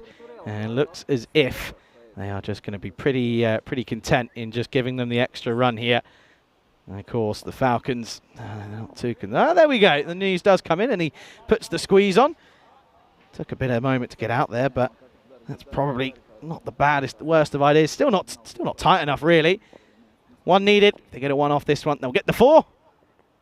And they will. It's a little outside edge and will run away.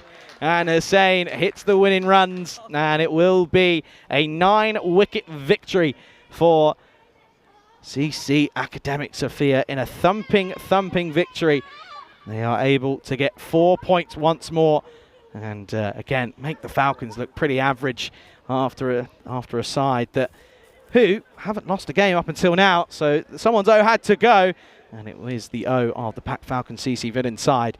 But credit to Akademik Sofia, just on top really in every dynamic, both in the field with the ball and with the bat. They were just too good. This is what's coming up next. First of the double headers between the Spartan side and Pleven. And you can see there Pleven winning the toss, batting first, probably the good idea.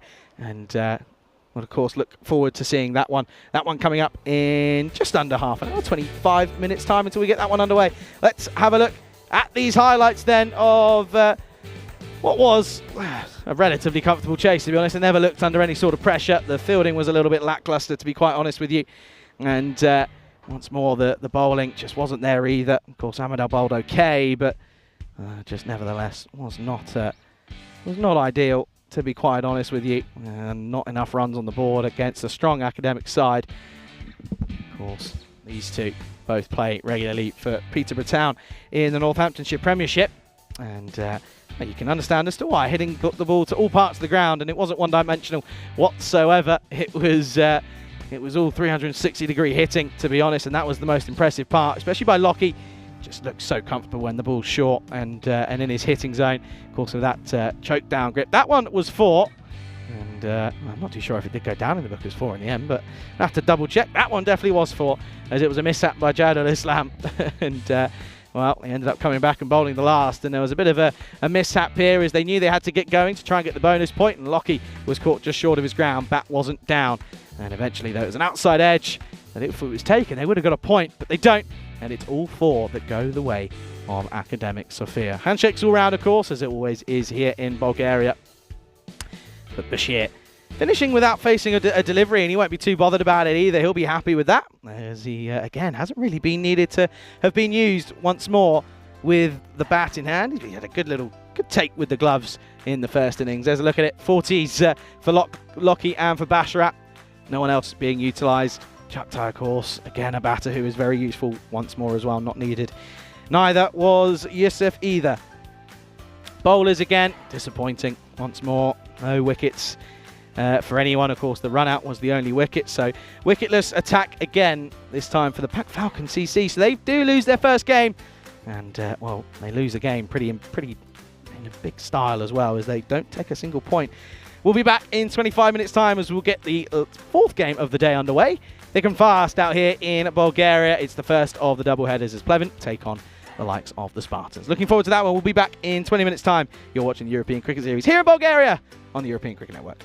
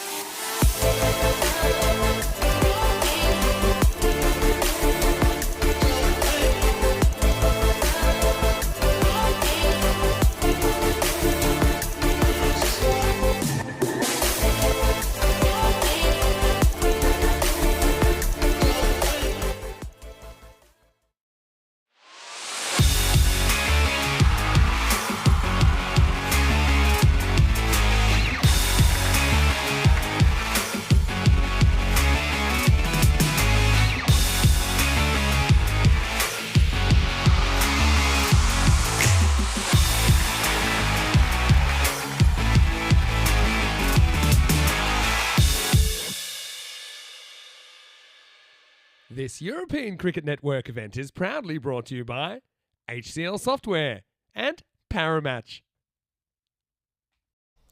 Our fourth match of the day is between the Pleven and the Spartan. Let's head over to the coin toss. Pleven's goal. Head is the call, and it's a head. They're going to bat. Thank you very much to match referee Tyrone Peters for that update. Of course, both these sides are off to very different starts. Of course, the Spartans got off to a big win in their first match of this tournament. Chris Lakoff looks like he's back to his best. It's great to see him now without all those injuries that troubled him during last year's ECS. He also crossed a big milestone during their opening match. He managed to get over 800 career ECS runs. So big congratulations to him, as his side, of course, managed to win the game inside the power play. The Spartans won the previous match in just 2.5 overs when they were chasing in the second innings. Meanwhile, for their opposition, well, they also suffered a massive defeat in the opening games. They were done in just 3.4 overs in the second innings. But they were, of course, on the wrong side of that result. They suffered another defeat. Pleven still looking for their first win. Amal Thomas, of course, their skipper, has been the top run getter throughout this series, but his strike rate has been under 90 for this ECS. They're going to be batting first. They desperately need to get some runs on the board here and try to give their bowlers something to bowl at in the second innings. Let's head over to Charlie Hunt. Thank you very much, Nisha, doing a great job with the intros here this morning and this afternoon. It's warm out there, I'll tell you that for free, 31 degrees, and it is getting warmer throughout the afternoon. This is where things get a little bit tricky for players and officials alike. Let's have a look at the two lineups, and of course, no real surprises, no changes for anyone in these two. Of course, Thomas and Jose at the top for Pleven, probably going to be opening the batting. Again, looks as if it's going to be a tricky time. Of course, you can understand why they want to bat first. I think they just know that unfortunately it's just going to be a little bit, it might be a bit of a long afternoon here today. Of course, looking forward to seeing Ali Rasool opening the bowling, most likely. I mean, this is as one-sided as it gets. 96% to 4%. It's going to be tricky for this Pleven side, of course.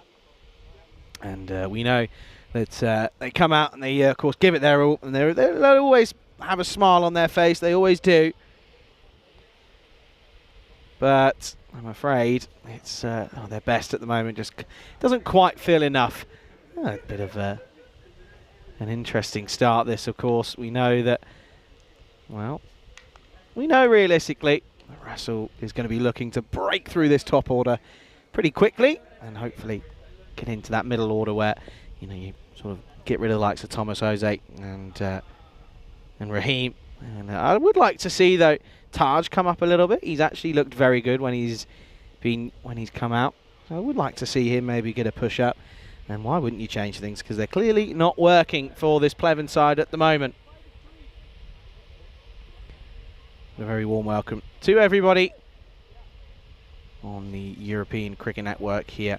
And it's a pleasure to have you with us. Of course, match number 19, here in this European Cricket Series. Spartans, they're taking on Pleven. It's Rasul up against Jose. Carved away, bit of work to do for Amadi Brad, and he does well.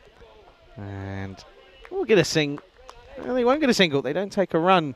So it'll be a dot ball to start, but a good morning, good evening, good afternoon to Jeff, to Wayne, to Dr. De Soto as well, to Peter, and to everybody else in between, of course. Pleasure to have your company with us here on the European Cricket Network. A big day of cricket once more here in Bulgaria. Fuller, and asking the question here. I'm pretty sure this might have a bit of bat involved on this one. Let's have a look at the replay, of course.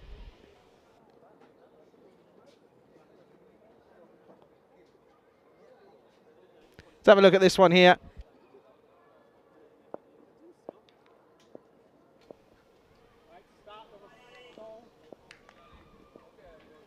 You can just see there. It's an interesting one. Not giving us an out. We'll come back to live action. Down the leg side. And yeah, Jose just watches this one go by.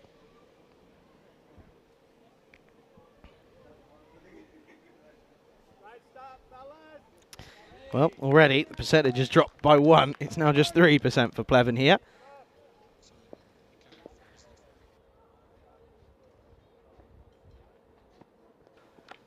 This one, he just rolls the fingers down there. Down this one does Rasul.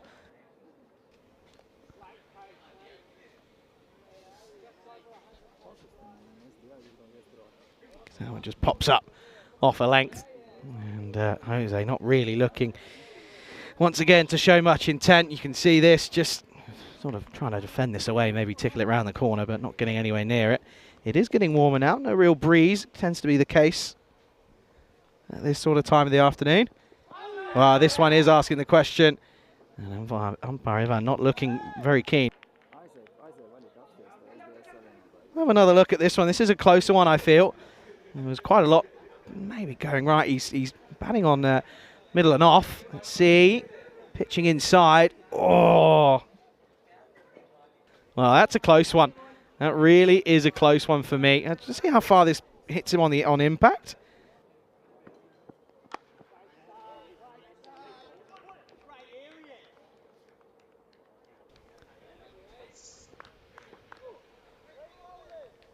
And he just, again, pens this one away.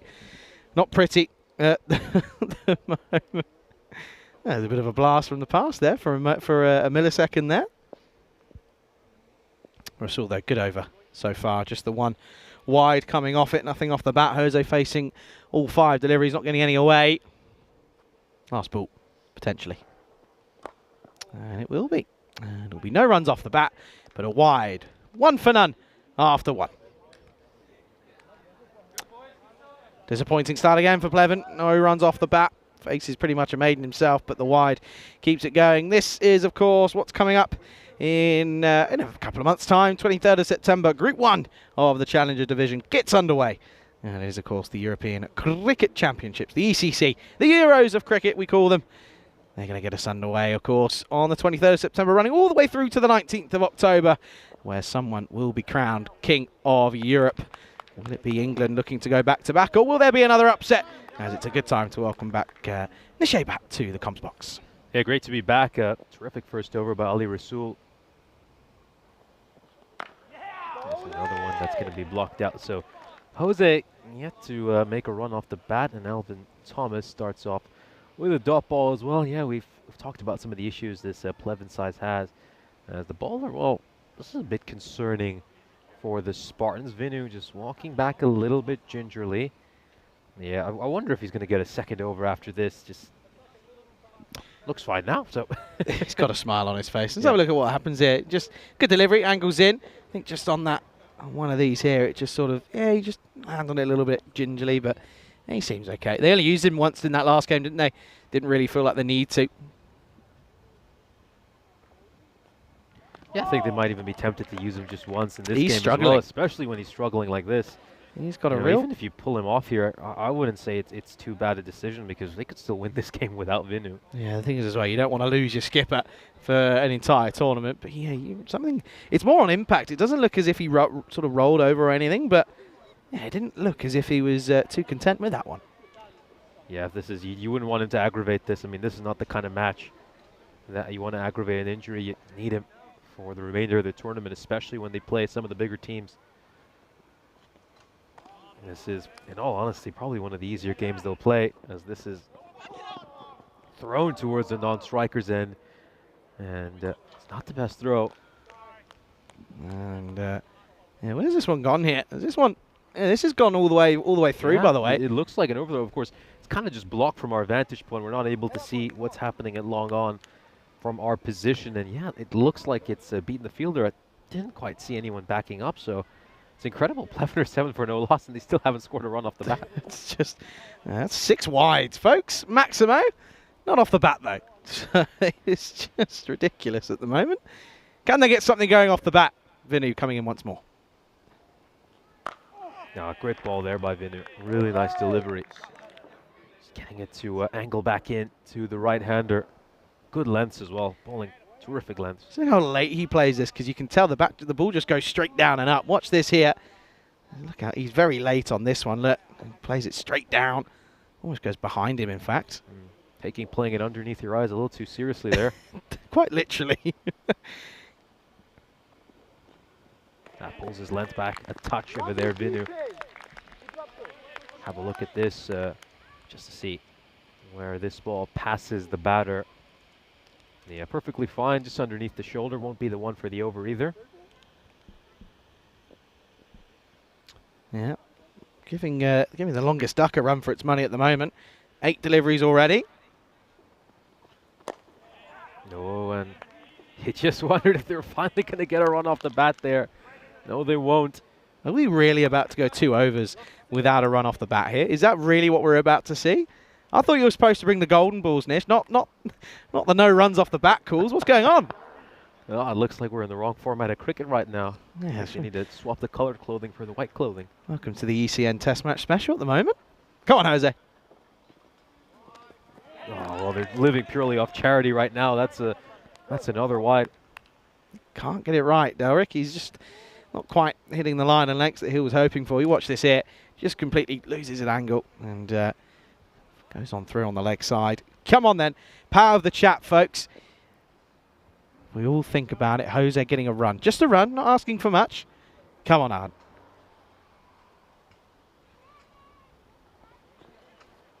Oh, just might want to have a look at this side on. It's not a bad ball, I don't think. Jacob Gould in the way. Not going to see much of this here, but he steps away slightly. Oh, blessiness. That is going to be one over. That's going to be 2 wide, 2 short. And Evan just offering a couple of wides here, but you're right, they're still just dealing in wides at the moment. So still got a ball left to go in the over. Yeah, still got a ball to come. Graphics just rushing a little bit there. Here we go. Last ball of the over, hopefully. And are we going to see some runs off the bat? We will. Finally he connects on one. It goes through to the cover boundary. That one will be cheered. And some runs off the bat at last. The power of the chat, Nish. I'm telling you, Rico's onto something there. What a shot that is from Alan. Gets it all the way through covers. 4 runs to finish the over. Score 13 without loss after 2. That's incredible. I mean, they made just 4 runs off the bat, as we mentioned, and 9 of them coming courtesy of overthrows and extras. It's been, well, it's all been rather comical to start things off. Here's a look at the standings, of course. The Spartans picking up their first win earlier today against the Blacksmiths Cricket Club. Got a bonus point victory, and they'll be looking to catch up with Akademik Sofia at the top of the table. They certainly harbor ambitions of silverware in this tournament. 7 games unbeaten now for that Akademik side. Really proving to be big names in this contest. Maybe could have been better served just stepping inside and taking the wide there, Thomas, but get some runs off the bat. Yeah, gets off the mark. Quicker than what Jose was, but yeah, you're right. Definitely, probably should have just stayed on the offside of it, but nevertheless, he'll get a single. He won't mind it. Gets off strike, brings Jose back. 4 off 11 for him at the moment. Struggling to find any bit of rhythm here, but they're up against a really good bowling attack for this Spartan side. They really are. Spartans, of course, previously a little bit unlucky. He scraped through into the finals action last year. Rasul looks like a real gun bowler, I think. He's been very, very impressive in what I've seen of him so far today. Good left arm seamer. Got got a good Yorker by the looks of it as well. Bowls with decent pace. I think it'll be very interesting to see him going up against some of the better teams in this tournament. Yeah, picks up wickets for fun when it comes to the domestic stuff here in Bulgaria, but he has been part of the ECC and ECL crew a couple of times, and has often struggled at times. Yeah, I think the ECC, ECL, let's face it, it's a massive, massive challenge for teams like Bulgaria when they're going up against some of the bigger nations in Europe, nations where cricket's a little bit more established. And then, of course, keep in mind, you go to the ECC, ECL, you might even play one of the truly bigger cricketing nations. I mean, you could go up against a Dutch team, an English team, so it's totally different kettle of fish. Yeah, I mean, as that one's into the ribs. You look at his average over the course of his ECS. Oh, what's going on here? It was a shot at the stumps, but no need. It would just be a dot ball. His average in ECS cricket is 13.5. You take that to his appearance in the ECL back at the start of the year, average of 33. It's not the most ideal. Just having a word with Rasul there, but yeah, he's gone for his record at the ECL, which was at the start of this year, is 3 for 101. No ball called, so free hit coming up. Yeah, 3 for 100 run in the ECL, but then in the ECS he's got sort of very good sort of history, 29 for 393, so not too bad. Free hit. Yeah, still going to be a free hit, of course. That one's a wide, just going down the leg side. You know, once again, I mean, extras are a huge issue for all these teams here in Bulgaria. I think so far this ECS has been very few teams I've seen have been quite disciplined in that department. It's already 11 runs of extras so far this innings. Yeah, extras have been a real issue and a real concern, and always have been here in Bulgaria, to be quite honest with you. Oh, he's going to go for a big swing over there. Jose won't connect, and he's unable to take advantage of the free hit. Jeffrey Mobbs asking if these two teams will be playing each other twice. Yes, they will. This is the first of our doubleheader. Yep, it's the afternoon of the Spartans and Pleven, and early instincts say that Spartans going to have a fun time out there. No, just gets enough bat on that to work it away towards fine leg. That fielder was extremely fine. I believe that's Khairul Kabir who's out at fine leg, and yeah, just turns the face of the bat ever so slightly and works it away past that fielder. That's a nice shot, nice boundary to finish the over with as well. Actually, I think there might be a ball left here, you know. And well, they're pretending as if there is, but I think there might be a ball to come. Yeah, I think someone might just need to have a word with the umpiring crew. I think the message is just coming across now. Yeah, I think with all the wides, even the umpires were thrown off a little bit. Yeah, we obviously had a no ball in between, and one of the free hit was obviously a wide ball, so it's still got one ball left in this Rasul over. Big ball this, in all honesty, end of the power play. Oh! Well, they'll be wishing the umpires have forgotten about that last ball. This one goes away for a 4. Good end to the power play, but still one in which they only get 24 runs. Yeah, still though. It's probably one of the better ones for Pleven, in all honesty. Yeah. Jose getting another boundary deal. It took him, 7 balls to get off the mark, 8 balls, but 3 boundaries in a row for him. He moved on to 12, and at the end of the third, it is 24 for none. Lakov, who was getting loose a little bit earlier, is now going to come on for this 4th over. And you can see there, 1 off the first, 12 and 11 off the second and third. It's not been too bad, realistically, for Pleven. Of course, going at less than 10s, but to be honest with you, it's not bad going for them. Here is Lakov. Push towards point. This is going to need to be a sharp single. Throw fired in towards the non-striker's end, and there's a fielder there at mid-on, backing up. Good backing up. That's a Rasul who's at mid-on, who's backed that one up quite well. Yeah, of course. A lot of these Spartans lads. I'll come back to that. That's a good delivery. A lot of these Spartans lads have all represented and spent time playing for Akademik Sofia, but have stuck around in Bulgaria and are now, of course, part of this Spartan side. So, yeah, of course, still quite a very young side. You know, you look at early results, 22. Well, not yet 22, but 21 years of age. Chris Lakov, of course, as you mentioned, he was struggling with injuries during last year's ECS, but he's looked good so far since he's come back. Bowled superbly In the first match, gave up just 2 runs in the 1 over he bowled. Oh, and he gets him here. He gets his wicket, the first wicket of this European cricket series for Lakov. Once again, just gets the ball to go right in between the bat and pad. Bowled him right through the gate. Jose departs for just 12, and Pleven's first wicket will fall. Yeah, through the gate. And it's a really good delivery. Perfect. Top and middle stump. Thank you for coming. And Lakov says, I've had enough of your dot balls off your pop. It's going to be, yeah, you're right, 25 for 1. Jose departs for 12.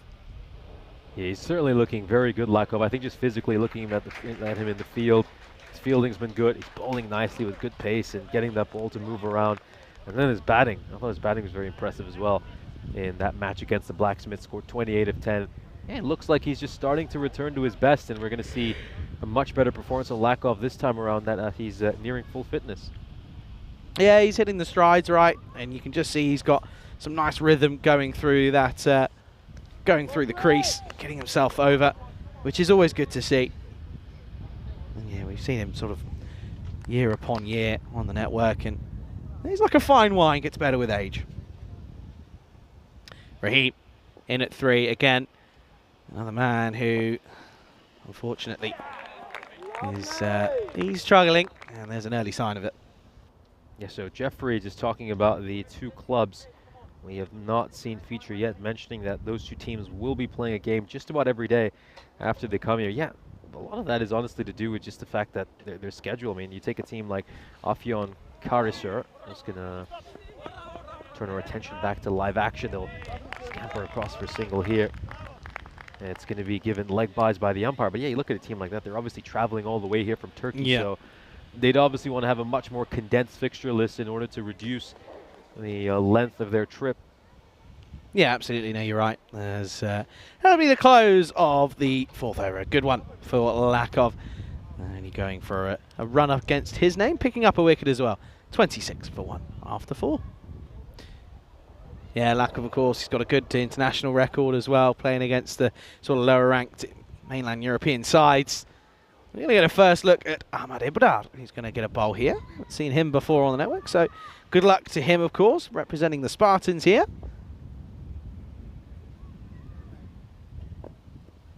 I was going to go for a big shot there, but isn't quite able to connect. And then you look at a team like BSU. I believe they're coming here from Plovdiv, aren't they?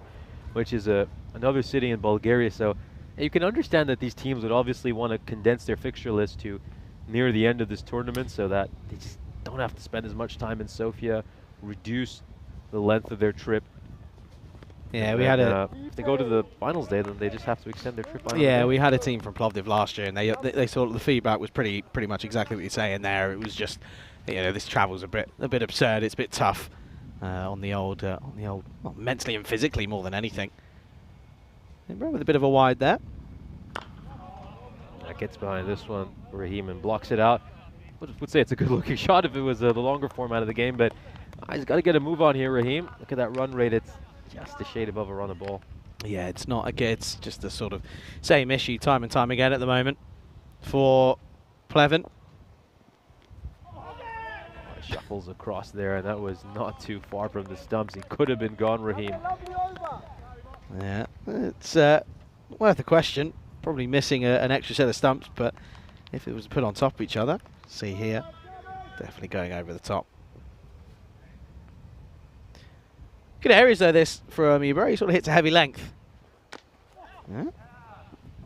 Yeah, he is hitting that heavy length, that hard length, isn't he? And they've been struggling to cope with that. I think you look at this Spartan side. They've not been bowling as many Yorkers as you often see teams in T10 cricket. They're just bowling back of a good length. And Pleven have struggled to get it away. He's just backing away, trying to make room to hit it through the offside, but gets nowhere near the ball. Tends to be what happens for a lot of these batters, is they back away. Well, I'm not too sure where they're going here. Got a ball to go. What are you doing, chaps? Off you go. We've got a ball to come here, fellas. Raheem clearly wanting to get off strike at the moment. Clearly wants to say, sit down at the other end and watch it all unfold. Another batter who's taken a handful to get going here. This is going to be pushed towards mid-off, and that's going to be a maiden. Well, we had a couple of overs that have come close to being a maiden, And we finally see one here. Not something you see too often in T10 cricket, but there it is. Good chance to, of course, welcome you into the commentary box. Nishchey Bhatt alongside Charlie Hunt. And yeah, once again, the Spartans looking really good here, and they'll be keen to make it 2 wins and 2. Yeah, big time. And of course, coming into this tournament a little bit later than normal, but yeah, proving to be pretty useful early on here. But again, you got to feel for Pleven. They're out there in 2 afternoon games. They're basically being sort of fed to the slaughterhouse, aren't they? I mean, it's currently what, 31 degrees out there, and it's warm, and it is warm, and they're sort of out there. They're sort of thinking, I don't know if I want a beer at the moment. It's just not been their tournament. No, it just hasn't, but you've got to credit Pleven's spirit. I mean, let's be honest with ourselves. They don't quite have the quality that many of these other teams have, but they go out there, they fight hard every game, they play with good spirit, they turn up on time, and, you know, they're playing with the right attitude. Keep in mind, I mean, I know there's been some criticism in the chat, let's face it, but you know, these aren't professional players. These guys are taking time off work, taking time away from their families to come here and play cricket, and you have to credit this Pleven side for showing up, playing with the right attitude, not causing a fuss. And they're just doing the right thing, and unfortunately for them, results aren't quite coming their way. But I hope that eventually they will get a moment to cherish, and they can get the most out of this experience. Yeah, that's the thing, and you know, I mean, sort of the Blacksmiths are a perfect example of it. They sort of come into it this year, and they've got almost every single, almost everyone apart from Karambir Singh is a Bulgarian native. So it's all very impressive stuff. Yes, they're not winning games, but they're doing good things for the game of cricket in Bulgaria. Yeah, I think in particular when you look at a side like the Blacksmiths, I do think they have a bright future ahead of them just because their team's quite young. I mean, you look at some of their players, you look at the Downings and Oscar Duff. I mean, these guys, give them 4 or 5 years, they'll be incredible players here in Bulgaria. Yeah, the thing is as well is they all qualify for the national team. Yeah. So, I mean, of course, World Cup qualifiers coming up. Could be, do you want to maybe integrate some of them a little bit earlier, get them involved in the team, and good delivery, quicker one. But yeah, I mean, this is the thing, and this is what we've kind of seen sort of occur with the T10, with the ECIs. There's a lot of teams will utilise them as good moments to sort of bring new players in and integrate them into the sort of playing group and get them involved. That's going to be a wide. And Jacob just struggling slightly just to get his line and length right at the moment.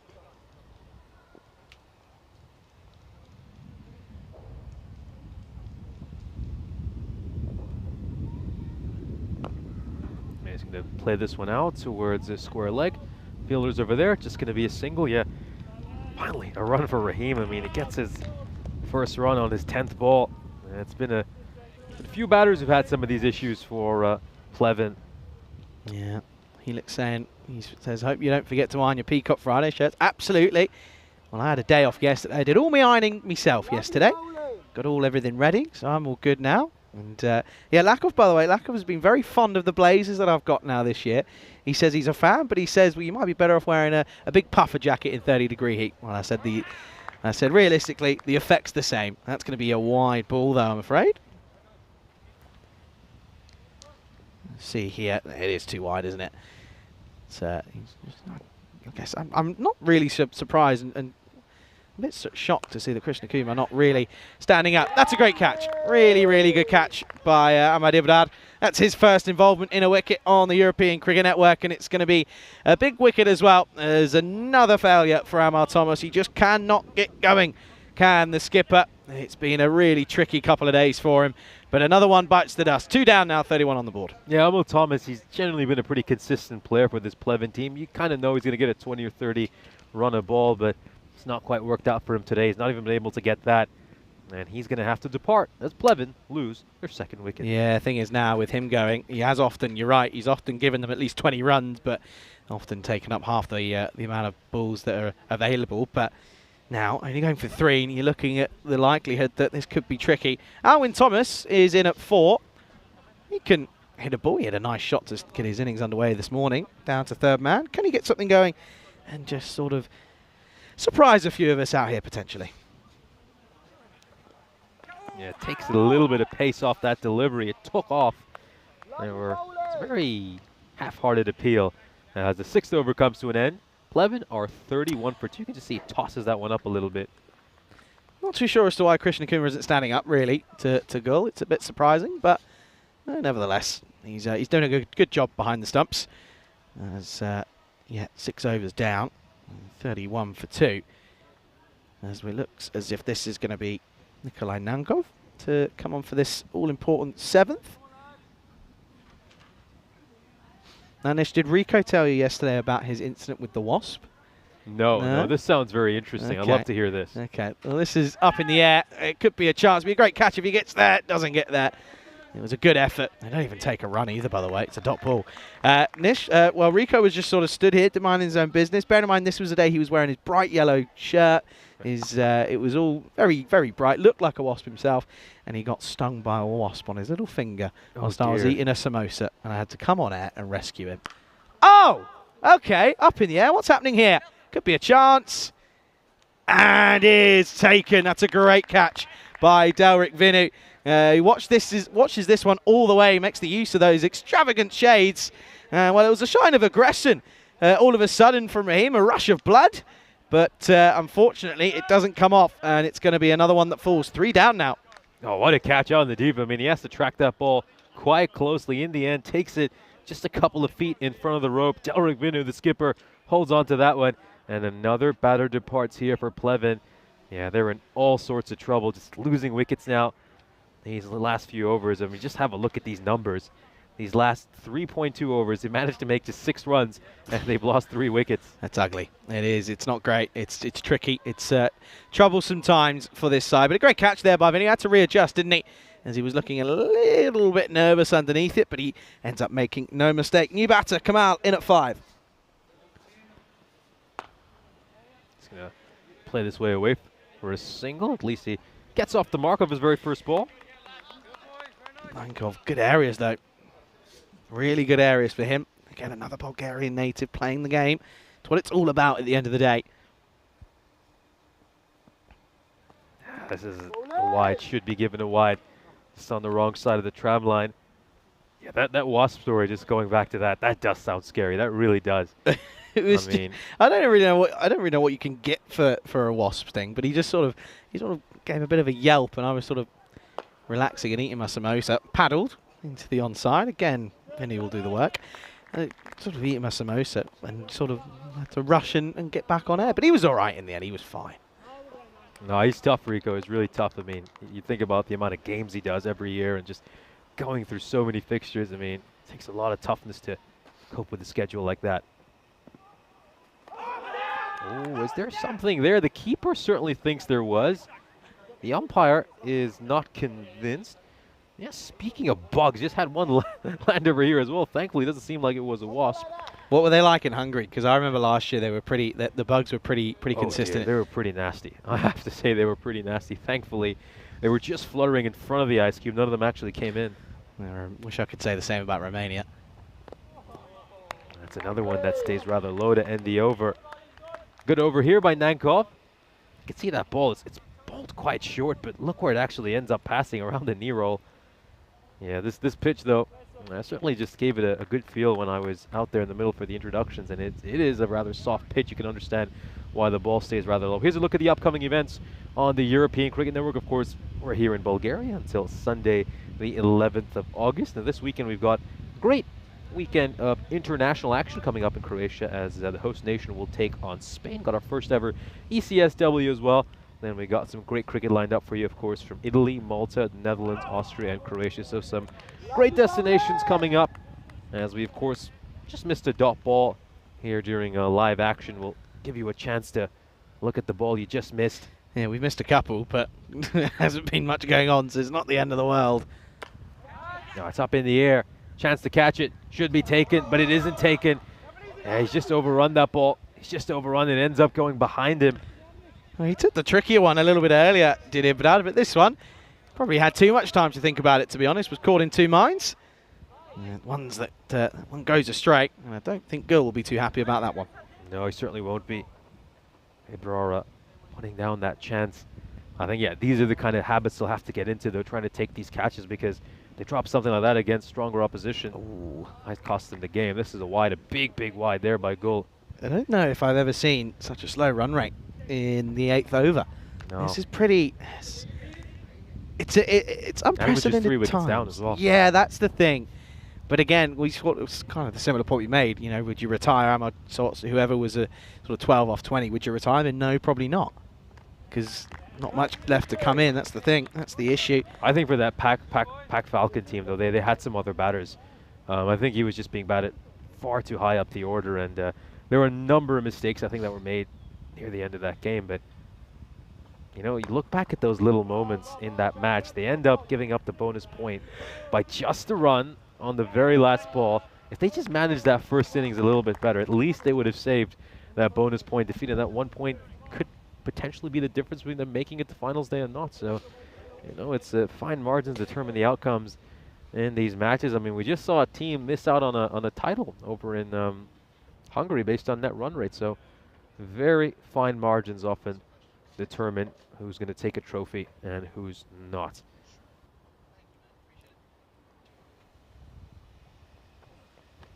That one turning in quite a bit from Gul. Kamal doesn't get anywhere near that one. Yeah, just watch his head here. Head's completely gone. Look at this. That head loses his shape. He's lost a little bit. That one might have rattled the cage a little bit of Kamal. He's sort of jumping about, getting everything back in place. Last ball of the 8th. Yeah, a bit like a boxer taking a punch and waking up, but it's going to end with another dot ball. Terrific bowling figures for Gul. He will end up with some very respectable figures of 1 for 8 in his 2-over spell. Yeah, of course, just a gentle reminder of today's Hunt the Answer. And, of course, it is who has the best strike rate at the European Cricket Championships, the Euros of cricket, over its couple of year history. Who has got the best strike rate? There are some big names that have been part of it, some big batters. Of course, I will tell you that this isn't someone that's come in and has sort of hit a 6 on the last ball of the innings off their only ball. This is someone that has played quite a fair few innings. So get your answers in, and we'll let you know the answer later on in the afternoon. That's another one, though. You just have to be a little bit smarter. If he steps inside, he gets the wide, but the final outcome is going to be that the batters run out. And it's little things like this where Pleven, you know, you can just play smarter cricket and make a few extra runs. Take a look at this. He steps inside. That is a massive wide, and he potentially gets some runs off buys as well. He ends up spoiling the wide, and then his teammate gets run out at the other end, so that's absolute calamity there for Pleven. Yeah, another one goes, and it's just sort of been the story for Pleven once more. So it's going to be 37 for 4 here in the 9th over. And, well, the Spartans well on top at the moment. They've got a firm grip on the scruff of the necks of Pleven, and they're not letting go. As out goes the batter in Habib Kamal. 37 for 4. Taj in at 6. He's got a little bit more time than he did in the last time for Pleven to maybe get things going. He can hit a decent ball, but he just hasn't really been given much of an opportunity at times. Can he cash in on what is still almost a full 2 overs left? Oh, it's gone up in the air, but it's not going to carry to the fielder. But you know what? I don't mind that, though, because they're showing intent. He comes out and he's giving it a go, whereas he's not coming out and sort of batting within himself and batting in a shell. He's coming out and he wants to play shots. I don't mind the intent whatsoever, especially when you're side of 38. That's why I wouldn't mind someone like Taj batting higher up the order. I know you mentioned that earlier as well, where... Ooh. Oh, that's going to be a no ball. That is going to be a no ball. Badly misses that one, Kabir. So a free hit coming up here for Thomas. We'll take another look at this. Yeah, an absolute wild one. Completely slips out of his hands. Double check this here at side on. Well, I was just going to say, I was just thinking this might be changed, but actually I think that might be a no ball. But anyway, it's changed to a wide. And this has come off the pad and then off the glove of Krishna Kumar. But even there, they're not taking a run. I mean, why? Yeah. Why are you not taking a run there? It really is questionable.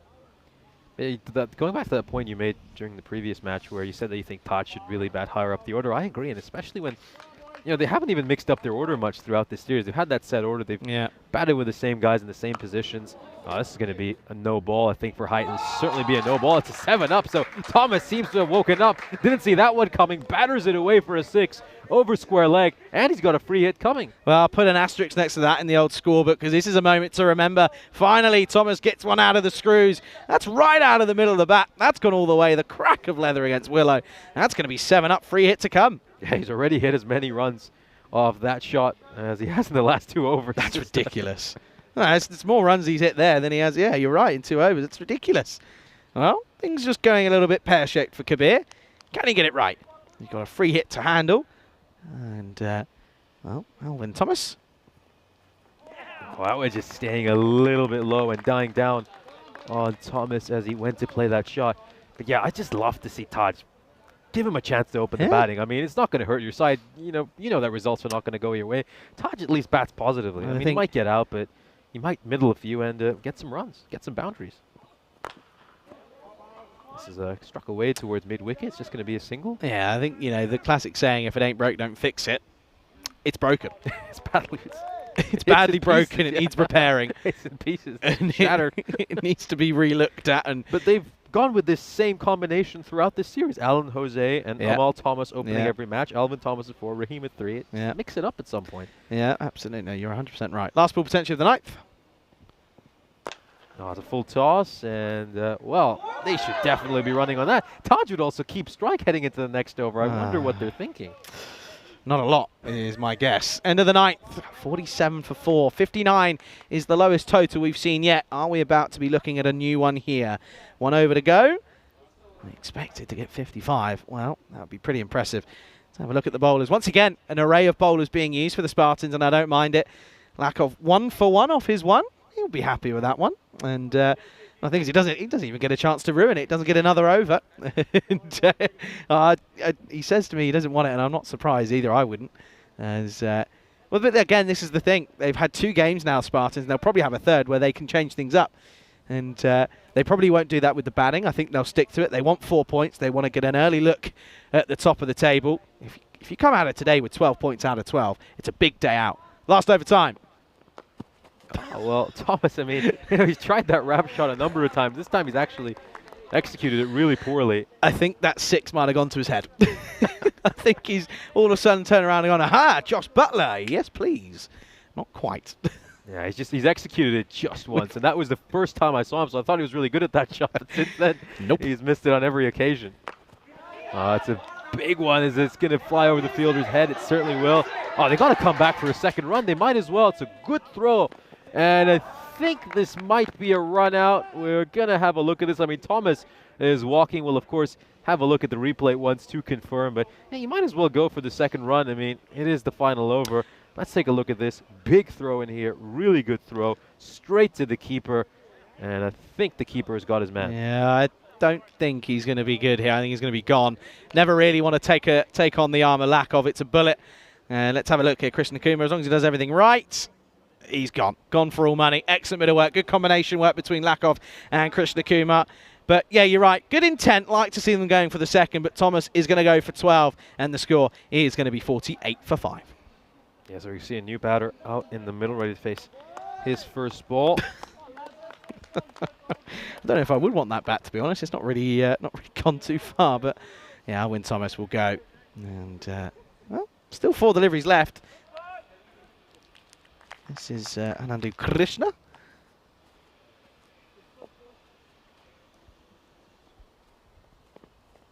Oh, got him. He's got him. He's completely missed that delivery. Just dips down on it right at the end, a dipping Yorker. And it's back-to-back wickets here, so the team is going to be on a hat-trick now. Chance for a team hat-trick. Golden Derek comes waddling out in the Bulgarian sunshine. As it's going to be a very short stint for him. He will depart, having just faced a single ball. Yeah, things looking pretty ugly for Pleven. Staring down the lowest total. Can they get to 50 is the question at the moment. 50 is well, still 2 runs away. 48 for 6 with that one. And some would say, was that not a no ball? But it dips, and it dips a long old way. It's like a Cristiano Ronaldo free kick with a Jubilani ball. That one dipping all over. And that's going to be another wicket. That reference, by the way, is a very niche reference. If you know what I'm getting at there. No, I get what you're getting at. I certainly do. It's a very niche. But nowadays, it tends to hit the wall. Oh, so close. Almost. Do you get the reference of the Jubilani ball? Yes, I believe I do. I believe I do. I think are you referring back to his old days in United when he hit those? No, Jubilani was the ball that was used at the 2010 World Cup. Oh, yes, the one that was perfectly round. It was known just to be an absolute nightmare. It was it was knuckleable everywhere. Another dot, by the way, so still 2 short of 50. Oh, I remember people were really struggling in the group stages when they had that ball, weren't they? I mean, just to get the accuracy. And I believe there weren't as many goals as usual either. But that was also the case in this Euros, but for different reasons. And it was always the case. If you hit it on the valve, you'd have no chance. Yeah. Keepers had no chance. They get a single, so they'll get up to 49. With the ball to go, can they get into the 50s?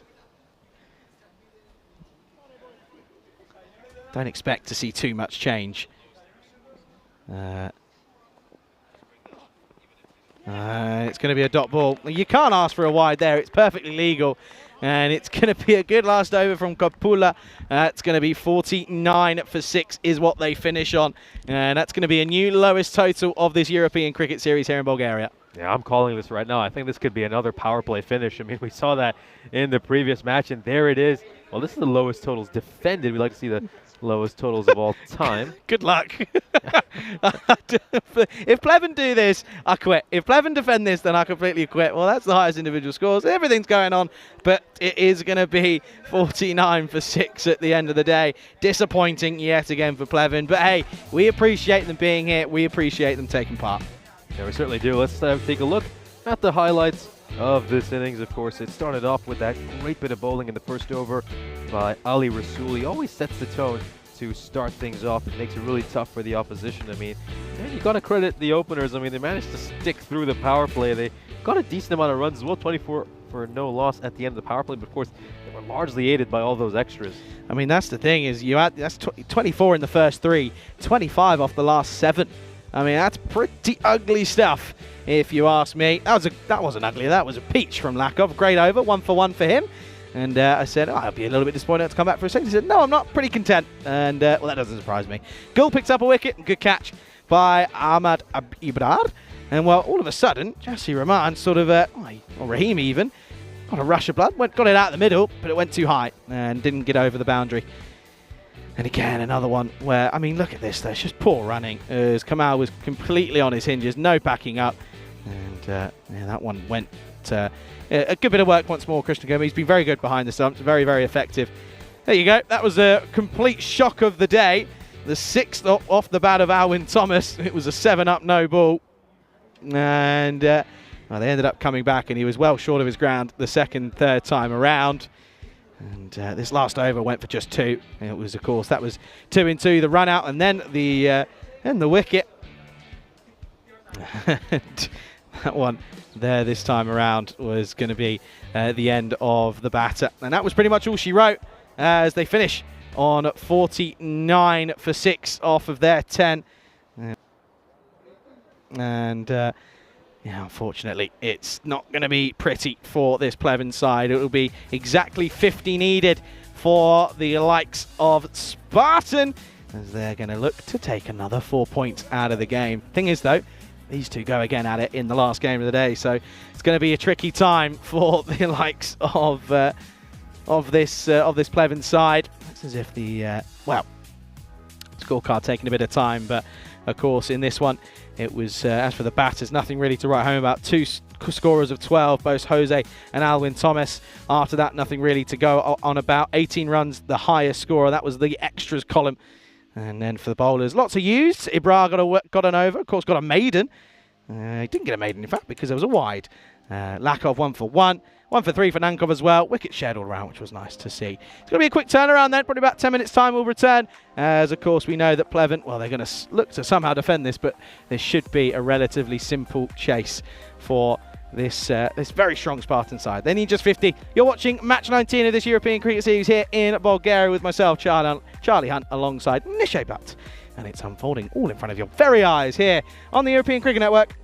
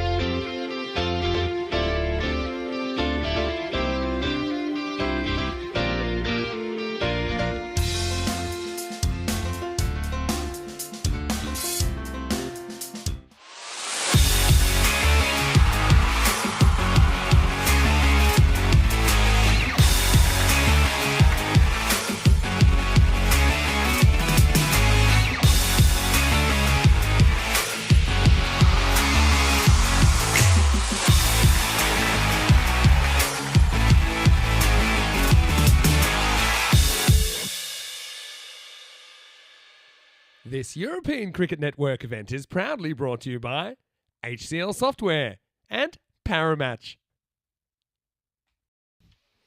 Welcome back for the second innings. Once again, the Spartans are eyeing another bonus point victory. They managed to restrict Pleven to just 50 runs.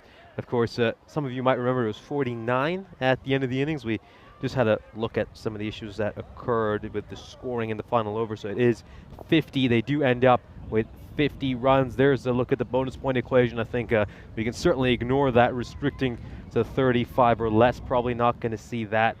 And of course, let's see if they can achieve this target in 7 overs or less. Yes, some interesting conversation I had with Helix during the innings break. Helix talking about how they sell plastic Aussie rules footballs over at the petrol stations back in the day, and starts off with a shocking delivery. Really poor delivery. It's been given a no ball by the umpire. Fails to land it on the pitch. Oh, that's a very, very rough start. So we're going to see a free hit immediately to start off. And yeah, of course, we were just talking a little bit about the Jabalani football and a number of other things during the first innings. And yeah, and I think I mentioned in the chat that, well, you've never really played football unless you kicked around a plastic bottle during breaks. So this one is going to be struck away for a 4. Yeah, we used to have that issue a lot back in school when people used to lose footballs. I mean, usually it'd be because someone kicked it over the school wall, into the pool, over the roof or somewhere. And at one point, we were running through 7 or 8 footballs a week. And then at that point, everyone was like, that's it, that's enough. I'm not bringing my football to school. You're certainly going to get lost. And we had to resort to playing with plastic bottles or something. So yeah, good times back when we were younger. This one is played away really nicely. Just gets to the pitch of the ball there, Lakoff, and then uses his wrist to just flick that away beautifully through mid-wicket. A gorgeous shot. Really nice there by Lakoff. And keep in mind, the Spartans, of course, won earlier today inside the power play. And they're looking to do that again. It was, of course, a victory they had against the Blacksmiths, where they restricted the Blacksmiths to just 60 runs and then won with a ball to go in the power play. This time it's just 51 that they're chasing. Oh, that one stays awfully low. And they're going to pinch a single here. Yeah, smart running between the wickets. Not much the batter could have really done about that. I mean, Thomas dug that one in really short, and it just rolls along the carpet. I mean, just have a look at how low this is. I mean, this is, yeah, it's about a good length. It's definitely not a wide, and then look where that ball ends up.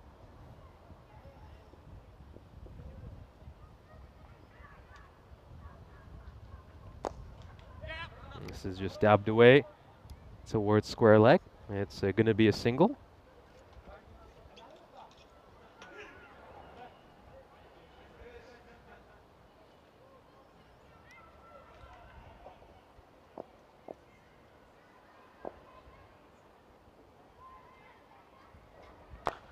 And he's going to hit this one beautifully over long on. Lofted drive. That's going to go away for a 4. Nice stroke once again by Lakoff, who batted superbly in the first win for the Spartans. Yeah, lovely stroke. Lovely, lovely stroke. He made 28 of 10 deliveries in that match against the Blacksmiths. And he's looked good, Lakoff, since he's come back for this series. You know, we've mentioned a few times that he struggled with a few injuries and niggles during last year's ECS, but he's been bowling beautifully so far today. And he's also looking good with the bat. Just going to send a new Grizzly out to the middle after one's been sent towards long on. So here we go. Last ball of the first over. And this should be a catch, but it's not going to be taken. He got down. He had a chance to catch at a pretty comfortable height, but he's going to drop that one. And I'm not sure it's going to make too much of a difference to the outcome of the match, but it's not going to do the bowler or fielder's confidence any good. That was, of course, Amal Thomas at cover. And it's put down by the captain. And that kind of just sums up what this Pleven performance has been like 16 runs off the first over. And as you can see, they need to go at under a run of ball to even get the bonus point, I think. Yeah, I'm going for a power play win here. I think the Spartans could do it in back-to-back games. I really think they have a solid chance of winning this one inside the power play as well. Of course, a good chance to welcome back Charlie Hunt into the commentary box. Yeah, looks like this is going to be another quick one. Yeah, good afternoon, everyone. It does, doesn't it, at the moment? Yeah, it's going down the leg side, and that's going to be a wide. Yeah, that's a little bit. That's twice he's missed out on one down the leg side at the moment. Once again, a lofted shot. And is there a fielder over there to cut it out? Yes, there is, but he won't be able to get there on time. Goes away for 4 more runs. Lakov with another good-looking shot. Yeah, another just lofted over the top. Just timed it. Didn't quite realistically find a way of going too powerful. Gets timing, gets enough, 4 runs. Fielder long on's gone a lot straighter now. This one's going towards mid-wicket, and oh, he's put down another one. Second catch of Lakov that has been put down, this time out at deep mid-wicket. That was Deepak Bright who was out at mid-wicket. Well, he certainly wasn't looking into the sun. It was not an issue there. Just going to see the fielders move around for the left-hander. They're going to have a long off in place and a deep mid-wicket for Krishna Kumar.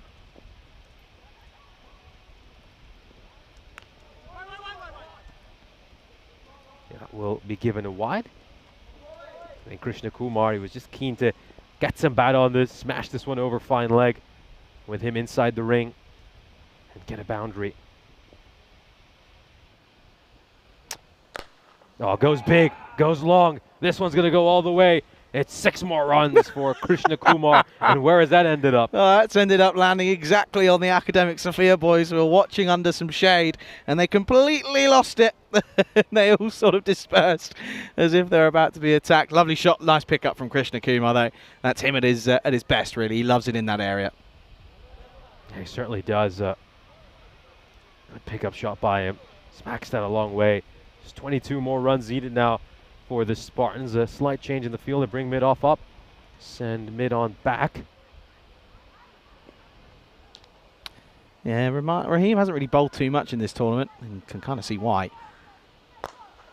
This goes straight to mid off. That's the 3rd catch that has been put down. I mean, you got to feel for these bowlers. That's also going to go away for a 4 to rub some more salt onto their wounds. I mean, Krishna Kumar struck that very firmly, but at this level, you need to take those catches. You really do.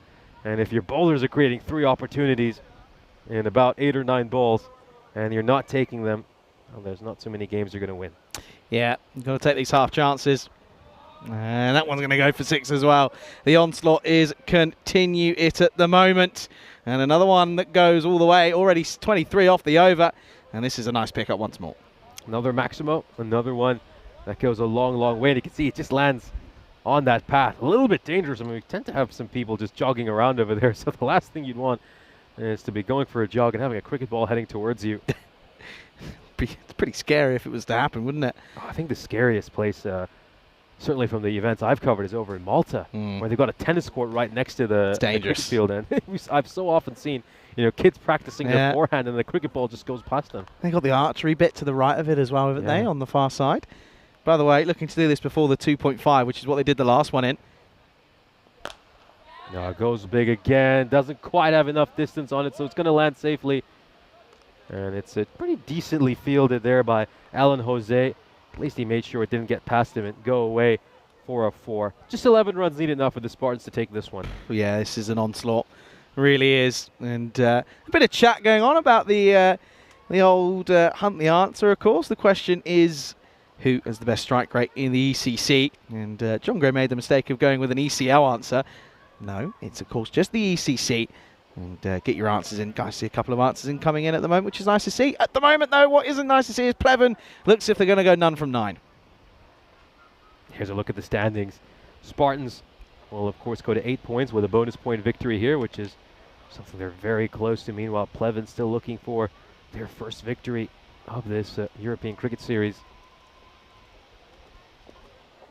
We're going to go with Anandu Krishna. Plays that with soft hands towards point. And that brings Lakov on strike, and I think Lakov's probably going to finish this off here. I'd certainly back him too. I don't think Krishna Kumar wanted to take the single, to be honest. I think he wanted to hit the sixes himself. Looked a little bit reluctant. Lakov was off and he was away, so I can't let him go, can I? They bring the field in. This is interesting. Of course, they have to with the restrictions as well. He's once again going to go for that big lofted shot over long on. And he'll hit this away for 6. So one more shot now will win it for the Spartans. Yeah, it's again going to be a thumping victory, and it looks as if they're going to do it in quick time, quicker than what they did against the Blacksmith this morning. Of course, this time this one is in fact, of course, 10 runs less than what they had to chase this morning. And to be honest, I actually think that Vinny will probably be pretty disappointed when you realise that in the next game it will be Pleven that are batting first again, because they've only probably had, well, this is now just 4 overs of batting. That one stays rather low, and it looks like it's going to go away for 4. Just flat bats that one straight down the ground, and that will wrap this game up. The Spartans make it back-to-back victories to start off their tournament. They win both these matches inside the power play. Yeah, sensational victory. I think the news will just come over in a couple of moments to tell them that they have won this. That's game over. It's done. 6 and 4, hungry for more. Not meant to be there. There you go. News gets passed out. I don't think people could quite realise and sort of understand how quick it was done, but they do it in 2.3, so quicker than what they did this morning, and make it look very, very easy. And again, Pleven, you've got to feel for them, because it's not easy out there. No, it certainly isn't. I mean, they're coming out here playing in very hot conditions and giving it their all. But again, it's just there's a huge gulf in talent, and unfortunately, that will separate those teams once again. These two teams will do battle again in just about 50 minutes time, when, of course, we will see Pleven go out there batting first once more. And let's see if Pleven can put a bigger total on the board. We'll have a look at the highlights of this innings. Not much to see, really. I mean, the whole innings was about the length of a highlights package. Well, I reckon there'll be 3 shots, and that'll be about it. But, yeah, nevertheless, some good striking from both Lakov and Krishna Kumar once more. But, yeah, a little bit of a teaser that, yeah, the news from the toss in the next game, of course, it is these two that go once more. Pleven will be batting once more first up. So, as I mentioned, I mean, that's now what? That's going to be a grand total of, if I do my maths isn't great, but that's going to be 2.5 is going to be 4.5. That's 5 point. My maths is awful, Hinish. You're going to realise this pretty quickly. 5.2 overs of batting in the course of a day, and it probably isn't going to be much more than that either. They might not even get to 8 overs of batting in a whole 3 games of cricket. Surprised. I certainly wouldn't be surprised if that's the case. But come on, then. Let's see if Pleven can put on a better show in about 50 minutes time. Of course, we're all rooting for them to, at least have a close game. I mean, certainly get close to something, get to enjoy themselves a little bit. Right now, you do have to feel for them. I mean, they're trying their best. Yeah. But they're just not up to the task. I mean, it's kind of a case of this is just a big mismatch. That's yeah, all it is. No, it's exactly what it is. And the thing is as well, I can understand as to why the likes of the Spartans want to chase it really quickly. You've got to think, and you mentioned this a little bit earlier, we saw back in Hungary that net run rate was a huge factor when it comes down to the nitty-gritty part of the tournament. So they want to make sure that their net run rate is superior to everyone, and at the moment it certainly will be. Let's have a look at the scorecard. Not much to tell you. Lakov 28 once more, Krishna Kumar 19 off 6 yet again, and of course no one else being utilised. But this is the thing, the likes of Vinu, of Rasul, of course Jacob Gull. I mean, listen, when they come up against a very strong side, maybe against one of the Sophia sides, it'll of course be a different story. But at the moment, you can only beat what's out in front of you, and they're making it look very, very easy at that as well. Yeah, they certainly are. We'll now have a look at the bowling figures, and, well, not much to say. You got to feel for these bowlers as well. Didn't have too much to defend. We're quite demoralized. And keep in mind, they dropped 3 catches as well. I mean, there's not too much the likes of Alvin Thomas and Jason Rahim can do when fielders are putting down catches and letting them slip away for a 4. You've got to be backed up by your fielders as a bowler. And, yep, so the match summary states that the Spartans have won this one by 10. We can, Barton will have a look at the fantasy dashboard. As we can see, our upcoming match is a rematch. The second game in the doubleheader between these two teams. The Pleven have won the toss. They're going to bat first. Let's see if they can post something slightly competitive on the total and give us more of a game in our final match of the day. The Spartans will be heading into that game once again as massive favorites and be looking to go to 3-0. Yeah, absolutely. That's coming up in around about 50 minutes time. Looking forward to that one then. It's another extended break. Make sure you make the most of it. We'll leave you with the scorecards, and it's been a pleasure once again to be alongside Nish for this one. We'll be back in around about just under an hour's time. Do make sure you come back. You're watching the European Cricket Series Bulgaria here on the European Cricket Network.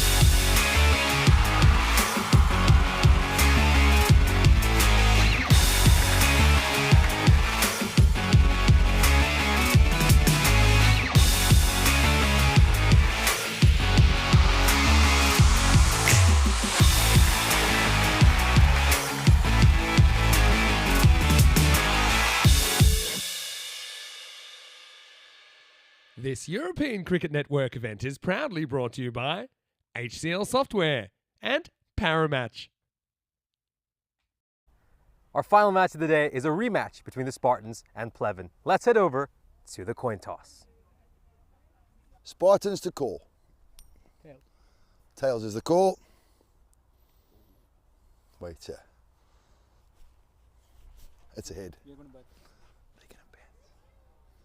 Thank you very much for that update. Let's see if this time around Pleven can do a better job with the bat in hand. Last time around, they managed to make just 49 runs, and they were made quick work of in the second innings. I'd like to see them shuffle that batting order a little bit. I mean, they've got the likes of Taj in their middle order, who we know can bat with a bit more aggression, and maybe he can bring some positivity in during the power play and make a few runs. Right now, they're going in with the same combination every match, and it just isn't working for them. It's time to make a few changes, shuffle that batting order, maybe give a few other players a chance to open the batting, because they're winless and they might as well try a few different things. Right now, it's just been Amal Thomas and Jose opening the batting in every single game, and neither of them have really been able to click in this series. Meanwhile, for their opponents, well, things have been going very smoothly so far. It's smooth sailing, and they haven't really been tested. So let's see if this time around Pleven can give them something to think about. They've been using a plethora of bowlers in all of these matches, giving a number of different players a chance to roll their arm. They used 8 different bowlers in the previous match, and let's see if they're going to have something to think about in our final match of the day. Let's head over to Charlie Hunt, who's going to join you in the commentary box.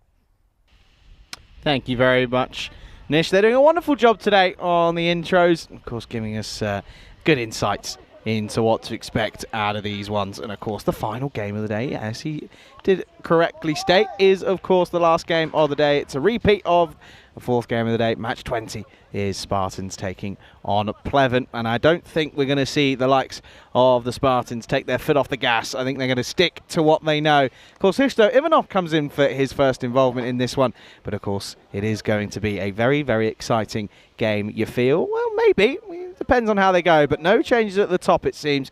And well, I think that's got to be the first time I've ever seen that. 99% takes on 1% from the off.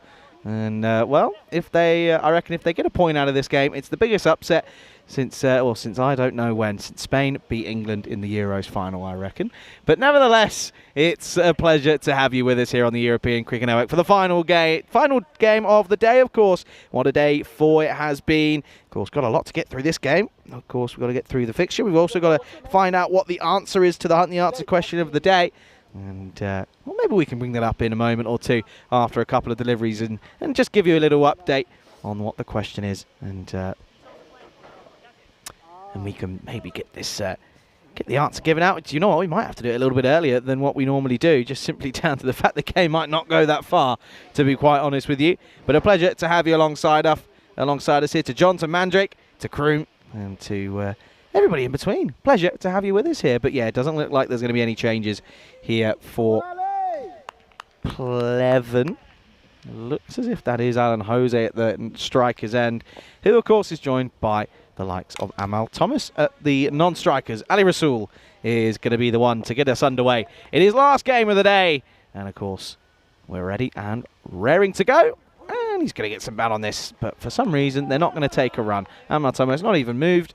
It's going to be a dot ball to start, of course. It is last game of the day. And well, it's the first time that we could do random questions with both myself and Nish together. Of course, maybe that'll bring on some different topics of conversation and different opinions and everything in between. We always appreciate your interaction, of course. It's one of the most unique aspects of the European Cricket Network. I call it our USP, one of many. The live interaction between commentators live on air and viewers back at home. This one a full toss, just plays it away. Just can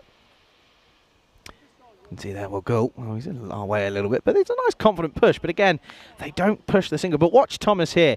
There is not much backing up, if any. Nothing, no movement. He's not exactly looking to get on strike, is he?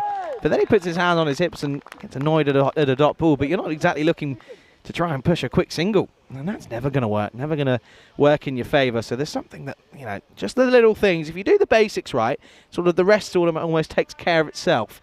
And that's just been the issue for this Pleven side. They haven't done the basics right. Again, no real foot movement. And this time they will take a single. And they do get through So it'll be interesting to see what this is going to be given by our umpire. I think it's going to be good runs. So, well, we had to wait almost 2 overs in the last game to get runs off the bat, but this time it's only taken 4 deliveries. Rasul, of course, has bowled well. Took a 4-for in his first game here this morning against the Blacksmiths. Bowled well in the last game as well. Struggled a little bit at times, but pretty consistent when necessary. Back of the leg delivery. Just played out to mid-off. No, Mandrick saying no change to the order then.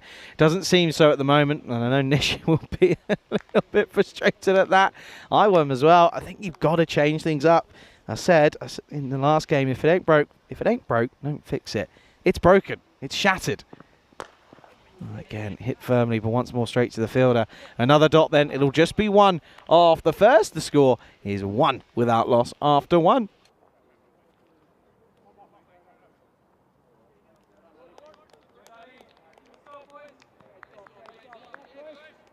Well, this is what's coming up tomorrow, of course. It is the first day of the Mediterranean Cup T20Is, but before that, we've got a solo ECI T10 as Croatia take host on Spain in that one. Of course, Vinny Sandy will be taking you through that one at 8 o'clock GMT, 10 o'clock Central European time, and 1:30 out in India. And I know, man, he'll be keeping a close eye on this. Joins me back in the box. It is Nish Apat. Yeah, looking forward to that. Of course, we'll be running along at the same time, so a good chance to have a split screen on, maybe a couple of screens, have one game on your laptop, the other on your tablet. Lakov in for the second over. Dalric Vinu looking to maybe just change things up. Of course, he did look as if he picked up a slight niggle in that game this afternoon, but he's still involved and, well, of course, took a good catch at one point as well.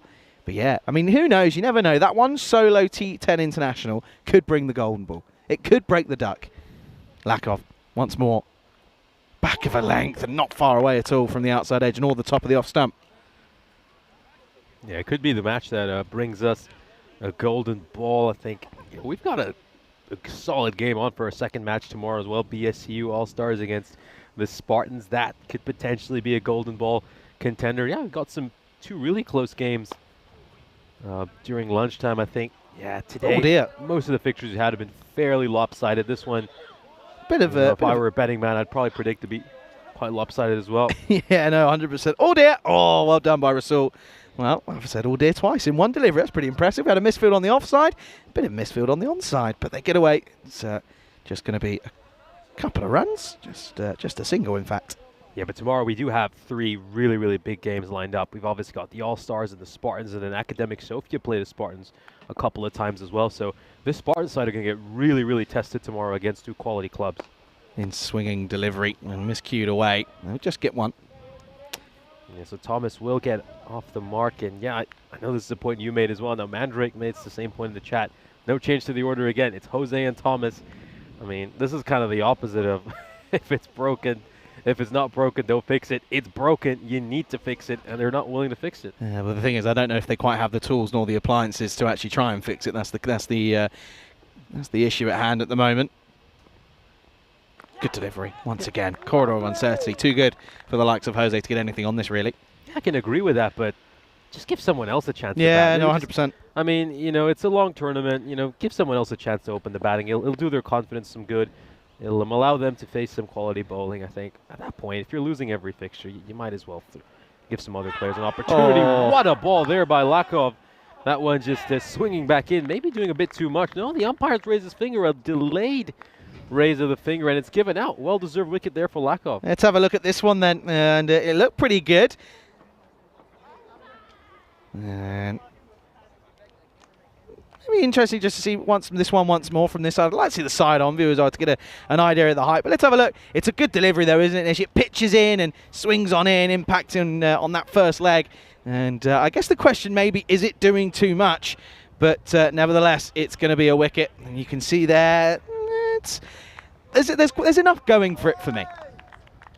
Yeah, it looks like it's doing enough over there to just go on and hit the stumps. That's going to be the end, of course, for the batter.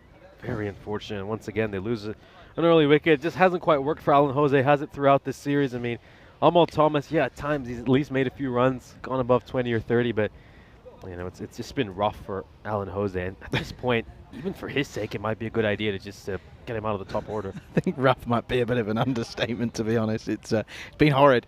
But a good over, though, from Lakov. 2 for 1 off his single over. It's 3 for 1 after 2. Rally Rasul coming back in. And he's going to start with a pretty loose delivery, but this is delicately played by Amal Thomas, and it will be 4. Yeah, very good looking shot there by Thomas. Just uses the pace of the ball beautifully and runs it down towards third. Yeah, one of the better strokes he's played. Yeah, it is, certainly is. Of course, at the moment, this is the last game of the day. And yeah, the thing is, though, is Pleven, they return again once more tomorrow. 2 more fixtures for them, both against the All-Stars. And, of course, then they return on the Saturday as well. Another look at this one here. Yeah, that's interestingly enough. Surprised that's not been called a wide, if I'm being honest with you. Looks a little bit too high for me. But yeah, they actually have fixtures. They have a double header against the Turkish side in Afyonkarahisar as well on the Saturday. Inside tickle, and gets through the fielder. And well, I tell you what, it got through 1, but it didn't get through 2. That's a superb bit of work by the fielder out in the deep. That's Jake Matthew, who actually bowled the last over in the last one of the last overs in the first innings in the last game, and bowled really well. It was originally down to someone else, but it was him, and he bowled superbly well and does a great bit of work there in the field as well. Yeah, get through 1, but it won't get through the second. Great effort by him, sliding across, and he manages to save some runs. And yeah, going back to that decision earlier, we will confirm it was a dot ball, so it's not like we missed anything, because I didn't see the wide signal either. I assumed it would be wide, but no, it was a dot ball. Should have been. Anywho, Raheem, of course, as I mentioned, first game of the tournament, scored 30 off 20. Looked quite good, and you thought, okay, there's a bit of life there. Since then, it's been as flat as a dead battery. It hasn't got going. He's shown a bit of intent, but he got out. Down the leg side, this will be a wide. Yeah, looking forward to that Saturday. 6-game day in about 33-degree heat, so it's going to be a long one, but it is going to be the first sign of that Turkish side. You've got to feel for them. They've got 3 games in that day, as do the likes of the All-Stars as well. It's going to be a long, long day for them. Long day for everyone at the ground, in all honesty. Make sure you tune in for that one. Well, this one is going to have to be looked at. It's going to be up in the air and is going to be taken. But let's just have a look here. You can see there are some mute celebrations. Rasul isn't too sure yet. Raheem could be gone for a duck, but let's have a look here. And the thing is as well is you've got to go where he starts here. Let's have a look. Another one from there would be good. Let's see here. So, of course, his waist is there. Let's have a look. I think that might be dipping. Yeah, me too. I could see that dipping, if I'm being totally honest with you. Yeah, it is. Excellent call and superb work by the crew at Spring to get us a great replay on that one. But that's going to be another wicket, and unfortunately it's going to be a 2-ball duck for Raheem, and another one bites the dust. And it's the same old story for Pleven. 9 for 2.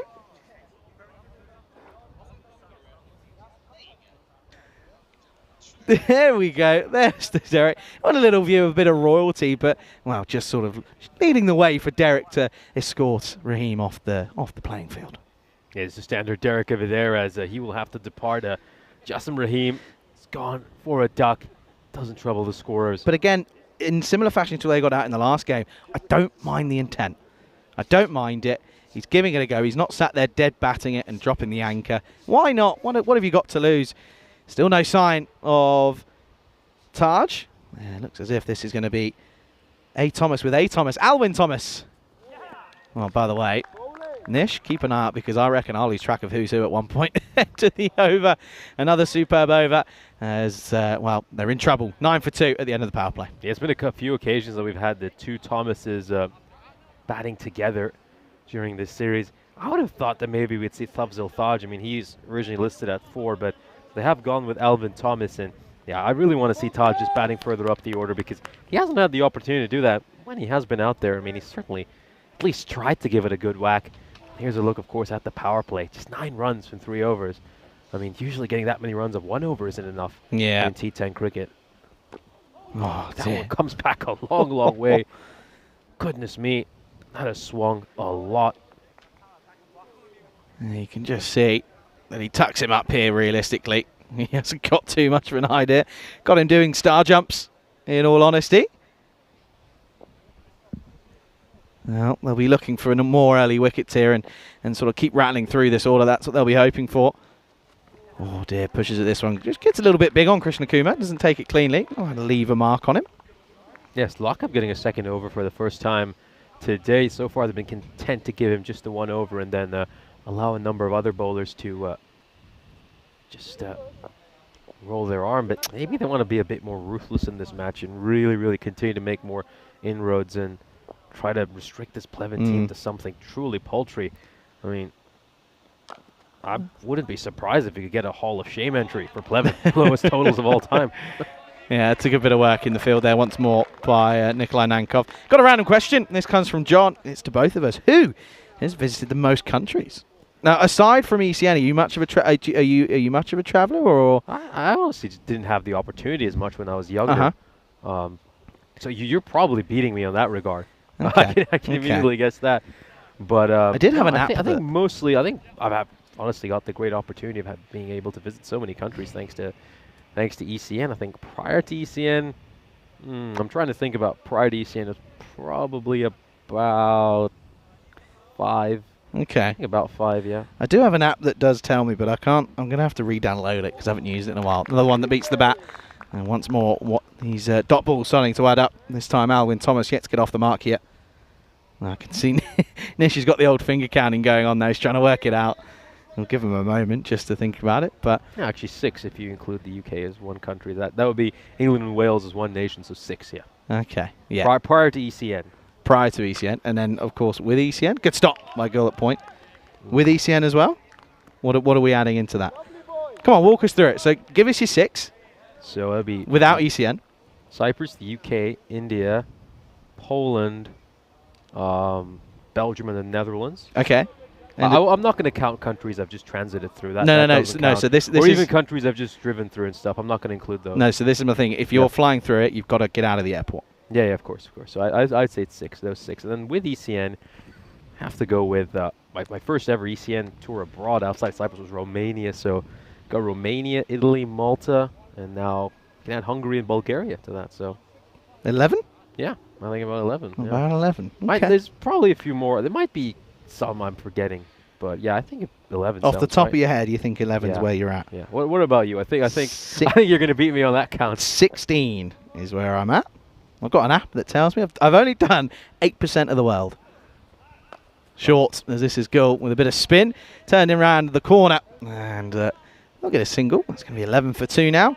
So let me have a look. Here we go then. So I've done Egypt, South Africa, UAE, Bulgaria, Finland, France, Germany, Italy, Malta, Netherlands, Norway, Portugal, Spain, United Kingdom, Scotland, England, and then Scotland, of course. I mean, you can also class the Vatican City as its own country. Oh, I've been to the Vatican. So there you go. That's 13. 12 for you there. US of A. Cyprus isn't on there, so that's also another one that I need to add. I'm going to add that to my app. I haven't done that for a while. Oh, new country. Here we go. Good fun. This is a great app. You should get one of these. I actually think everyone on the tour should have this. It's a great app. I'm not going to say it because I don't get paid to say it, so I'm not doing that. But I reckon, honestly, it's perfect because you can add your airports, what airports you've done. That would be a good one because you go through a fair few airports. This one asking the question. Umpire, not too concerned. Oh, he's giving it out. Oh, whoa. He's giving this out.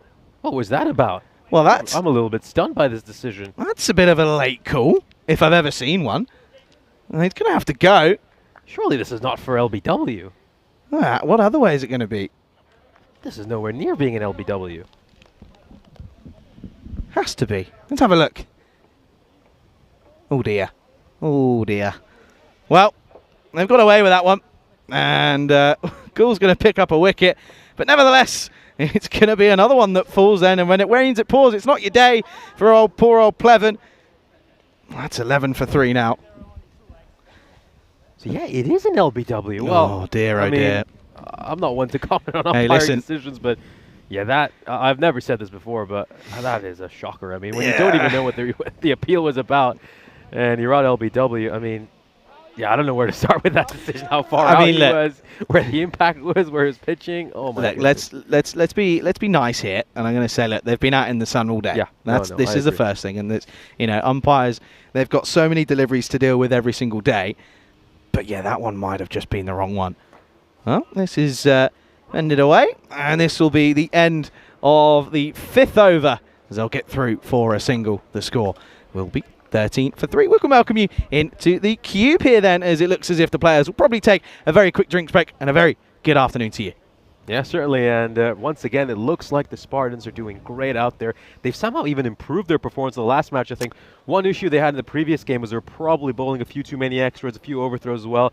But they want to really get some good habits in here because they've got some big matches coming up over the next couple of days. Yeah, that's the thing, is this is what we said. I said, you know, you look at the couple of the matchups that they've got tomorrow, the likes of the Stars and the Akademik as well. It's going to be some big games, and of course you've got to remember that Akademik, they do lose some of their big players after the first game tomorrow. The likes of Lockie McMillan and also Bash as well. They both leave tomorrow morning, or tomorrow evening, so they're here for the first game, but later on they're not going to be around. So it's going to be tough for them, but it's going to be, of course, an interesting matchup. And yeah, I'm looking forward to seeing the Spartans with a bit more of a challenge in front of them. Yeah, we'll like to see where this team really are at, because it's just tough to gauge their level right now. I think Pleven just aren't quite able to provide them the challenge they need. And the other thing with Pleven is they aren't changing too many things either in terms of their batting order. They're kind of sticking with the same plan, and, well, they aren't getting any different results. Yeah, the thing is as well, one thing you've got to remember is that, you know, you look at this and you think, okay, they've batted really well. They've chased it down in 2.5 and 2.3 in the last 2 games. But we haven't seen anyone else bat. You know, if a team comes in and gets a couple of early wickets against the Spartans, could that lead to some trouble for them? Only time will tell, and we'll find out, of course, over the course of the next couple of days. But yeah, it's a pleasure to have you with us, and thank you for sticking around with us. And maybe we can just show a very quick brief look at what the Hunt the Answer question is. Your last time to maybe look at it before we go into the next game. Of course, who has the best strike rate at the ECC? Any guesses? Yeah, you've had your guesses. Hamza. Yeah, my guess was Hamza. Okay. I'm going to tell you now, you're wrong. I'm going to tell you now that you're wrong, but I'm not going to tell you anything else. I'm not going to tell you anything else, but Hamza is wrong. Top edge and gone. And that's going to be the end, or should be, and is. He's not even waiting for the finger to go up, as that will be the end of the skipper in Thomas, who will go. And once again, just lackluster from him with the bat. Yeah, it just hasn't quite worked out for him, has it? We'll take another look at this. He's trying to go for a big pull shot, just comes off the top edge, and it's a simple catch for Kushal Krishnakumar. And Thomas, who usually has been someone who they could rely on for at least run a ball 20 or 30, has not even been able to produce that today. It's not the best delivery, in all honesty. I mean, that's one that I think some of the better batters would bash away for a boundary, when it just catches a bit of Thomas's bat, and it goes up to the keeper for a very simple catch in. Well, looks very ugly right now for Pleven. They're 13 for 4, and we're into the 6th over. Still no sign of actually, no, there is. Taj is out there now. He's going to come out there, and well, he'll be facing, supposedly, 13 for 4 again. That could certainly be the Hall of Shame. You are right. This one, of course, is Kapula. And yeah, that one just a little bit too wide this time around. These wides will certainly help. They're freebies. They won't turn them down. Now this one is better. That one's legal. That's a good delivery. Bit of movement away. Things you love to see. But 14 for 4. It's ugly. Once again, Taj at the moment does come out and show signs of intent. Could he be gone here? No. Gets over the top of Lankov at short third man, and now get through for a single. Yeah, but at least, with Taj, he's at least going to try to swing hard, and, you never know with him. The odd edge might go flying away towards the boundary rope. I think with Taj, at least, he's somebody who tries hard. There is some kind of intent with him, which is why I'd love to see him earn a promotion. Outside edge, and even with the outside edge, they can't find the middle of that. Even that doesn't get out of the 30-yard circle. It's just tough for them at the moment. And it's just everything in front of them looks like they're trying to climb Mount Everest. Yeah, you got to feel for these guys. I mean, they're clearly trying hard, but it's simply not working out for them.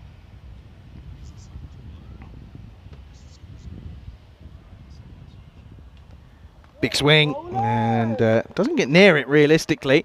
Let's have another look here. Again, pushing that wide line. I don't mind it though. It's a good effort. Good bit of bowling this from Kapula. He's having a bit of issue with that that mat there, just playing up with him slightly. Short ball, miscued up in the air. Could be a catch. Ali Razul makes a lot of ground, and has he taken it? I don't know if he has. We're still waiting. No, I don't think. I think he gets put down. Everyone was still a little bit unsure. Everyone just sort of looked at him and said, "Is he taking it?" I'm not too sure. This will give us a good angle, I think. No, it won't. It just pops out of frame. But I think he gets put down and gets shelled, and that's a drop that goes down. Yeah, he's not put that chance down. Would have been a terrific catch if he had managed to grab that one. As we come to the end of the 6th over, Pleven are 17. I beg your pardon. I believe it should be 17 or 18 for 4. Just waiting for the score to update. Can hear that there. Lakov was showing more concern for the state of his leg rather than anything else. And of course, was saying, we don't want to pick up a scab, but I'm not too sure as to what's just happened. I feel like at the moment I'm kind of living in a fever dream this innings. Kind of just going through the motions. Anywho, that's going to be the end of the over, and I think that's going to be 17 for 4 after 6. Yeah, just apologies for the graphics going down. That was the end of the over. A dot ball to end it, so they are 17 for 4 at the end of 6. That run rate, I mean, 2.8. You know, you don't want to start making comparisons with certain things. And yeah, John Gray asking us about the lowest ever score. We'll have that graphic up for you very shortly, John, and it will be on the screen. Working on, well, trying to work some magic. We'll get there in the end. Here is Nankov. And Nankov gets a wicket. There's Taj. Well, we were calling for him to get a chance, but unfortunately it doesn't happen. And Kushal Kumar wasn't even looking as he ran in. But that's a really good Yorker delivery, full and straight, and takes the old game pretty simply. You miss, I hit, says Nankov. Picks up a wicket to add to his catch earlier. And, the trouble continues. 17 for 5.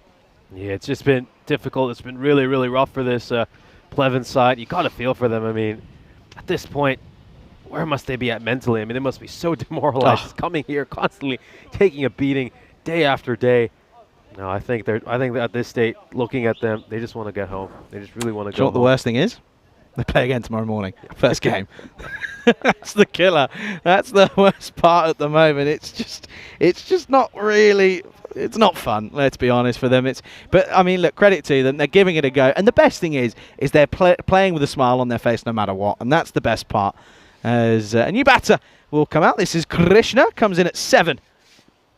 And this one, oh, there you go. That's going to be 4. Is it? Yes, it is. It's an excellent bit of work. Great effort by the fielder out there in the deep. I think that's Jake Matthew out there. But this one is going to get round him, and that's going to be 4. Yeah, finally a 4. Just the second boundary we've seen hit this innings. Nankov, that ball's just doing a little bit too much. It swung quite a bit, and he got a bit of bat on it, so that was helped on towards fine leg for a 4. They get into the 20s. Go on, Pleven. Come on. We saw the power of the chat earlier. Let's all just think, can we get them to 50 out of nowhere? Come on then. Let's give them something to bat at, shall we? Give them something to chase. We'll take the wides. There you go. That'll help. We'll take the wides every day. Thank you very much. Have another look at this. Just wonder if it was kissing the tram line along the way. No, that's wide. That's a good call. That's a wide. That's a good call. Got that one right. 100%. Is it me or has it just suddenly got warmer? I feel like it's just the temperature's risen slightly. You'll get to know this. I have got the nickname of the weatherman. I'm actually, speaking of nicknames, I think this brings us into the next question. I have. I think you know what I'm going to ask. Hang on a second.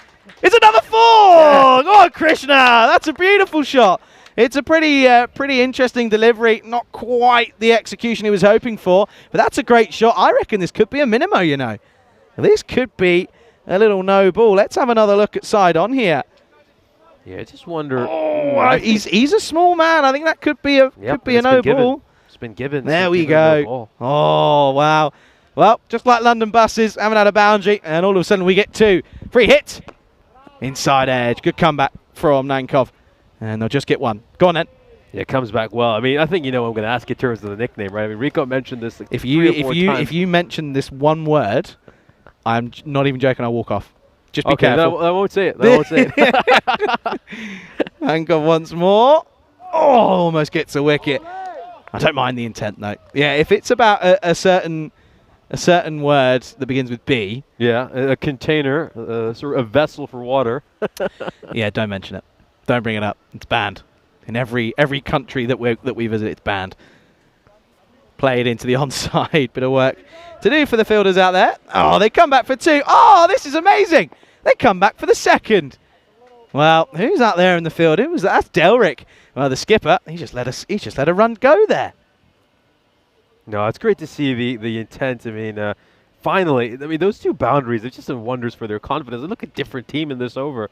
I mean, this is the Pleven we've wanted to see from the beginning. Hey, it's the power of the chat. I'm telling you, off the pad, going down leg side. They'll finish with a dot. What an over! 13 off the over. End of 7. Pleven. Well, they might feel like as if they're in heaven at the moment. 30 for 5. No, they certainly will. Biggest over of the innings. 13 runs coming off it. Here's a look at the fixture list we have coming up tomorrow. And, well, we obviously start off with Pleven in the first match against the All-Stars, but then after that, we have some terrific games lined up. I know there's been a few lopsided matches today, but stick around for tomorrow because there are some terrific fixtures over there. I mean, you take a look at that last fixture, Akademik Sofia against Spartans. I mean, on a Friday evening, I mean, what better way than to come back and watch that game after work? Yeah, absolutely. Can't wait for that one. And yeah, that All-Stars against the Pleven side could be interesting. Of course, a bit of the unknown about the All-Stars. So looking forward to that one. That's going to be a wide ball, I'm afraid, as this is Hristo Ivanov. Good to see some more Bulgarian natives out there enjoying the game that we all love here at the moment. Good to see Housie in the chat. Housie has the afternoon off, and he's watching the cricket. Hi, Housie. Oh, dear. That's a no-e. I don't even need to check that one. That's going to be a no ball. And he says, yeah, definitely warmer this afternoon. See?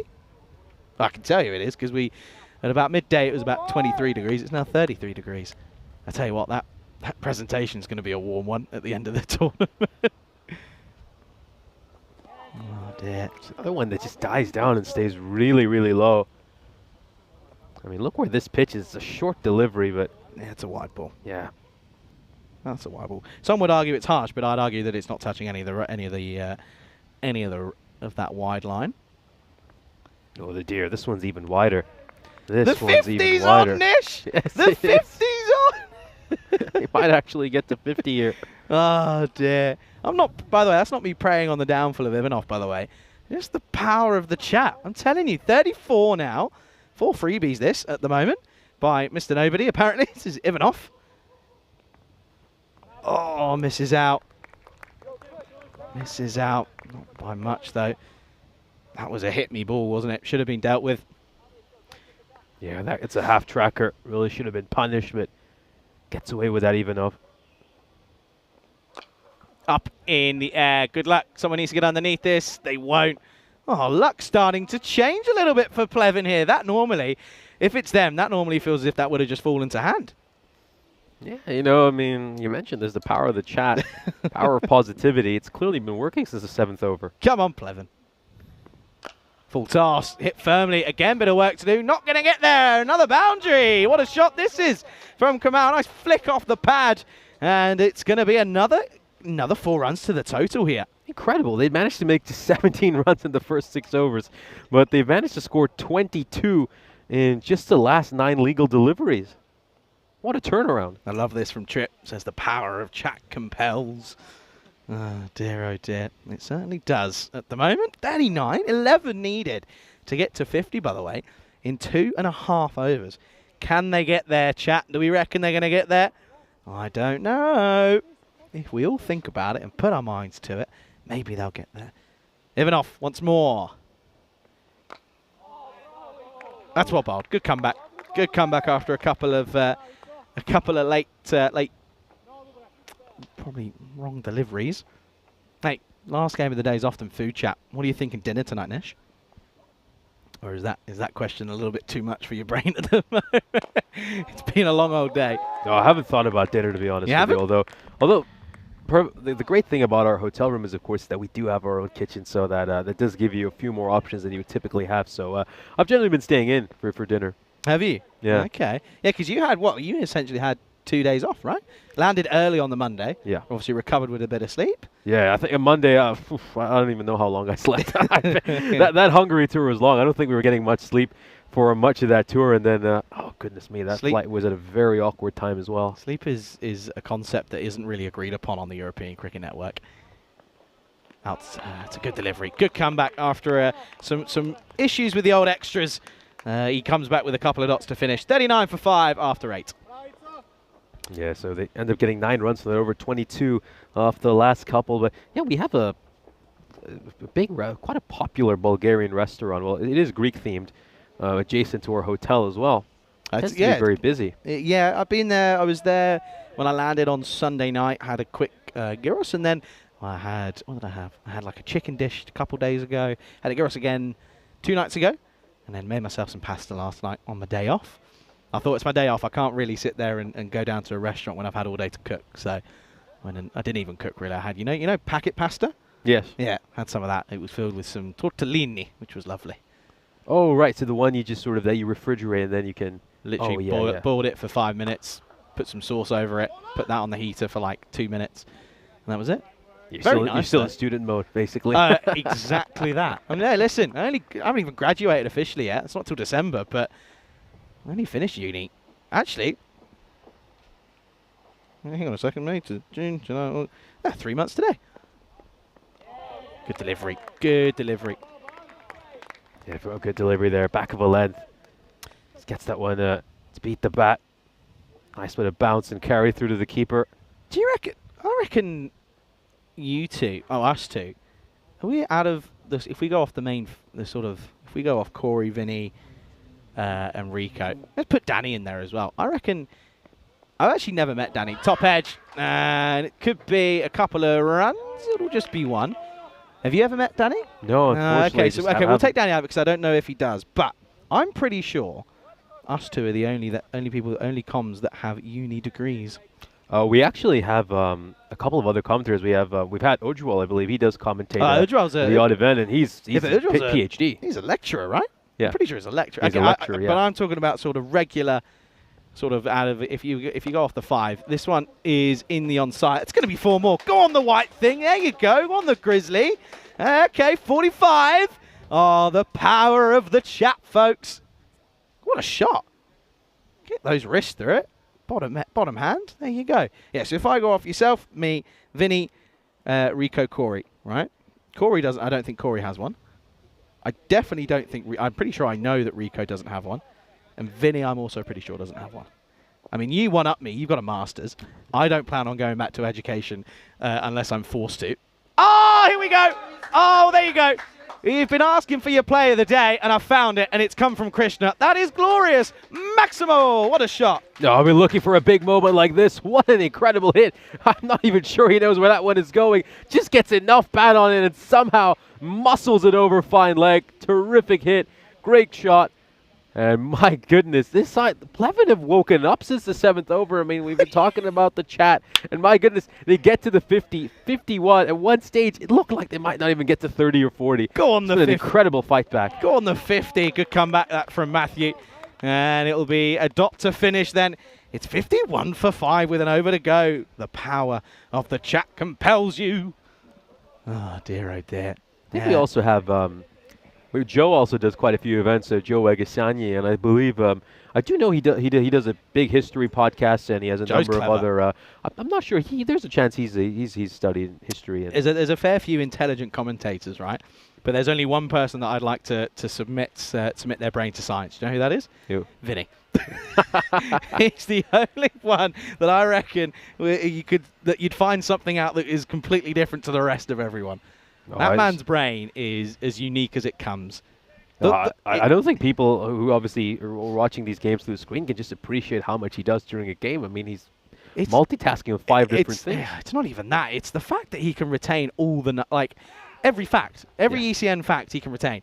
And it's actually like, if you want to know who's bowled I don't know, not the most. I don't. Okay, the best Sixth over of the 31st match of ECS Hungary 2022. Exactly. He literally will turn around and go, oh yeah, it's Sheikh Rassi. All of a sudden, and you're just sort of thinking, well, how? Listen. No, we mentioned. I feel like the ECN supercomputer might just be Vinny's brain. They've just somehow managed to. They've uploaded it onto the cloud. Just uploaded it onto the cloud. And this one into the onside. This one, oh no. Oh, cuatro más. Here we go. Oh, we're going to have a chase on our hands. That was a very nice shot. I mean, it's not easy to hit these low full tosses. I mean, even some of the better batters can struggle against them at times, and he's timed that sweetly. Hey, it's gone away for a 4. Do you want to know why I reckon they're getting runs here? Because Lakov actually bowled 2 overs, not the 1 this time. That's why. Short and thump. And speaking of the devil, he shall appear. There's Lakov. Does the work. Matt Drake saying, Rico and Vinny graduated from the University of Life. That's one way of putting it. Certainly is one way of putting it. Yeah. Hey, you got a master's, haven't you? Yep. Yeah, no, I'm not doing that. My 3 years at uni were enough for me. Outside edge, this is going to get sucked up by the vortex. Go on the white ball, it does. Another 4. Krishna. Well, this is unbelievable. 25 off of 11 now. What a shot. Bit of an outside edge, but still, fortune favors the brave. And this is the difference now between this side. I mean, got to take those risks. I mean, if you don't try to play big shots, you're not going to get lucky, and that's the case right now. As you mentioned, fortune favors the brave. They're at least going at it hard right now. They're getting a little bit of luck. They're getting some runs. God loves a tryer. That's what we're seeing here at the moment. With 3 balls to go, they move on to the 60s. He's gone for it again. Lakov, does he get underneath this? No, just falls short. It's a superb effort. Now they'll take on the arm. Oh, and it's a direct hit, and this could be close. This could be very, very close indeed. I think he could be in some trouble here. I think that he really could be in some trouble. That is an incredible fielding effort. I mean, not only does he put in the dive, he's then also managed to get up and put in the throw. Let's have another look at this. He's managed to go back, somehow regained himself, and he has managed to nail a direct hit. I think the batter could be in a bit of trouble here. Let's have a look at this again. First of all, he slid his bat into the wrong line over there, the non-striker. And let's take a look at this. How close is that? Well, he's gone. Well, he's gone. He looks like he's gone. Gone. And that's it. By a long way. And Lakov, the moment of redemption. It was a great effort at a catch. If I'm honest, I don't think he actually thought he was going to get there. But there you go. The signal gets given, and they realise that it's a moment of excellence. And it's going to be another wicket that falls 6 down now. Yeah, but you got to credit him. I mean, he batted with such positivity. I mean, Habib Kamal has been such a good partner at the other end. I mean, he's been able to go to run a ball, which is far better than most of his teammates. It's been a handy partnership. This has been a very handy partnership. It's been worth just about 45 runs, 45 runs, beg your pardon. Yep, very impressive. And he was an able partner to Anandu Krishna, who's been superb at the other end, batting on 26 of 12, as facing the 5th ball of this over. Is going to go for a big shot, and yes, he will clear the rope. Whoa, it's the second 6 of this innings. Anandu Krishna bashes another one away. What a man this is. Get him opening. This is unbelievable, and I reckon there's still a ball to go here. Well, they're starting to walk off. Hold your horses, folks. I reckon there's still one more to go, because that one's gone for 6. With that wide, we've got a ball to go. Hold on, fellas. Hold on. Where are you going? We got a ball to go here, lads. Settle down. You could get up to 70 here. Hold on.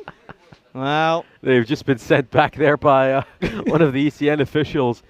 Yeah, that's, of course, Mahila Daub, who is out there telling them, wait a second, why are you walking back to the dugout? He's still got a ball to go.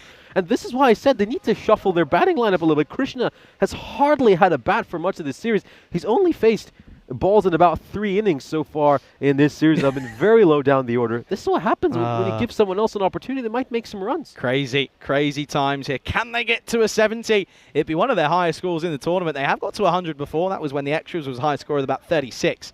Here we go then. Last ball coming up. Krishna on strike. And he's going to miscue it, and they're probably just going to get a single. So they won't get to the 70, but they will put 70 up as a chase. That's an excellent, excellent recovery from Pleven. Listen, it's been a troublesome couple of days. Not very many positives to come out of it. But let's be realistic here. At one point, 17 for 5. They will finish on 69 for 6. What a comeback from Pleven. Yeah, absolutely. As you mentioned, 17 for 5. About 7.1 overs into the innings, and they've rallied really, really well since then. You know, these last 4 overs have produced about, well, just doing the quick math here, 52 runs off them. So it was incredible, absolutely incredible. Yeah, it was all about the all about Lakov, wasn't it, at the start? This was a peach of a delivery on the back pad, and I was just saying it hit it, but I didn't see too much bat involved, if I'm being honest. And well, Rasul came out. That was a glorious shot by one of the batters, and all of a sudden this was just their thing started to click. And well, once more, wickets still tumbled early though, didn't they? That was, again, there were signs of just a bit of fatigue maybe by some of the fielders. Of course, they've been out there 10 overs every time they played. That's of course 30 overs. This one though, it was the end of Rahim, as it was a full toss deemed to have been legal, and it was just dipping. And that was a good catch by Nikolay Nankov. Yeah, well taken there by Nankov. And we'll just take a look at some of the moments in this match. And Nankov, of course, took that catch to get rid of Justin Rahim. There was that LBW decision, which kind of stunned all of us. We just thought it was just going to be a run. I mean, probably wouldn't even been a run because obviously it came off the pad. Can't get leg buys off something like that, although he did attempt a shot. So, yeah, probably would have got that run. And then, of course, this would be the end for another batter. Just popped up there. Amal Thomas would be dismissed, having made just 9 runs of 12 deliveries. And another good catch over there. And then, of course, we had that partnership between Habib Kamal and Anandu Krishna, which just turned this game on its head. Yeah, it was. And that was where the power of the chat came into things, as we said, well, come on, can they get to 50? Well, I'll tell you what, they went 19 better. And it was a great little finish of the innings. Hey, let's just be, you know, as positive as we can be. Let's just take ourselves back down to earth a little bit. They did use a couple of different bowlers, did the Spartans, but that's absolutely fine. No issue with that one whatsoever. And listen, you can only hit what's in front of you. And this one was one of the best shots of the day. 6 over, fine leg. Thank you very much. And of course, the last over did go for a fair few. This one went through the fielder, and this is what I'm saying. Well, that was the old Tortuga. And this one, again, the vortex got sucked up and away it went. And you can just see here Lakov, well, he put the catch down, he made great effort, but he got the old redemption arc out. And yeah, that one was an excellent bit of work to remove the ongoing batter. But then, well, I tell you what, Krishna just kept on going. No, Krishna certainly kept on going. I just love the way Krishna batted. I mean, the aggression, the positivity, making 33 of 14. And this is why I'd love to see him bat further up the order. It's just been, you know, it might sound like a broken record here, but the fact that Pleven have never changed their batting order at any point, despite all the issues they have, has really been doing a disservice to the rest of the batters who do deserve a chance. I think if you're not performing well, doesn't matter what kind of reputation you hold within the camp. It's time to step aside for someone else. Anandu Krishna got that opportunity, made 33 of 14. Full credit to him, and I hope he gets pushed up the order and gets that opportunity to bat in a better position. Maybe a chance for him in the future to make some more runs. Just have a little bit of a delay here with the scorecard. The reason for that is we have a moment we're just looking back at in the final over, and of course, well, now got the update over there, the updated scorecard. So we can confirm 69 for 6 at the end of 10 overs. The target will be 70. Anandu Krishna top scoring with 33 runs of 14 deliveries. Habib Kamal was a great partner for Anandu Krishna. He managed to go at a run of ball 14. Outside of that, there are absolutely no scores of note.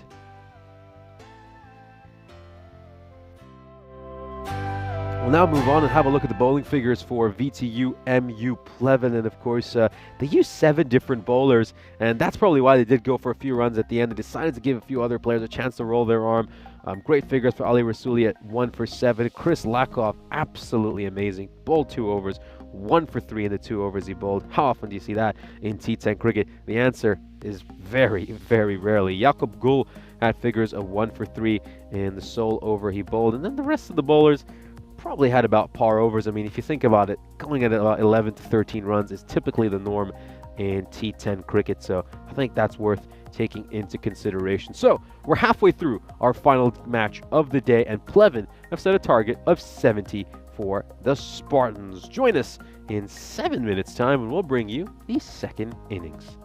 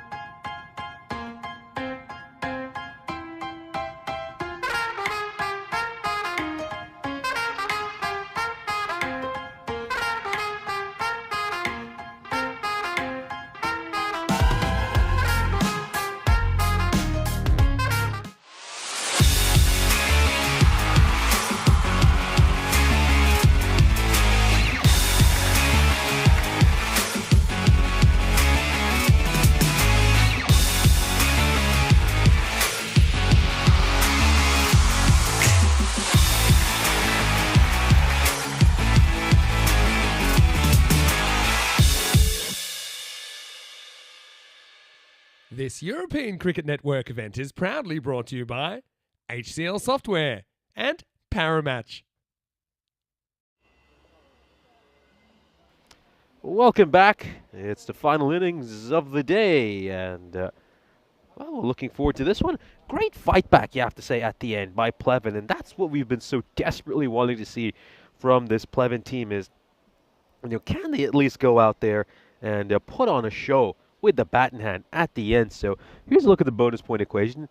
I think we can ignore the right-hand side on that. It's very unlikely that this Spartan sign is going to get restricted to 49 or less, but they will be going for the bonus point. They need to go at 10 and over now to get the bonus point, which will make it slightly challenging. At one stage, the way they were going, I think it's worth keeping in mind that Pleven were 17 for 4 at the end of the 6th over. Then, of course, they lost a wicket on the first ball of the 7th over as well. We, of course, started off here with a wide, and then after that, manages to make 52 runs of the last 3.5 overs. Just incredible. Absolutely sensational. It was a remarkable fight back and a terrific hit there by Goal. Muscles that one away for a 6. Crunches that over pitch delivery. And just take a look at this. It's just a brilliant shot. He's just timed that really nicely, and it's come off his bat beautifully. Wonderful, wonderful stroke there by Goal. He hasn't actually even hit that too hard. It's almost a check swing the way Goal plays it, but he still manages to smash that one over long on. It's going to take us a while to locate the ball. Looks like they found it, and now we're ready to get underway. Second ball coming up. Yeah, stays a little bit low, so it comes off the toe end of his bat. And it goes towards the fielder it made on. Nishchay Butt here, taking you through the final game alongside Charlie Hunt. Yeah, thanks, Nishchay. And at the moment, they changed things up here, aren't they? Goal and Ibra are at the top, so going for the big muscle men to see if they can take this pretty quickly. Of course,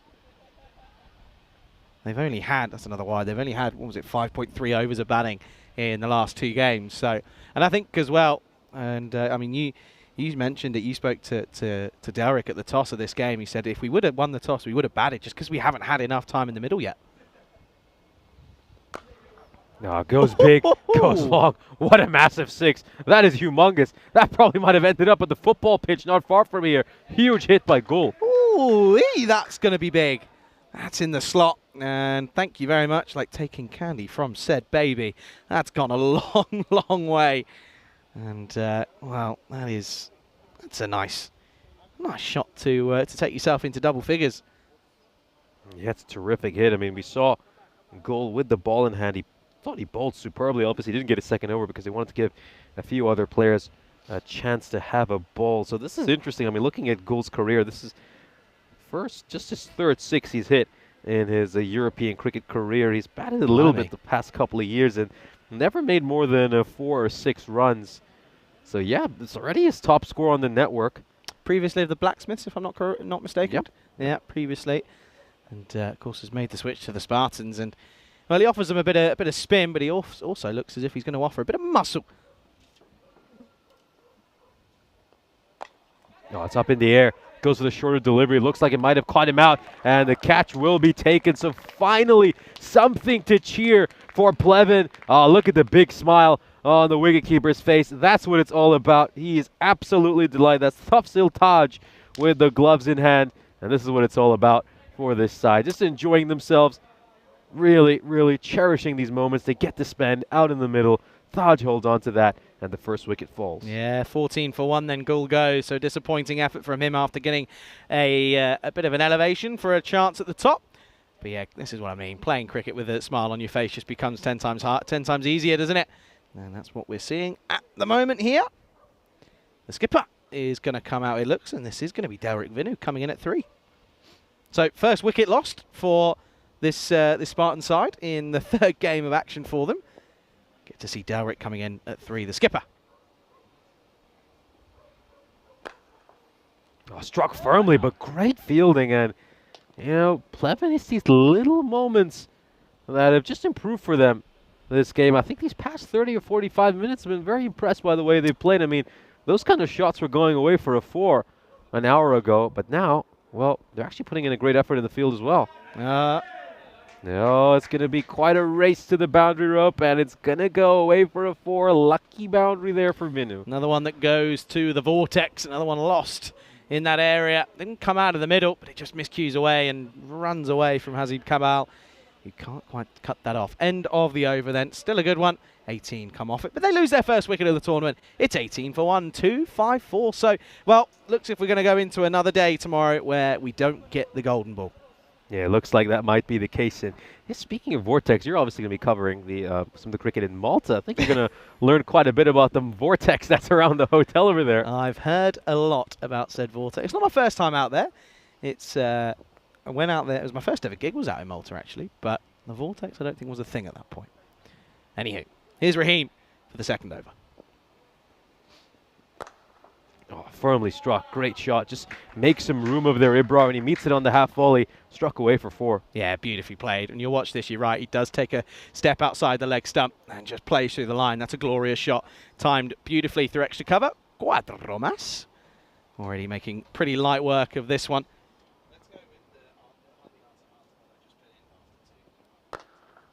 Oh, he's going to use his feet there. Ouch, that's painful, but Raheem does get the job done. He was trying to jump over it, I think, and then realised, actually, let's try and get a boot on this. Watch this.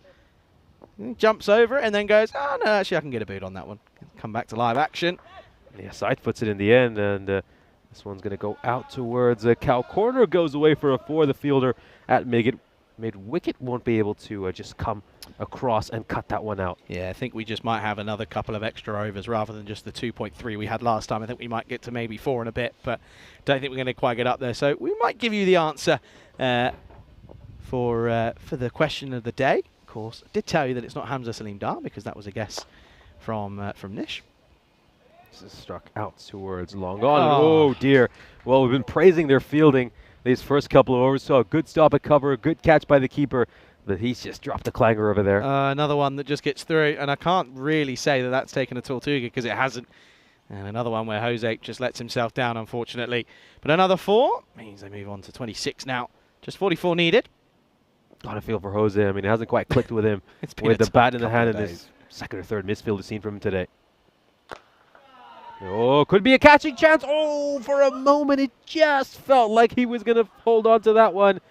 But he's put the catch down. Really, really unfortunate for Pleven. Yeah, and Derek's saying it should be a run. I don't know if there was. It's hit pretty firmly straight at him. I guess if you set off straight away, then fair enough. And then the run-out chance was not far away. This is struck firmly, and it's going to go away for a boundary. Ibrar moves on to 16. A good end to the over.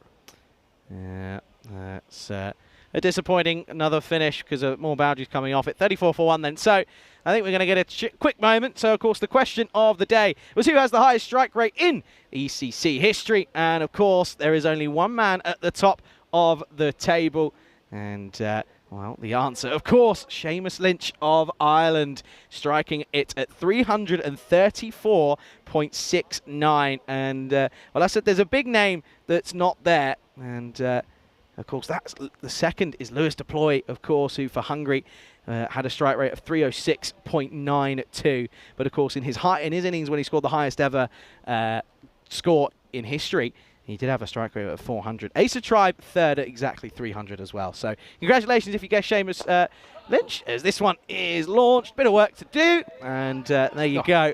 That's going to be another couple of runs. Oh, what a take there. He took that one one-handed and then the perfect throw, showing how it's done. Hey, listen, that's why they pay me the big bucks. Might put my shoulder up, but that's all right.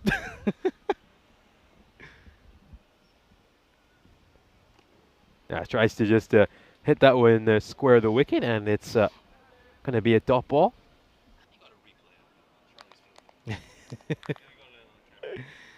Once more, this one. I reckon that replay might be using the old highlights at some point. Yorks himself. And, yeah, unfortunately, just gets one. Rico won't believe that I took that, by the way. I've had this thing with Rico for about a year now where I've said I really want to catch. And I had a chance in England when I wasn't actually on air. I was sort of walking around and I put it down and I dived everywhere, got grass stains on my trousers, the whole shebang. It didn't work. But he won't believe that I took that cleanly. Oh, this could be a stumping opportunity. I think it might be a stumping. He's definitely going to be a wide, but let's have a look at if he's whipped the bails up before the batter's been able to make it back in. Here we go. Let's take a look at this once again. It's very sharp glove work, and he's got him. He's gone. And you really have to credit the wicket keeping here by Thufsil Thad. He took a catch earlier, and now he's been involved in a brilliant stumping. We really got to feel happy for this BTU MU Pleven side. They have a few moments just to cheer here late in the evening. Yeah, that's a really great take, to be honest with you. And it's an excellent bit of work. Off the wide delivery, he does so well to watch this one all the way. That'll be the end of Ibrar. And the score now 40 for 2. Yeah, we'll take another look at this. The batter just having to reach out. And this is really, really smart bowling. Gotta credit Alvin Thomas for what he's done here. Sees him advancing, pushes it wider, and then the work has been finished off by the keeper, who will come across, do a sharp bit of glove work, and whip the bails off. And well, look at this, an interesting close-up there onto a fly. Whoever's up in the tower is clearly losing the plot up there today. I think that might be I think that might be Calvis.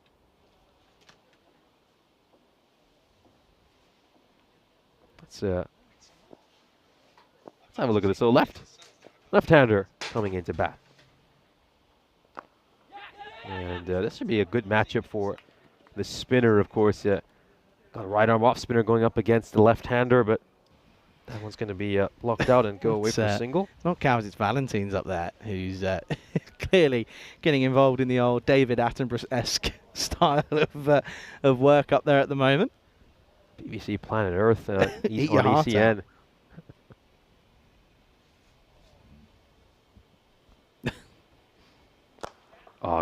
Strikes this one beautifully through the line, and it goes over the boundary rope for a 6. A terrific shot there by Vinu, just slightly overpitched, meets it on the half volley, and bang. Yeah, down the ground and goes downtown into out. Really nice shot from Vinny. It's good to see that he's getting a bit of form as well, of course. Hasn't been required with the bat yet, but good to see that he is available and ready and willing when necessary. Got a question for you over here. Have you ever, or at least would you like to attempt a catch from the commentary box? I think we've had a couple of commentary catches as well where the commentators whipped his headset off and gone and take a catch. I have tried, but it's often I haven't actually tried because I kind of cry away from it because I don't want to embarrass myself. But there have been times. I know you're thinking of the one that Corey took with you in Malta. That's a classic. I'm not sure Spring Productions like that one though. No, I can imagine. End of the over, by the way. End of the power play, 48 for 2. This is the furthest we've gone into a Spartans innings now, by the way, today. No, there were honestly. I've been saying like there have been points where we've had the side off the cube so I can just go, and it just hasn't worked. Nothing's gone my way, but at the moment it's speaking of not going the way. Pleven look as if they're going to fall to another defeat here. Yeah, we'll just see. Take a look at this bar chart. Of course, as you can see there, a good 39 runs ahead of what Pleven were at this stage. But yeah, Pleven really rallied in those last 4 overs where they made 52 runs, and that just helped them get to something respectable. Otherwise, this game would have been wrapped up by now. This is just dabbed towards third. That's going to be another single. So Spartans need just another 21 runs from here to win this. Yeah, I'd expect them to probably get to this victory before the end of the 5th over, the way they're going. Nicely played. But there's a fielder out in the deep. He's going to bobble a little bit. It's not the cleanest fielding effort, which will allow them to come back quite comfortably for a second run, of course. Well, that's the first time we're going to get to see the Spartans batting outside the power play with the fielding restrictions lifted. So I'll just tell you a bit about the field setting after this ball. Oh, poor delivery. Gundy ball. Terrible delivery. And it's going to get punished for 6. Let's have a look at the height on this one as well. I think it's most probably okay. It was certainly going very wide, but of course he has spoiled that wide. But it won't matter since he's bashed it away for 6. Yep. This could be tight. I'm not sure. I think it might be dipping. I think you've also got to remember that it's not a quicker bowler here. So, yeah, I think he's just going to just get away with it, and there'll still, of course, be a boundary. We'll come back to live action. Yeah, that one again. It just stayed really low, and Rasul really had to try to reach down and get some bat on that. It's just another ball that has died down on this pitch. Yeah, absolutely. Another one that dies down. You haven't seen the infestation of the pigeons today, have you? Yeah, they're over there, that's why. And normally around about sort of this time, you get pigeons all the way in front of us here. Just 12 needed. Well, there's 6 of them. Oh, 6 more runs. That one's been launched away. Thomas with a big full toss that Vinu is going to send right over mid-wicket. Huge hit. Another 6 as they just continue to get closer and closer to this target. Yeah, just 1 hit away now. And realistically, is going to be another 4-pointer. This for Spartans. So, I mean, listen to this. They go a great 12 from 12 in their first day. That really is a sign of intent. Oh, he's got it, but it's probably going to be a no ball because that's well above waist height. You reckon? I don't know if this dips. I mean, we're going to have another look here. Vinu isn't impressed. It's fair enough, but I think he's more concerned if he gets out here. Let's have a look. Oh, yeah, that probably is going to be a no ball. Yeah, that's a definite no ball. Yeah, I think. Fair enough. Got a feel for Thomas though, because he was probably thinking, "Here we go, I got one." No, it'll just be a no ball, free hit to come, and well, he's got the license to go big now, isn't he? Yeah, Vinu was anyway going to probably try to finish this off in style with 1 shot, but now he won't get out trying to do it. So, yeah, got the license, got the freedom. Nice to see though that they're changing things up. There we go. Is this going to be the last ball of the innings? And he's certainly not going to be. It's struck away towards cover, but oh dear, that's a misfield. Oh, you got to feel for them. I mean, Pleven, we've seen a few bright spots from them this innings. We saw a couple of good catches, of course, by the keeper, Thaj. We saw one really well held onto at cover, but he's just not able to get down in time. And that slow motion just rubs it in, doesn't it? Scores are now tied. Just 1 run needed for the Spartans to take this victory and pick up bonus points in all of their opening matches. So it's been a great day for the Spartans. I mean, I know some people will say, well, you haven't really faced a stiff task today. You can only beat what's in front of you. And they've certainly done that. They've done it very convincingly, winning their first 2 matches inside the power play. And now they look like they're going to finish this one off in the 5th over. So the Spartans have certainly done a job, and let's see them tomorrow when they play against some of the big boys. Yeah. And they face a tough challenge. Yeah, big time. And I reckon I'd love to see something funky here. Get the old reverse Malachi out maybe. Reverse sweep. Just 1 needed then. Oh, struck away straight to the field recovery. Might as well go for the big hit. Big throw, I should say. And that's going to be the end of this match as the Spartans wrap it up, take it by 8 wickets with 5.5 overs to spare, as dominant as it gets for the Spartans, who start out their campaign with 3 consecutive bonus point victories, winning 2 matches inside the power play, winning this one with 5.5 overs to spare. It's been a dominant day for this Spartans team, who have crushed and swept away their opposition with absolute ease. They will be heading into tomorrow filled with a lot of confidence when they'll play some of the big boys in this tournament. Meanwhile, for Pleven, well, will continue to scratch their heads and wonder how they can actually get close in one of these games. They'll be back first thing tomorrow morning, so not much respite for them. We'll be seeing them on the network in just about, 14 hours time. We'll be back on air for our next game. Here's a look at the highlights. Yeah, 14 hours time. We'll be back to do it all again. Gould started nicely though, didn't he? As he was able to, in reality, just hit a nice couple of bombs, but unfortunately, this one was a top edge and a great catch by Taj behind the stumps. It was one that you sort of don't expect the likes of Pleven to take, but it was a good catch nonetheless. And this was a good one. Good shot from Vinu to get his account underway, and then of course he went nice through the extra cover region. And the boundary just kept on flowing. This one, though, was, probably shouldn't have been one. That one's okay, but there was one that went through Jose that just was a little bit misfortune. I think it might be this one.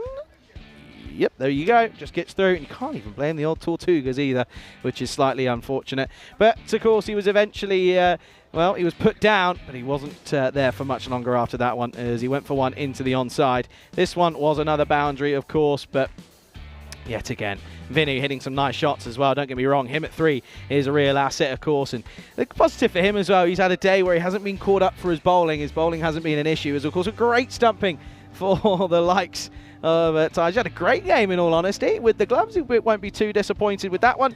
And once more, he was able to have a pretty good day. Rasul, of course, came out at 4 and hit a nice couple of shots. Sort of, to be honest, just dealt with the with what was given to him. And you can only hit what's in front of you, as we've been saying. And yeah, Nish is right. Listen, at the end of the day, people will sit there and say that they haven't quite been able to, they've not taken on big opponents. But once again, you can only beat what's in front of you. Yeah, that's certainly what they did, and they did it in dominant fashion. A couple of victories inside the power play, one off the first ball of the 5th over. I mean, that's about all you can do if you're the opposition. I mean, go out there, brush the opposition aside. Terrific victory for them. Great day, and I think the Spartan side look really strong, and it's side to reckon for the rest of the tournament. Here's a look at the scorecard. So the Spartans did decide to shuffle their batting lineup a little bit, give a few different batters a chance to play at the top of the order. Of course, didn't see the usual players we'd see up there, like the likes of Lakov and Krishna Kumar. Instead, we got to see Jacob Gul and Ahmed Ibrar open the batting. Gul played a nice little cameo, 12 of 4. Ibrar did the same, 16 of 6. And of course, the skipper, Delric Vinu, 27 of 11. He helped them ice the game right at the end. And here's a quick look at the bowling figures. Well, not much to say. I mean, just look at the economy rate. Alvin Thomas, to his credit, picked up a couple of wickets, courtesy of some great wicket keeping by Thufsil Thaj. I thought he was exceptional. They took some good catches as well, and I thought their ground fielding was very nice as well. I mean, there were a couple of mishaps, but if you compare them to how it's been for much of this series, I think they certainly improved in that department. And of course, this is a chance to welcome you into the commentary position for the last time today. Nishiv Hutt here alongside Charlie Hunt, as we of course look to sign off on what has been an incredible day of cricket. Most of the matches were rather lopsided today, in all honesty, but we did get a chance to introduce a new team in the Spartans, and I think they made a big impression, and I look forward to seeing them tomorrow. Yeah, I'm hearing some news about some ins that they've got coming towards the top end of next week as well, so do look out for them. But of course, they've got the sort of the benefit of knowing who they're coming up against. Of course, a lot of these teams have played against each other before, so they know quite a lot. Hey, Nish, this is what's coming up tomorrow, of course. It's, as you mentioned, Pleven taking on the All-Stars. First look at them. They take on Pleven and Spartan in matches 21 and 22. Then it's the Spartans who take on Sofia, Akademik Sofia. That's going to be a big game. And then All-Stars Pleven once more. And yet again, Akademik Sofia against Spartans. That's at 5:30 GMT, 7:30 Central European Time, 11 o'clock out in India. But we've also got action from Croatia. Yeah, I guess a couple of doubleheader between Croatia and Spain. First, they'll take on each other in a T20I before taking on each other in the T10 as well. Got to say, Spain are going to be the big favorites heading into 100%. That series, but let's see how Croatia defend their home turf. They're another developing European cricket nation, so I'd like to see how they fare in home conditions. 100% looking forward to that one, Nish. Been an absolute pleasure to be alongside you for the first time. And yeah, the day of the young'uns. Yeah, certainly it was a real pleasure, and I can't wait to do these next 4 days alongside you as well. It was thoroughly entertaining. I can't wait to have some much closer matches tomorrow. Yeah, it looks as if the longer we go into this tournament, it's going to be an exciting one at that. It's been a pleasure to be alongside you, of course. Thanks to everyone at the ground, all the players, all the officials, all the ECN crew, all the staff, and of course, a huge thanks to our partners at Spring Media for providing all of what you see out there to get onto your screens. That is all we've got time for, folks. It's been a great day of action here, and we're looking forward to doing it again on Peacock Friday, of course. I can hear the music ringing. Make sure you hang around for those end of day highlights. We will be back again tomorrow. Have a good evening, everybody.